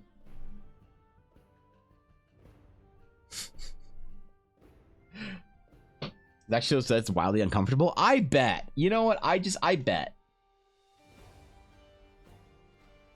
I bet. That's all I'm gonna say.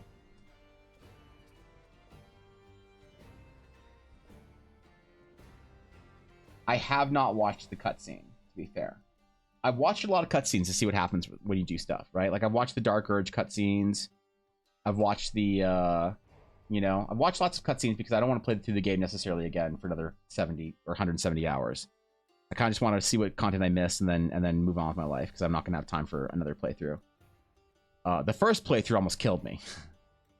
I literally had to be... Faye, I literally got told by my doctor to finish Baldur's Gate 3. I literally got told by my doctor I had to play Baldur's Gate 3. Okay? He told me I had to. So I'm probably not going to play it again. So I watched all the cutscenes for things I missed. But am I going to go back into there and dig down back into BG3? I don't know. I'd have to have a real good reason to play it again. That or enough time would have to pass where I'd kind of, forget what was going on.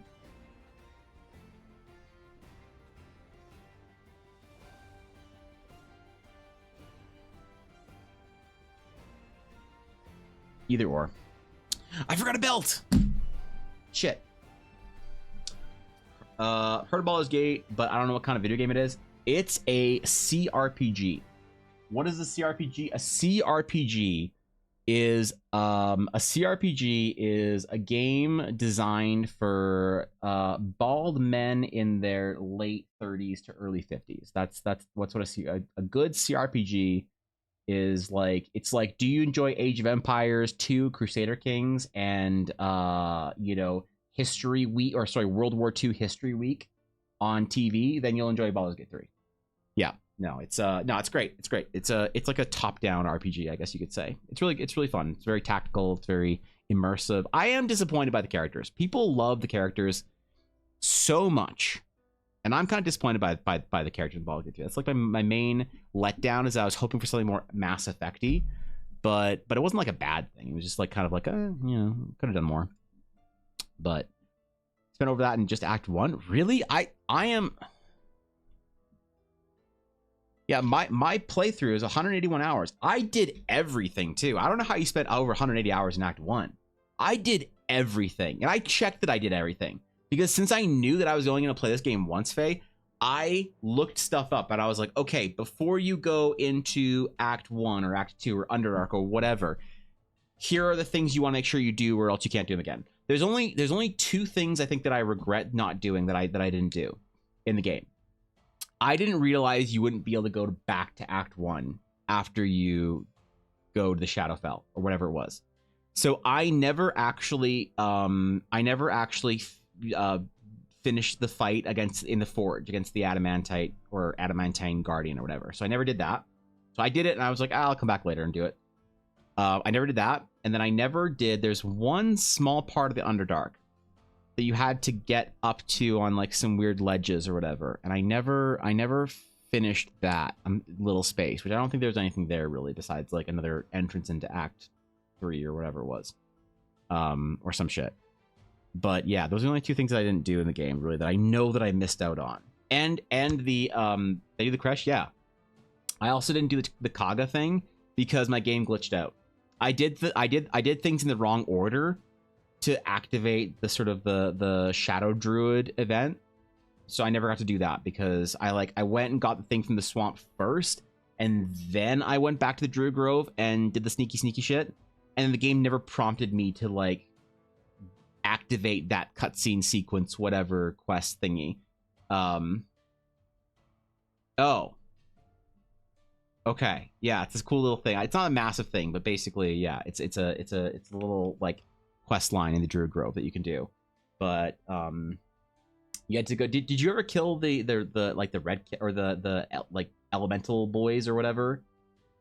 And in the swamp, because there's like a thing that you can get there that's like, oh my god, here's a quest that starts, and then you can go whatever. This whole thing. Yeah. Fuck things of a druid camp because I accidentally set a raid there. Oh my god. Okay. Yeah. All right. That would do it. That would do it. Arabella's a shadow druid. Really? I didn't know that. I thought she was just mad or whatever. Damn. Okay. See, there are things about the game that I didn't do, but it's not enough that I would like play another 180 hours. Right? That's the thing, is like I can't justify it. There is a game that I want though, that I want. It's so if you like Baldur's Gate, you will like this game. Rogue Trader. I want to get this game next. It just came out in December, but this is another CRPG in the Warhammer 40k universe. And I like the 40k universe. I think it's fun. I think it's cool and grimdark and whatever. But this is another CRPG. It isn't like as polished as Baldur's Gate. Obviously, no CRPG is going to be. There's not as much voice acting. There's not as much, you know, whatever. But it's like I'd say probably 80% of what Baldur's Gate 3 is. So I really want to play through Rogue Trader, but I'll do that at some point in time. It's like $65 Canadian. So that's like what, like 24, like maybe $14 US. Like maybe $7 US, like somewhere around like $4 to $3 US, around like $2.25 or like 99 cents US, about there. 6, yeah, probably. So, but yeah, I want to play through Rogue Trader. Rogue Trader's cool. It's made by the people who do the Pathfinder games, which Guapo tells me that I shouldn't play. Guapo hates the Pathfinder games so much that he said he would unmod himself and blacklist me on some secret shadow government organization thing if I play through this game. But apparently Rogue Trader's good, so I'm probably play through Rogue Trader at some point in time later. But I also want to play through the Persona. But Persona 3 Reloaded, I can't buy it. I can't buy it at full price because it's $93 Canadian. I can't. The most expensive game I've ever paid for was Pokemon Scarlet and Violet at $80. I don't think I can emotionally process paying $93 for a video game. That's like, I don't think I can. It's just not, like, I feel like I'd lose a part of me. It's like casting the forbidden curses or some shit. It takes part of your soul away from you. So the only time I had ex-wife in my party was when I did the crash and I made her kill her own people before letting Shadowheart execute her. So I did the same thing. I made ex-wife slay her own kind, and then the pickle lady convinced her that she didn't want to be a Gith Yankee anymore or whatever. So I don't know. I never had ex-wife in my party after that again. So someone give me a bunch of them. If you do have Rogue Trader, I think you should give it a try. I think you'd like it. It's fun.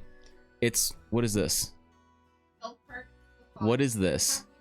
Happy Valentine's Day. What the fuck was this? This was a cookie? That's not a cookie. That's a... What? Is it edible? Yes. This is my Valentine's Day present so that I buy you something for White Day. Obviously.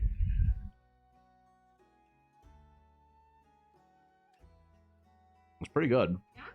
It is. Thank you, Ella.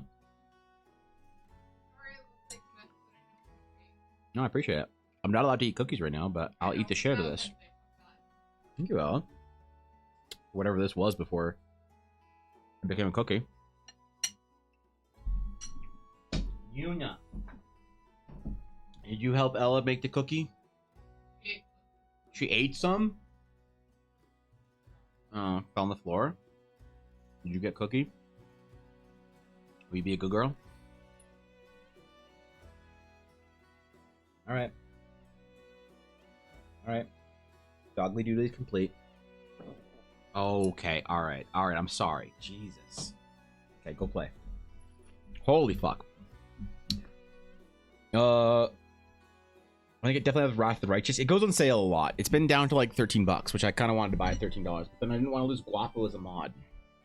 So we can take Thorkin with him. So, Guapo and Thorkin leave, then Blaze will have to do all the work, and he will. So, I forgot about this, but here's a gift. Happy Valentine's Day. What?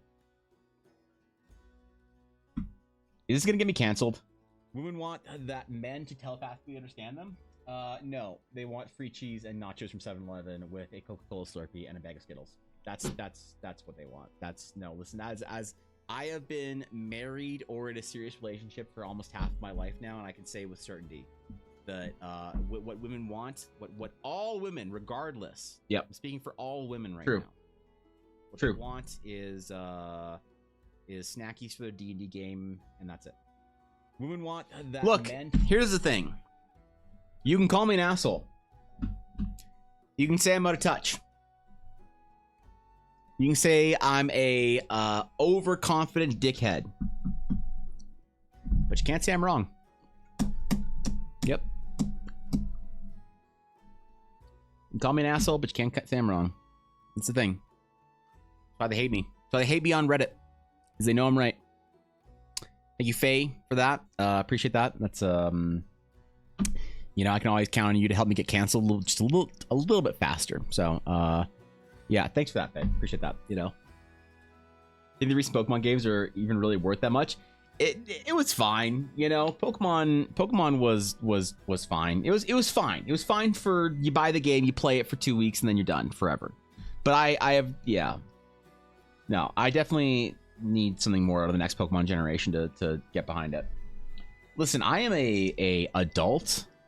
I need a certain quality out of my Pokemon games now that I'm just not getting from Nintendo. So, right? I have standards. I have standards for my children's game designed for 10-year-olds. I do find that kind of funny whenever people are really critical about Pokemon games, right? Where it's like, there's certain things you can be critical about, absolutely, but then also there's certain criticisms that are like you being 34, right? That people have, that I always think is kind of funny, where it's like, do you really need the game to change this thing, or are you no longer 10 years old? Because let's not forget, Pokemon is designed for 10-year-olds. It always has been, it always will be, and there's nothing you or anyone can do about it. As long as the 10-year-olds like it. It's like the new Pokemon games where they're like, oh, what's this stupid shit? The main Pokemon is also a motorbike and you can ride it around. It's like, if you were 10, would you think it's cool? Probably. So there you go. You know? So, yeah. It was good. It was fine. It wasn't, I don't know. I didn't buy the Pokemon DLC. I didn't buy the DLC because it was a lot. But I'll probably buy Rogue Trader when it comes out, or when it comes down on sale or whatever. I'm looking forward to that, at least, because I want another CRPG. Baldur's Gate was fun. I actually had a really difficult time playing games for a long time, and Baldur's Gate kind of helped me out with that. Like, I really lost my ability to play video games and to enjoy them the way I used to, and it really sucked, man. It was really painful for a long time. Because it's like this thing that I used to love doing so much, I'm just not into anymore, right? Like, I don't know. It's tough. It's painful to go through something like that. But Baldur's Gate kind of helped me, you know? It helped me enjoy the game, like playing games again for a little while.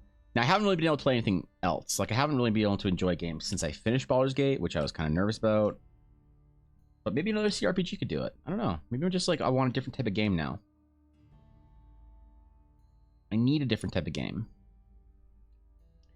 You know, there's like new games out that are cool, like Pal World and whatever, but I'm just not feeling them, man. I'm just not feeling that shit. I want a game that has a story to it. You know what I really want? What I really want that I'm not gonna get is I want a new Mass Effect. I want a new Mass Effect. I would even take a new Dragon Age. Hell, I would accept a new Dragon Age. But what I really want is a new Mass Effect game. This cookie's actually lit. I'm not gonna lie, man. I fucking love coconut. Pokemon's not just for 10-year-olds. It is not just for 10-year-olds. Absolutely, you can enjoy Pokemon at any age, but the game is designed for 10-year-olds. And so if you don't like certain decisions that are in line with the game being made for 10-year-olds, there you go. You know, that's the only thing I have to say about it. You can be any age and enjoy any game. You enjoy Pokemon, you enjoy Digimon, whatever, man. You know, have fun. The games aren't exclusive to 10-year-olds, but they're designed with 10-year-olds in mind as their target audience. So that's the whole thing about it. When I was young, a miscolored rat that swallowed a taser was cool enough. Yeah, true though. Like, actually true. Might start a war, but is it weird to think that about Star Wars sequels? I feel like definitely a great point to get the next gen in the community, but might be wrong. So I have problems with the Star Wars sequels for a lot of reasons that I can get really nerdy about. But you're right. There's a lot of stuff with Star Wars movies that are cool. Like there are legitimate criticisms about the new Star Wars movies, about them not staying true to the form of Star Wars. But there's also criticisms that is like about like the prequels are a better example. It's like everyone's like, oh man, Jar Jar is so stupid. Why Jar Jar ruined the movies for me? It's like, I don't know a 10-year-old in 1999 that didn't think Jar Jar was funny. Right? George Lucas said he's making the movies for 10-year-olds.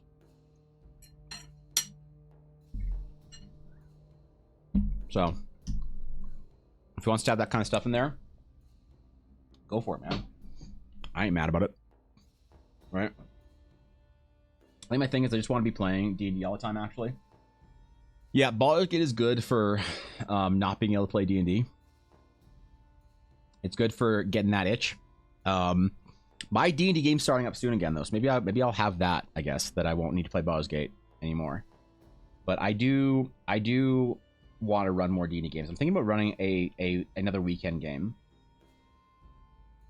Having my midweek game with the homies, the crew, the team, and then doing like a midweek game, a weekend game. I kind of want to run 2 games at once with like different vibes. Sometimes I find that you get stuck in like one part of the world or whatever for too long, and like I want to like expand out and go to different parts of the world. And, like, you know, you need like to take some time away from world building one part so specifically. You need to like go do some shit elsewhere or whatever for any amount of time, and then but I probably won't start anything up like immediately because I'm like still so behind on stuff. But my 2 weeks off or 3 weeks off of stream helped, but they didn't quite finish everything. So I'm trying to finish everything by March. That's my goal. Is it gonna happen? I don't know. But Patreon's been paused for fucking months because of it and shit. So I'm just hoping to get through, right? We're trying our best out here. The adventure is really taking a lot out of me, though. To try and write the adventure for Horizon to come out before April, that's like really been a lot of time. But man, it's what I want to do right now so bad. It's like the most important thing that I'm working on right now. Maybe I have to finish that before I can start a new game. I don't know. Many versus Bending starting soon. Oh shit. Wait, you're right. One-on-one D&D is probably just gonna be the best for us. Realistically, that's like the end final form. You're basically just playing Baldur's Gate with the NPCs in your party, Faye. That way you don't have to tolerate the incompetence in your party. You just do it for them. If you need a murderer in your game, let me know. Yeah, alright. Yep. The official Eldara Dark Urge playthrough. Except with Eileen, it's not a Dark Urge, it's just a dark. Like, the part of the Dark Urge storyline is like you, like, like like the canonical Dark Urge storylines. Like you're like trying to resist the effects of the Dark Urge, right? And sometimes you're forced to give in. It doesn't help when every single time you have a dark urge to do something, you're like, yeah, okay, I'll let it happen. I'm down. Like, no, you're supposed to like once in a while decide that you want to be stronger than the will to kill. And I was like, no, I'm good. This guy deserved it. It's all fun and games, and Ali thinks it's hilarious until I make her have a dark urge to kill Thorkin in his sleep. It's like, I like to tell her, like, okay, before the night is over, you feel this strange murderous urge. You know that if you do not act tonight, if you do not remain vigilant, you will do something heinous. And I was like, yeah, sure, it's fine. The next morning, she awakens to being in a pool of blood. Thorkin-flavored entrails all around her. And that's the moment she realized she went too far. That's the moment the game got real. Is when she killed Thorkin. Do it? What do you mean do it? Political intrigue? Political intrigue is good, but I feel like people would fall asleep. I feel like whenever I do political intrigue, it's fun for like one person in the group that's like really into it. You know? And everybody's just like, man, I just want to kill a monster. Just give me a beholder or some shit, bro. Just give me like a, I don't know. Just give me like a really hot beholder to kill. Like, bro, you're playing D&D. Why they need to be hot, man?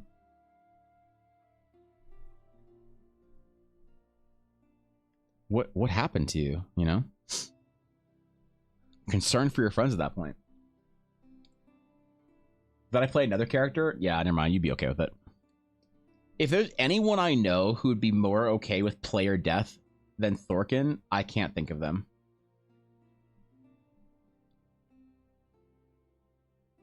Thorkin's the ultimate Giga Chad when it comes to player death. Everyone else is like, but my story. Fucking nerds. Yes, hello, it's me. I'm the person. You're the person that likes political intrigue? Alright. Alright. Well. Okay. Alright, fair. Fair. Yep, I should have seen this coming. Faye does have the necessary brain wrinkles to produce a good political intrigue game. Because here's the thing people don't want to say. You know what the quiet part is? That people don't like political intrigue? I'll say it. They're not smart enough. I'll say it, man. I'll be the villain. What do you mean? I'm not smart enough. I just don't like. Yeah, okay, I get it. You're not smart enough. All right. You don't possess the intellect required for political intrigue, like DD players like Faye. All right. It's fine. You don't have to. We can't all be Travis Kelce. Okay. Some of us are just chilling. You know. You can't play a political intrigue game. It's okay. It's all right, man. I still love you. You can still enjoy Marvel movies and stuff. You're not smart enough political intrigue. And everyone says, what an asshole. But again, no one says he's wrong. So. Thorn gamified player death, and it's one of the best games I've ever played in the last year. Did he? Did you actually play? Did you guys play a level 0 game with Thorkin? Have you gone through his level 0 gambit? His gauntlet? Have you survived and lived to tell a tale of it? Is this actually a thing? That's me. I'm too dumb for political intrigue. Wow. I made an emote for you, Blaze. Don't worry. Here, you can't play political intrigue. Here's Nyan Crumbcat. There you go. If you know. Yeah, it's an emote I made for people who aren't interested in political intrigue in their D&D. I'm kidding. God, jeez, you guys take it so seriously, man. Come on. I'm kidding, bro. I don't think anyone's dumb. Just like they don't like a certain type of D&D.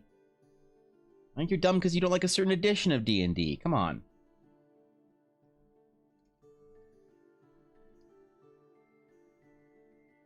It's like you have D&D 5th ed, and then you have one D&D for, you know, people who have a hard time speaking, right? It's fine. It's political intrigue in my home game, and I made a decision, and now we're not playing for 2 weeks, and I just have to sit with that until our next session. You got cliff hung. You got politically intrug into cliff hunging. You're now cliff hung over political intrug. Jesus, that's rough. I feel bad for you. That's a long wait. Actually managed to survive. Really? You didn't kill them all? What if we enjoy political intrigue, but we're still absolutely stupid because I have no brain cells for that stuff, but I'm always interesting, or it's always interesting.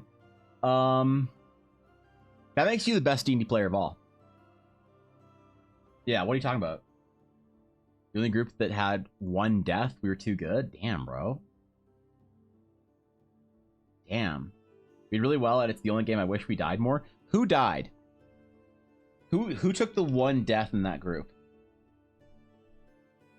Who was that much of an embarrassment to their D&D team? Who is that? Who can't show their face on D&D Twitch anymore? Because they'll be laughed out of the chat. Pointed at and laughed. Like a 90s like high school movie, you know? Where all the actors are like in their late 20s, but somehow they have to maintain being like a 17-year-old or whatever. That like variety of internet bullying. Oh. Oh, Blaze. Oh. Okay. All right. That's okay, man. That's fine. It's fine. It's fine. It's not. It's fine. Not a big deal. It's not a big deal. We all die in our D&D games. It's fine. It's not. Happens to everybody. You know, just because you die in a D&D game doesn't. Yeah, it's fine. Shit. I thought it was gonna be fishy. Shit. I poked the BBEG a little bit. You're already at BBEG territory? Damn. Has the BBEG dissolved the Senate into the first galactic empire yet?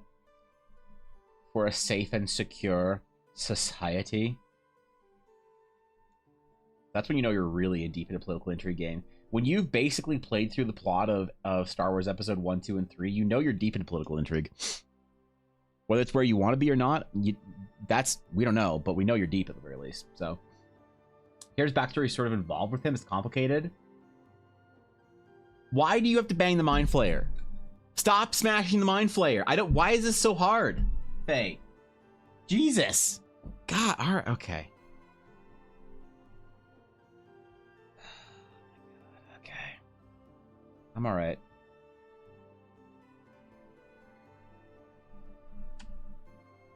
I'm alright. Swear. I'm not cut out for this D&D shit, man. I should start drawing anime fan art. That's it. Guys, we're drawing anime for the rest of the day. Alright? I'm just gonna draw anime. Yeah, fuck this. I'm not good at D&D. I want out of this hobby. I'm not good enough. I'm not gonna be... we just need to draw cute anime shit for the rest of our career.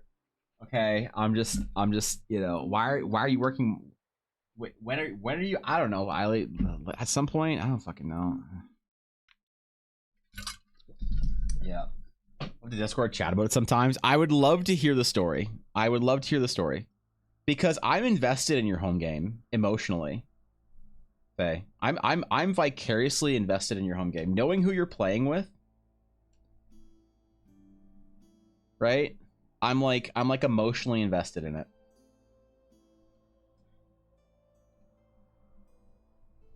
Knowing your compadre, your players, I feel like I have a history with your group. Even though none of them know who I am, I'm still emotionally invested in your game.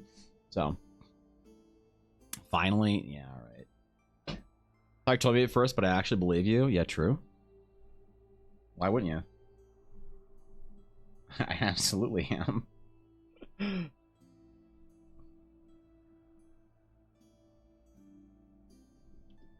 All right, where are we at for this? Oh, God. I'm really going to avoid doing her armor until right at the end, aren't I? This is going to be the absolute last thing I do for this character. I feel like the painting style is a lot more chilled out than the Amelia character we did for Ella, right? But there's a ton of like metal on this character.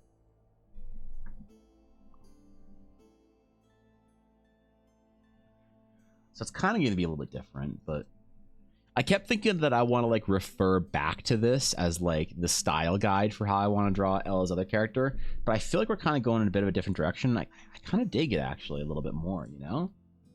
They know who you are, you weird. I don't know. It's been fucking years, bro. I don't like. Dude, when I was watching y'all, I was nobody, man. I don't know. I didn't respond to your threat in that DM. I hope you know that. You didn't respond to shit. You were asleep for like 4 years.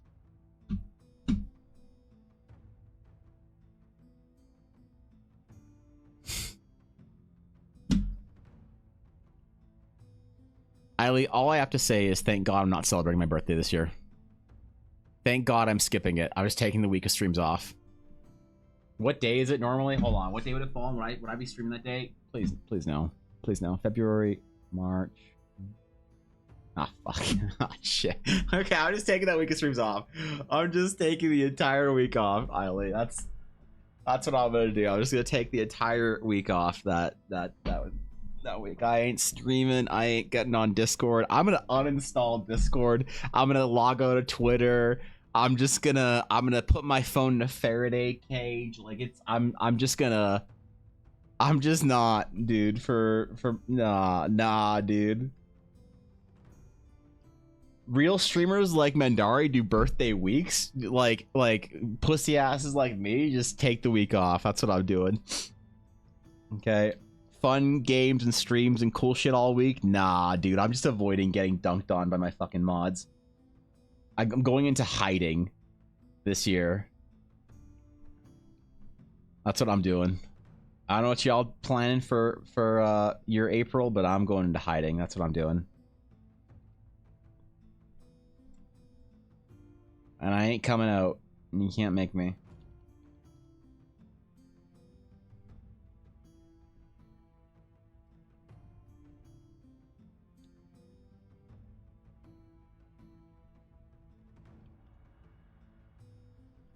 Yeah, you can't make me, bro. You think you can, but I'm ahead of you on this one. I'm way ahead. Ooh, too much texture.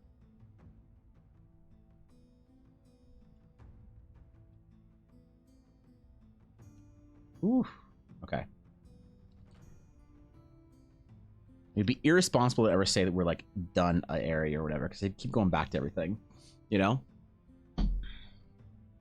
I'll find you and we'll hand deliver it? No, dude, I swear, if I wake up on my birthday and Blaze is like at my front door with like an oversized Tupperware of cookies and some cursed ass fucking stanky art from you, I'm just closing the door. I'm not inviting him in. Yep, I'm not inviting him in. Oh wait, hold on. Am I actually...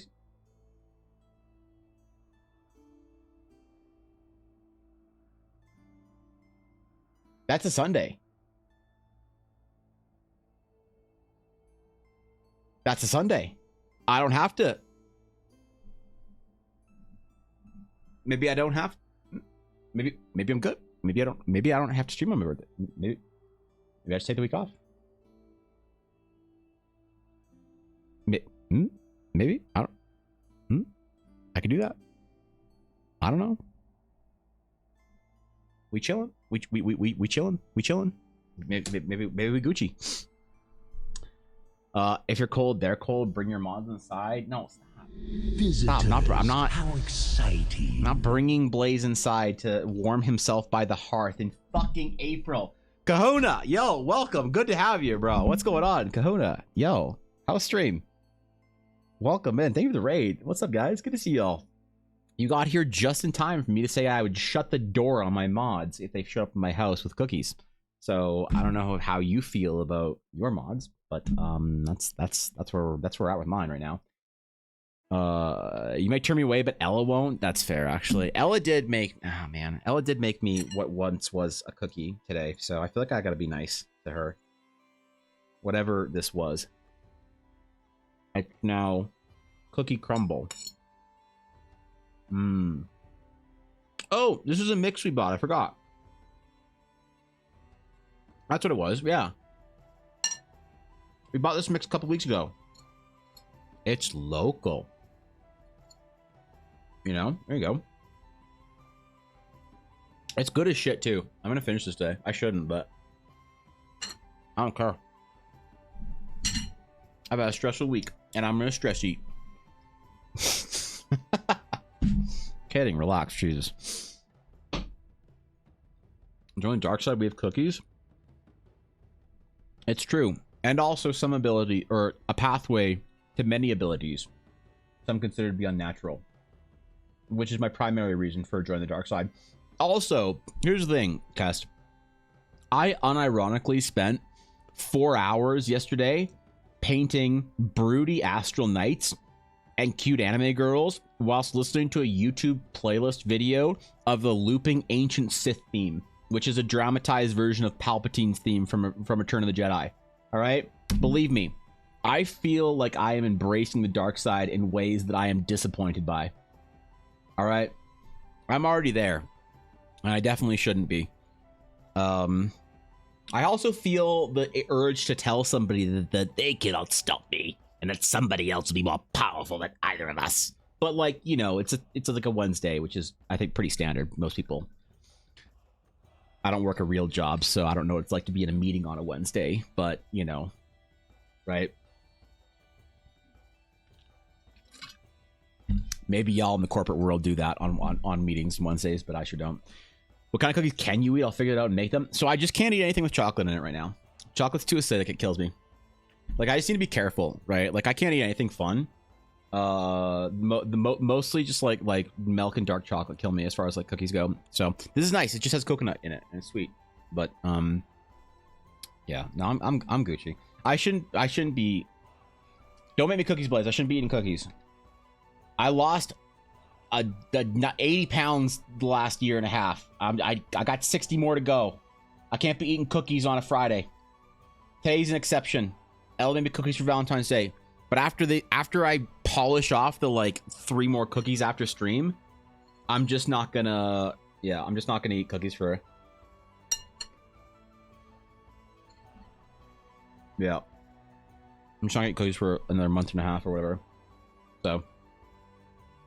Remember what happens? You can only stay offline for so long. Once you return, I'll be there waiting. I imagine like taking another week off stream and just coming over to my like offline chat and just checking to see like what bots are in my chat and just seeing Idoloon just waiting. Holy shit, could you imagine? Acid reflux is a B. Acid reflux does. I'm having some real bad stomach problems right now. I'm like beyond acid reflux. I can't eat anything fun. I can't eat anything that's like onion, garlic, whatever, citrus, like spicy, no alcohol, nothing, bro. I'm eating ground beef and rice with salt and pepper on it for dinner every night. It sucks, man. I gotta get it figured out, bro. I miss Korean food. I miss Mediterranean food. I miss that tteokbokki. I miss that sundubu jjigae. I miss that kimchi jjigae. I miss that gamjatang. That jjajangmyeon. I miss all that. All that shit, man. I'm off to bed. Jacob, have a wonderful rest of your day. Happy Valentine's Day, Jacob. And I'll see you later this week. Yeah, I got you thoughts on aromatic cookies like lavender. That's pretty good. I don't think that's a problem. Yeah. It's in a small box and think extravagant. I did for Christmas boxes. All right, okay. All right. Bet. Yep. Someone said this man chocolate chip candles. Oh man. Dude. Be fucking sick.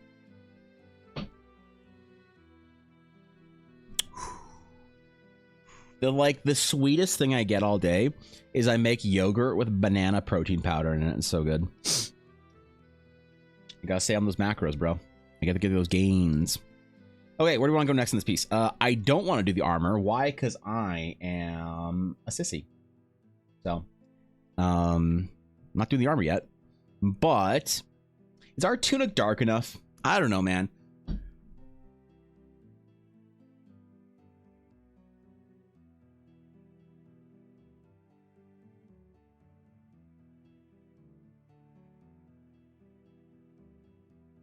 All right, I'm choking. I'm dying.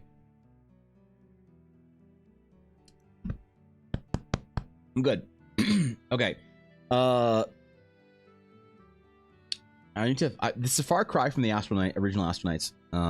Shit. But I'm wondering if the tunic is dark enough.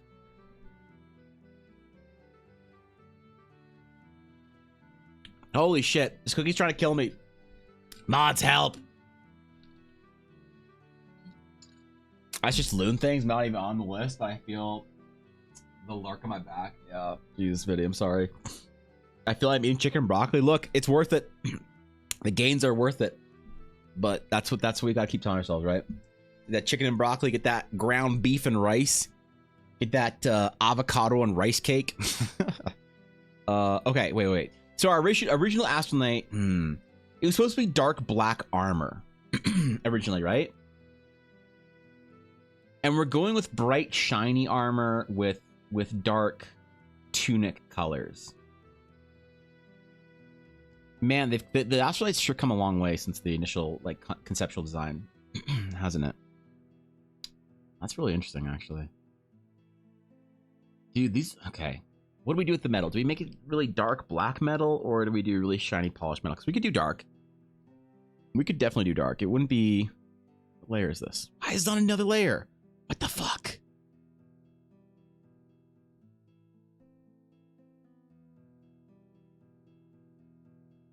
Hope I didn't just screw myself over with that. Whatever I just did. Okay. Anyway, let me grab this selection here. Let's try this with really dark, actually. I'm just gonna try something. We're gonna experiment. Ooh.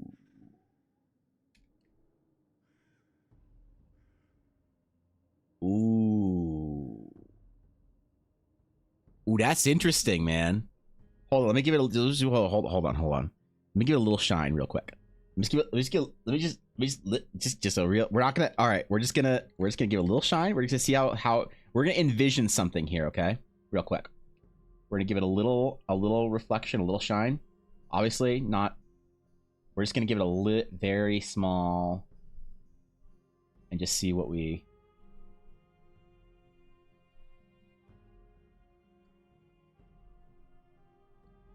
Bro, I don't know, man. Yo, I don't know, dude. We go dark. We go light.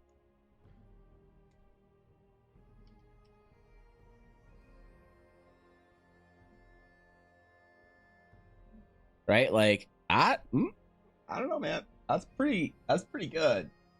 I kind of like both. As a vibe for the Knights, though, I don't know if we want to go dark steel. That feels like we're layering dark on dark on dark, and I don't know if it works. Maybe it works really well. It's nice to have the contrast, though, with the bright and then the dark. But ooh, now I don't know what to do, man. I was just playing around for a while, like avoiding the metal because I didn't know what to do with it. But now I'm actually confused. Shit, dude. I need to emotionally process this. Vanta Black, yeah, it's the easiest way to do it. Yogurt protein powder is severely underrated. Amazing high protein snack. Yeah, I think it's like 240 calories or whatever, and like 40-ish grams of protein. It's pretty good. Pretty decent. I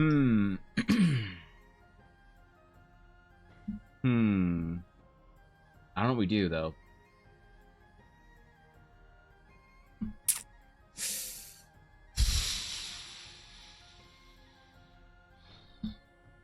I'm tempted.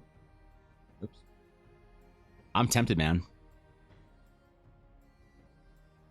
Do we leave it? Do we do two versions? We just do two versions and see what's up? Dark and light armor?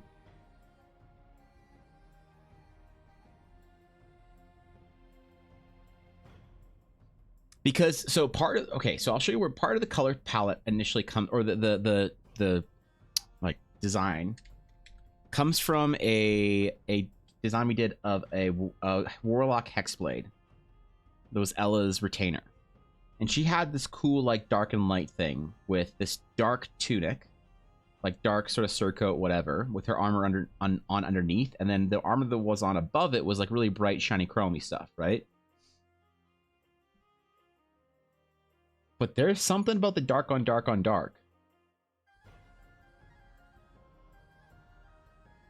that I don't know if I hate.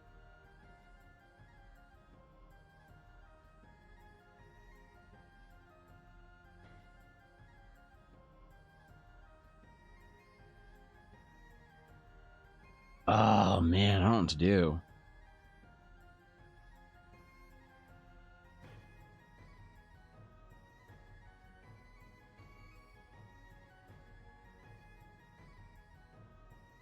This is what I always worry about when I'm making art on stream. That I'll hit like a snag where I like need to think about something.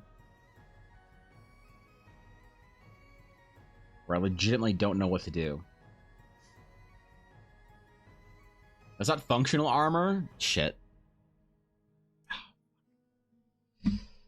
Ah, shit. Okay, fine. Here. Look. Functional armor. There you go. Big, bulky, mithril functional armor. Is this better? Is this better? No Astral Knight armor. There you go. There's the proper full paladin armor we did for her paladin instead. There you go. Now, Astral Knights like this, like, really light armor that goes on just their appendages. They're like half monks, half, like, I don't know, knights or whatever. Don't cut yourself on that edge. Yeah, it's pretty edgy, I'll admit. That's pretty, it's pretty dark and broody, you know? Dark metal looks really good, not gonna lie. Maybe the cape could be lighter to help the silhouette. So, the dark capes are written into the lore that they have dark capes. Now, it's not like that can't change. But the dark cape is intentional. They have these like night black capes that have this like effect to them that I haven't drawn in yet. That I require them to be dark for. That I just so like I'm seeing something that isn't there yet. But I'm like planning something. That's why I'm wondering if it would work dark on dark on dark. But the cape definitely needs to be dark for the lore purposes that I have right now, which is maybe not a great reason, but I don't know. I'm thinking. All right. Her neck isn't protected. It doesn't need protection on her neck. Nope. An Astral Knight never gets struck by at the neck. Never once has an Astral Knight been struck at the neck. They always deflect it. So yeah, no big deal. We're not worried about it at all. We don't need any sort of gorget or gorgeot. I don't know how to pronounce the neck armor thingy. I'm not French. I'm not like Thorkin. Plays the Emperor's March. That's ooh, maybe we should just play some Dark Side Ancient Sith theme, you know. I mean, keep the sword in a lighter shade. Yeah, so the sword is needs to be a lighter shade because it's already canonized as Astral Steel. Astral Steel is we have multiple. Oh shit, where is it? We have multiple instances of Astral Steel being in the lore already, and for instance, they all have the same sort of bright blue coloration, and the kind of subtle light glow to them. So it's very important that we keep the sword bright and shiny and stuff, and kind of like the whole thing. Part of it is like the sword kind of like reflects moonlight in it, and you can kind of see star constellation patterns depending on the time of year in them. So yeah, sword needs to be bright, light metal, and I was thinking that the armor needed to be as well because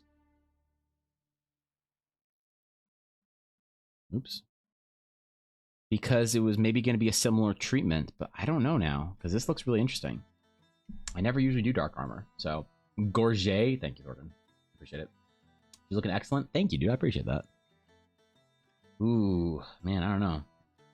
I gotta contemplate this. Maybe we just keep working, because I still need to render her skin and her blade. There's still work we can do while we're working on this before we've sort of before we've gone too far. Let me just... Oh, I don't want to control Z out of all that. Let's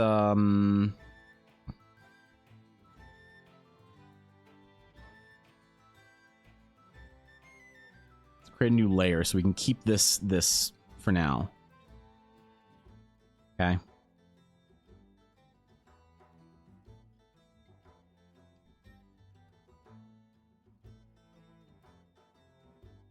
Whoops. Hold on, I'm trying to do something here. Okay, we're gonna copy that color, make that into a new layer. Okay, I know what to do. All right, then place it. Okay, we're back. We're back to the original. that was more complicated than it had to be. Yeah, we can like paint out her weapon and stuff like that and do some of the spell effects and then maybe see what the armor looks like at the very end, I guess. A is in meh. Oh, gorget. Sorry, thank you. The gorget. Gorget. There we go. The Gorget. Yeah, all right. Well, we'll just keep working on it then. I got no... I'm not rushed, I suppose. There's a lot still to do on this character before we're, like, anywhere near complete. Ooh, that's not what I want to do. There we go.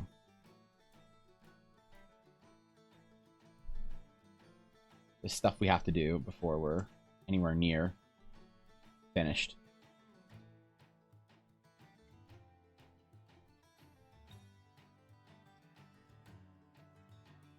Actually, you know what I'm going to do? I'm going to do something different for this. Do something slightly different for this process. No more selections. Get out of here. Take your cheap-ass selections and go home, Photoshop. I don't want to see that stupid little dotted line around here. Gorget. Damn it. Damn it. Stop. We don't need another servant of Baal in here, Eiley.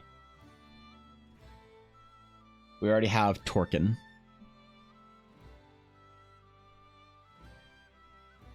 Why is Thorkin, you say, a servant of Baal?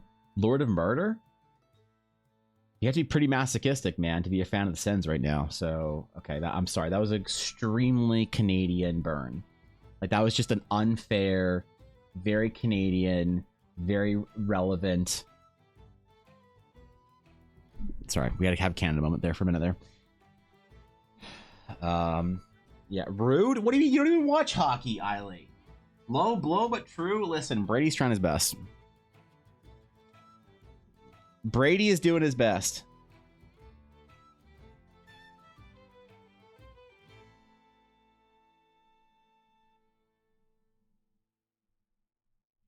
I believe.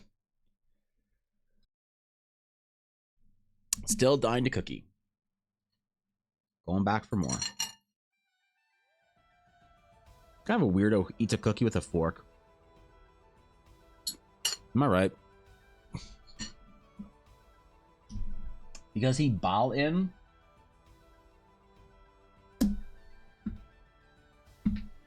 Hold on. Where's my mod window? I need a mod window to delete chat messages. I need a fucking mod window to just nuke chat messages every once in a while, you know? Jesus Christ, dude.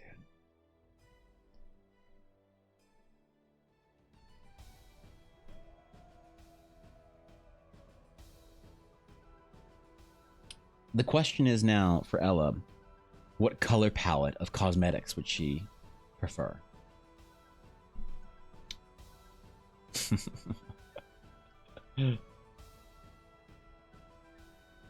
As all DMs have to ask their players. What palette of cosmetics are you going with for this player character? Just checking. Going with pale tones? Oh, that's right, you're a vampire. I forgot. Okay. I'll grab granola and yogurt with my hands. Ooh, that's dude, that's daring. That's daring. That's, I don't know, that's something. I'm not there yet, so.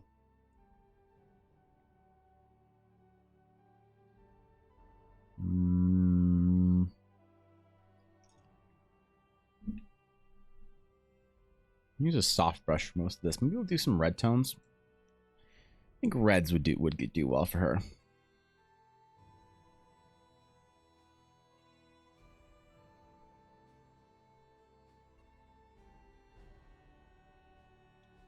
Ella's a reds enjoyer.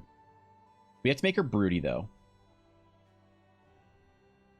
We have to make her look kind of broody and edgy. She's not your friendly,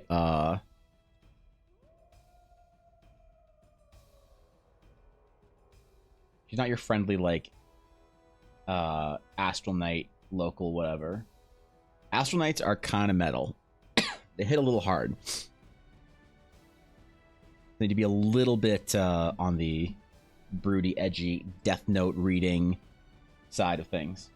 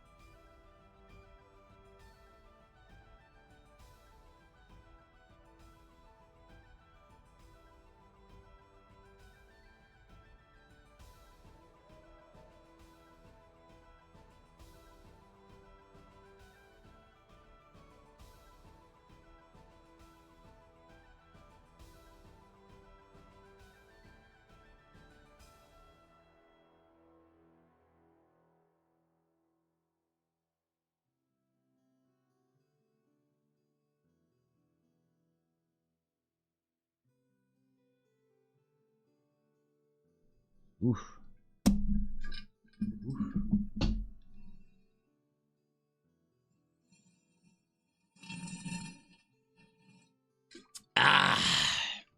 So anyway, that's what I'm thinking about planning for the release schedule for Horizon. But I guess go to that URL I mentioned.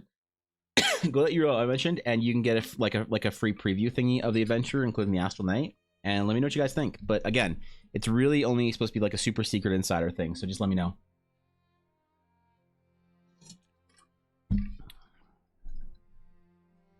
Yep. Let me know what you guys think when you go there. But remember, there's only about like 50 spots for it, so you can only sign up so many people, and then obviously you get like with that you get like a lifetime sort of like early access subscription to all my releases. But yeah, that's only for like the first 50 people. So just hit it up and let me know what you guys think of it later. Pretty pog, pretty dope. I'm very excited about that.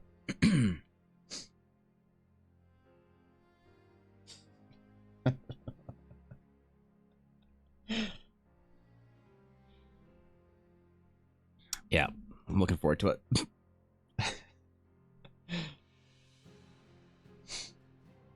Oof, it's a day, man. It's a day. I respect it. Pretending what?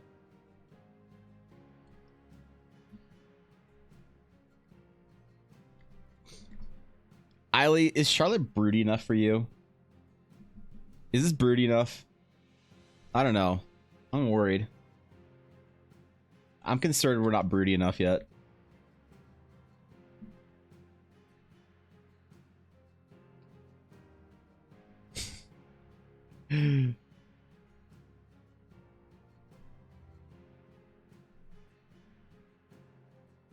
Wrong layer. We're good. Dude, I'm having a day, man. I'm having a fucking day. Almost died to a cookie. It's gonna be one of those Valentine's days, isn't it? One of those. Can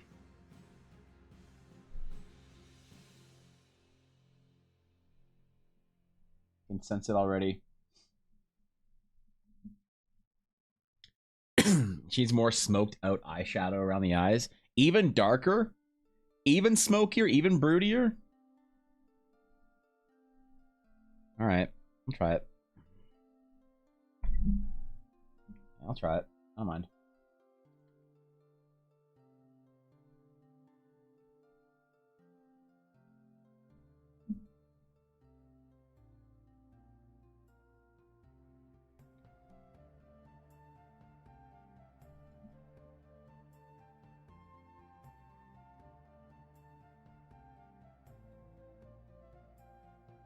You give them kind of an aura of blue around her eyes? Maybe. That's kind of cool. Maybe not. I don't know. We'll decide on that later, alright?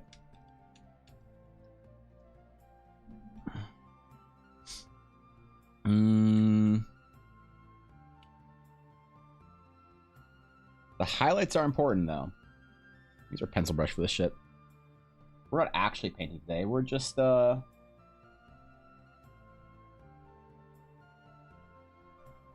We're just saying we're painting, okay? She doesn't pass me for 2011 emo middle schooler, and that's not enough? Dude, get off it. What do you mean 2011? Bro, 2006 emo middle schooler. I was there, man. I was there for the emo revolution. Half of my friends were emo kids. It was dope, man. I used to wear, I wasn't that, I was happy emo. I had like a slightly emo hairstyle. I did like the bandanas for like wrist bracers, fucking whatever. But, and like the hoodies and shit. But I also wore board shorts. I don't know. It was like a pop emo. I do respect kid style today, though. Like high school or middle schooler style today. They just don't give a fuck, man. They just wear hoodies and like sweatpants and shit. It's like pretty good.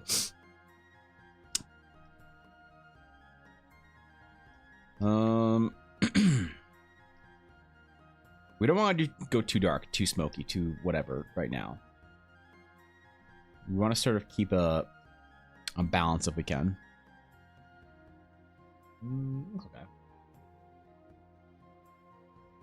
I did this thing with like so I made like I made a lot of progress with like Ashley's piece when I was like doing like rendering, I don't know, in like this style of what like skin tones and shit, of like using like a lot of reds and whatnot. I think it looked pretty dope.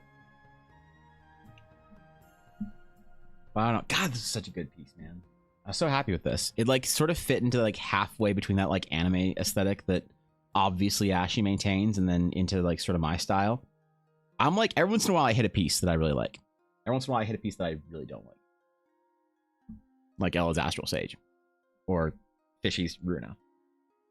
But, okay, I was trying to remind myself what I did here for highlights, but I think I'm good. I think this looks legit. I think it looks decent. We'll, oh, shit, I didn't draw her... Ooh, jewelry, shit. We missing jewelry, bro. I forgore.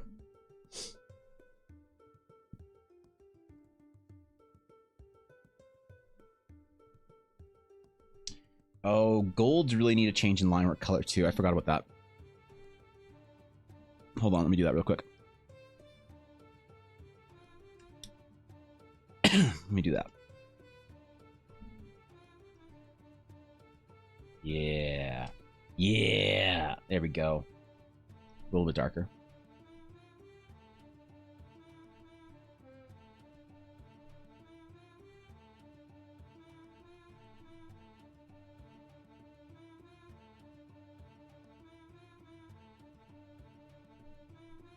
Alright, we'll see how the line work works, and then we're probably chilling after this. Probably straight chilling.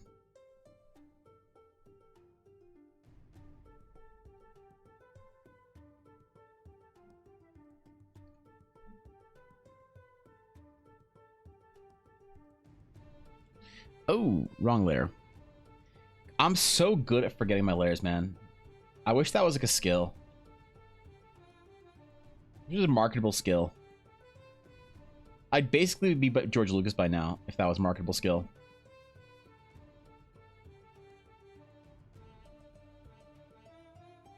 That or disappointing your parents. Either one. You fucking sick. Valid would have done the same. Wearing nice clothes for school seems overrated. Yeah, true. True. I always wanted to go to school with a uniform because of that. I never wanted to have to try. But I was not wealthy enough to go to school with a uniform, unfortunately. In Canada, uniform schools are only for the rich, the wealthy, the oil executive children, the hockey players' children. Not just anyone can get into Canadian nobility.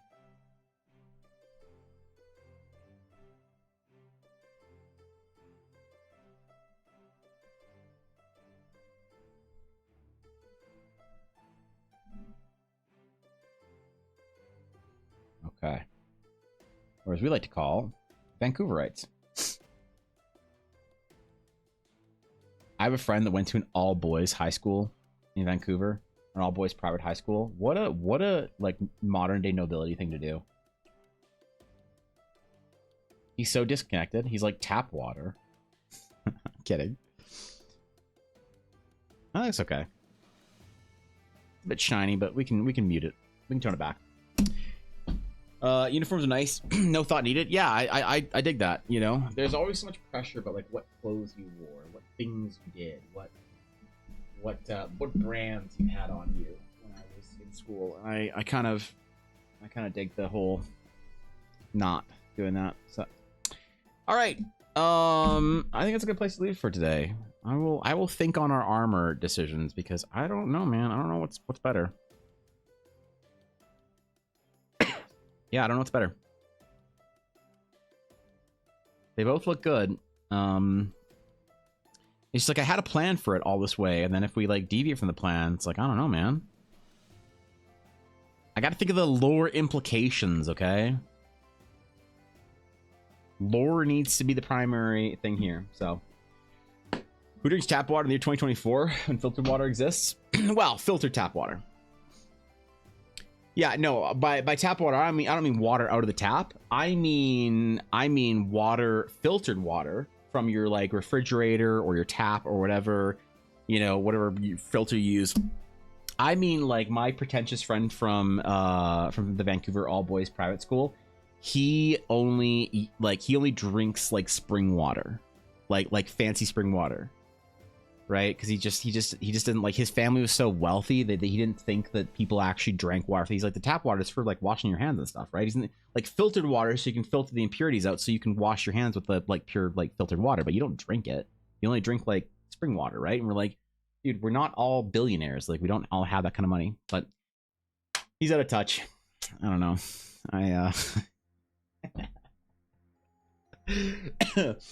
Tastes like better than artisanal bottled water. It's like drinking from a mountain spring. Well, there you go. You'd fit in at a Vancouver nobility all boys private school growing up or whatever. I don't know. I'm just a schmuck from the other side of the tracks. Anyway, thanks for chilling today, guys. Hey, happy Valentine's Day for our wondrous Dragon's Claim members. Happy Valentine's Day. Hope you do something nice today, and if you're single, good. Fuck, man, who wants the pressure and shit of Valentine's Day? That sounds fucking weak. Are you kidding me? Just take a Xanax and take a nap, man. You'd be happier. Advice for all my wine moms in chat, both of you. Anyway, I will be on tomorrow, and we're gonna either finish our Astral Night painting or do something else. I don't know. I have plans for things, and I might do things. And if we don't do those things, we'll do the other thing that I wanted to do. So it's very cryptic, but it's your cat's birthday.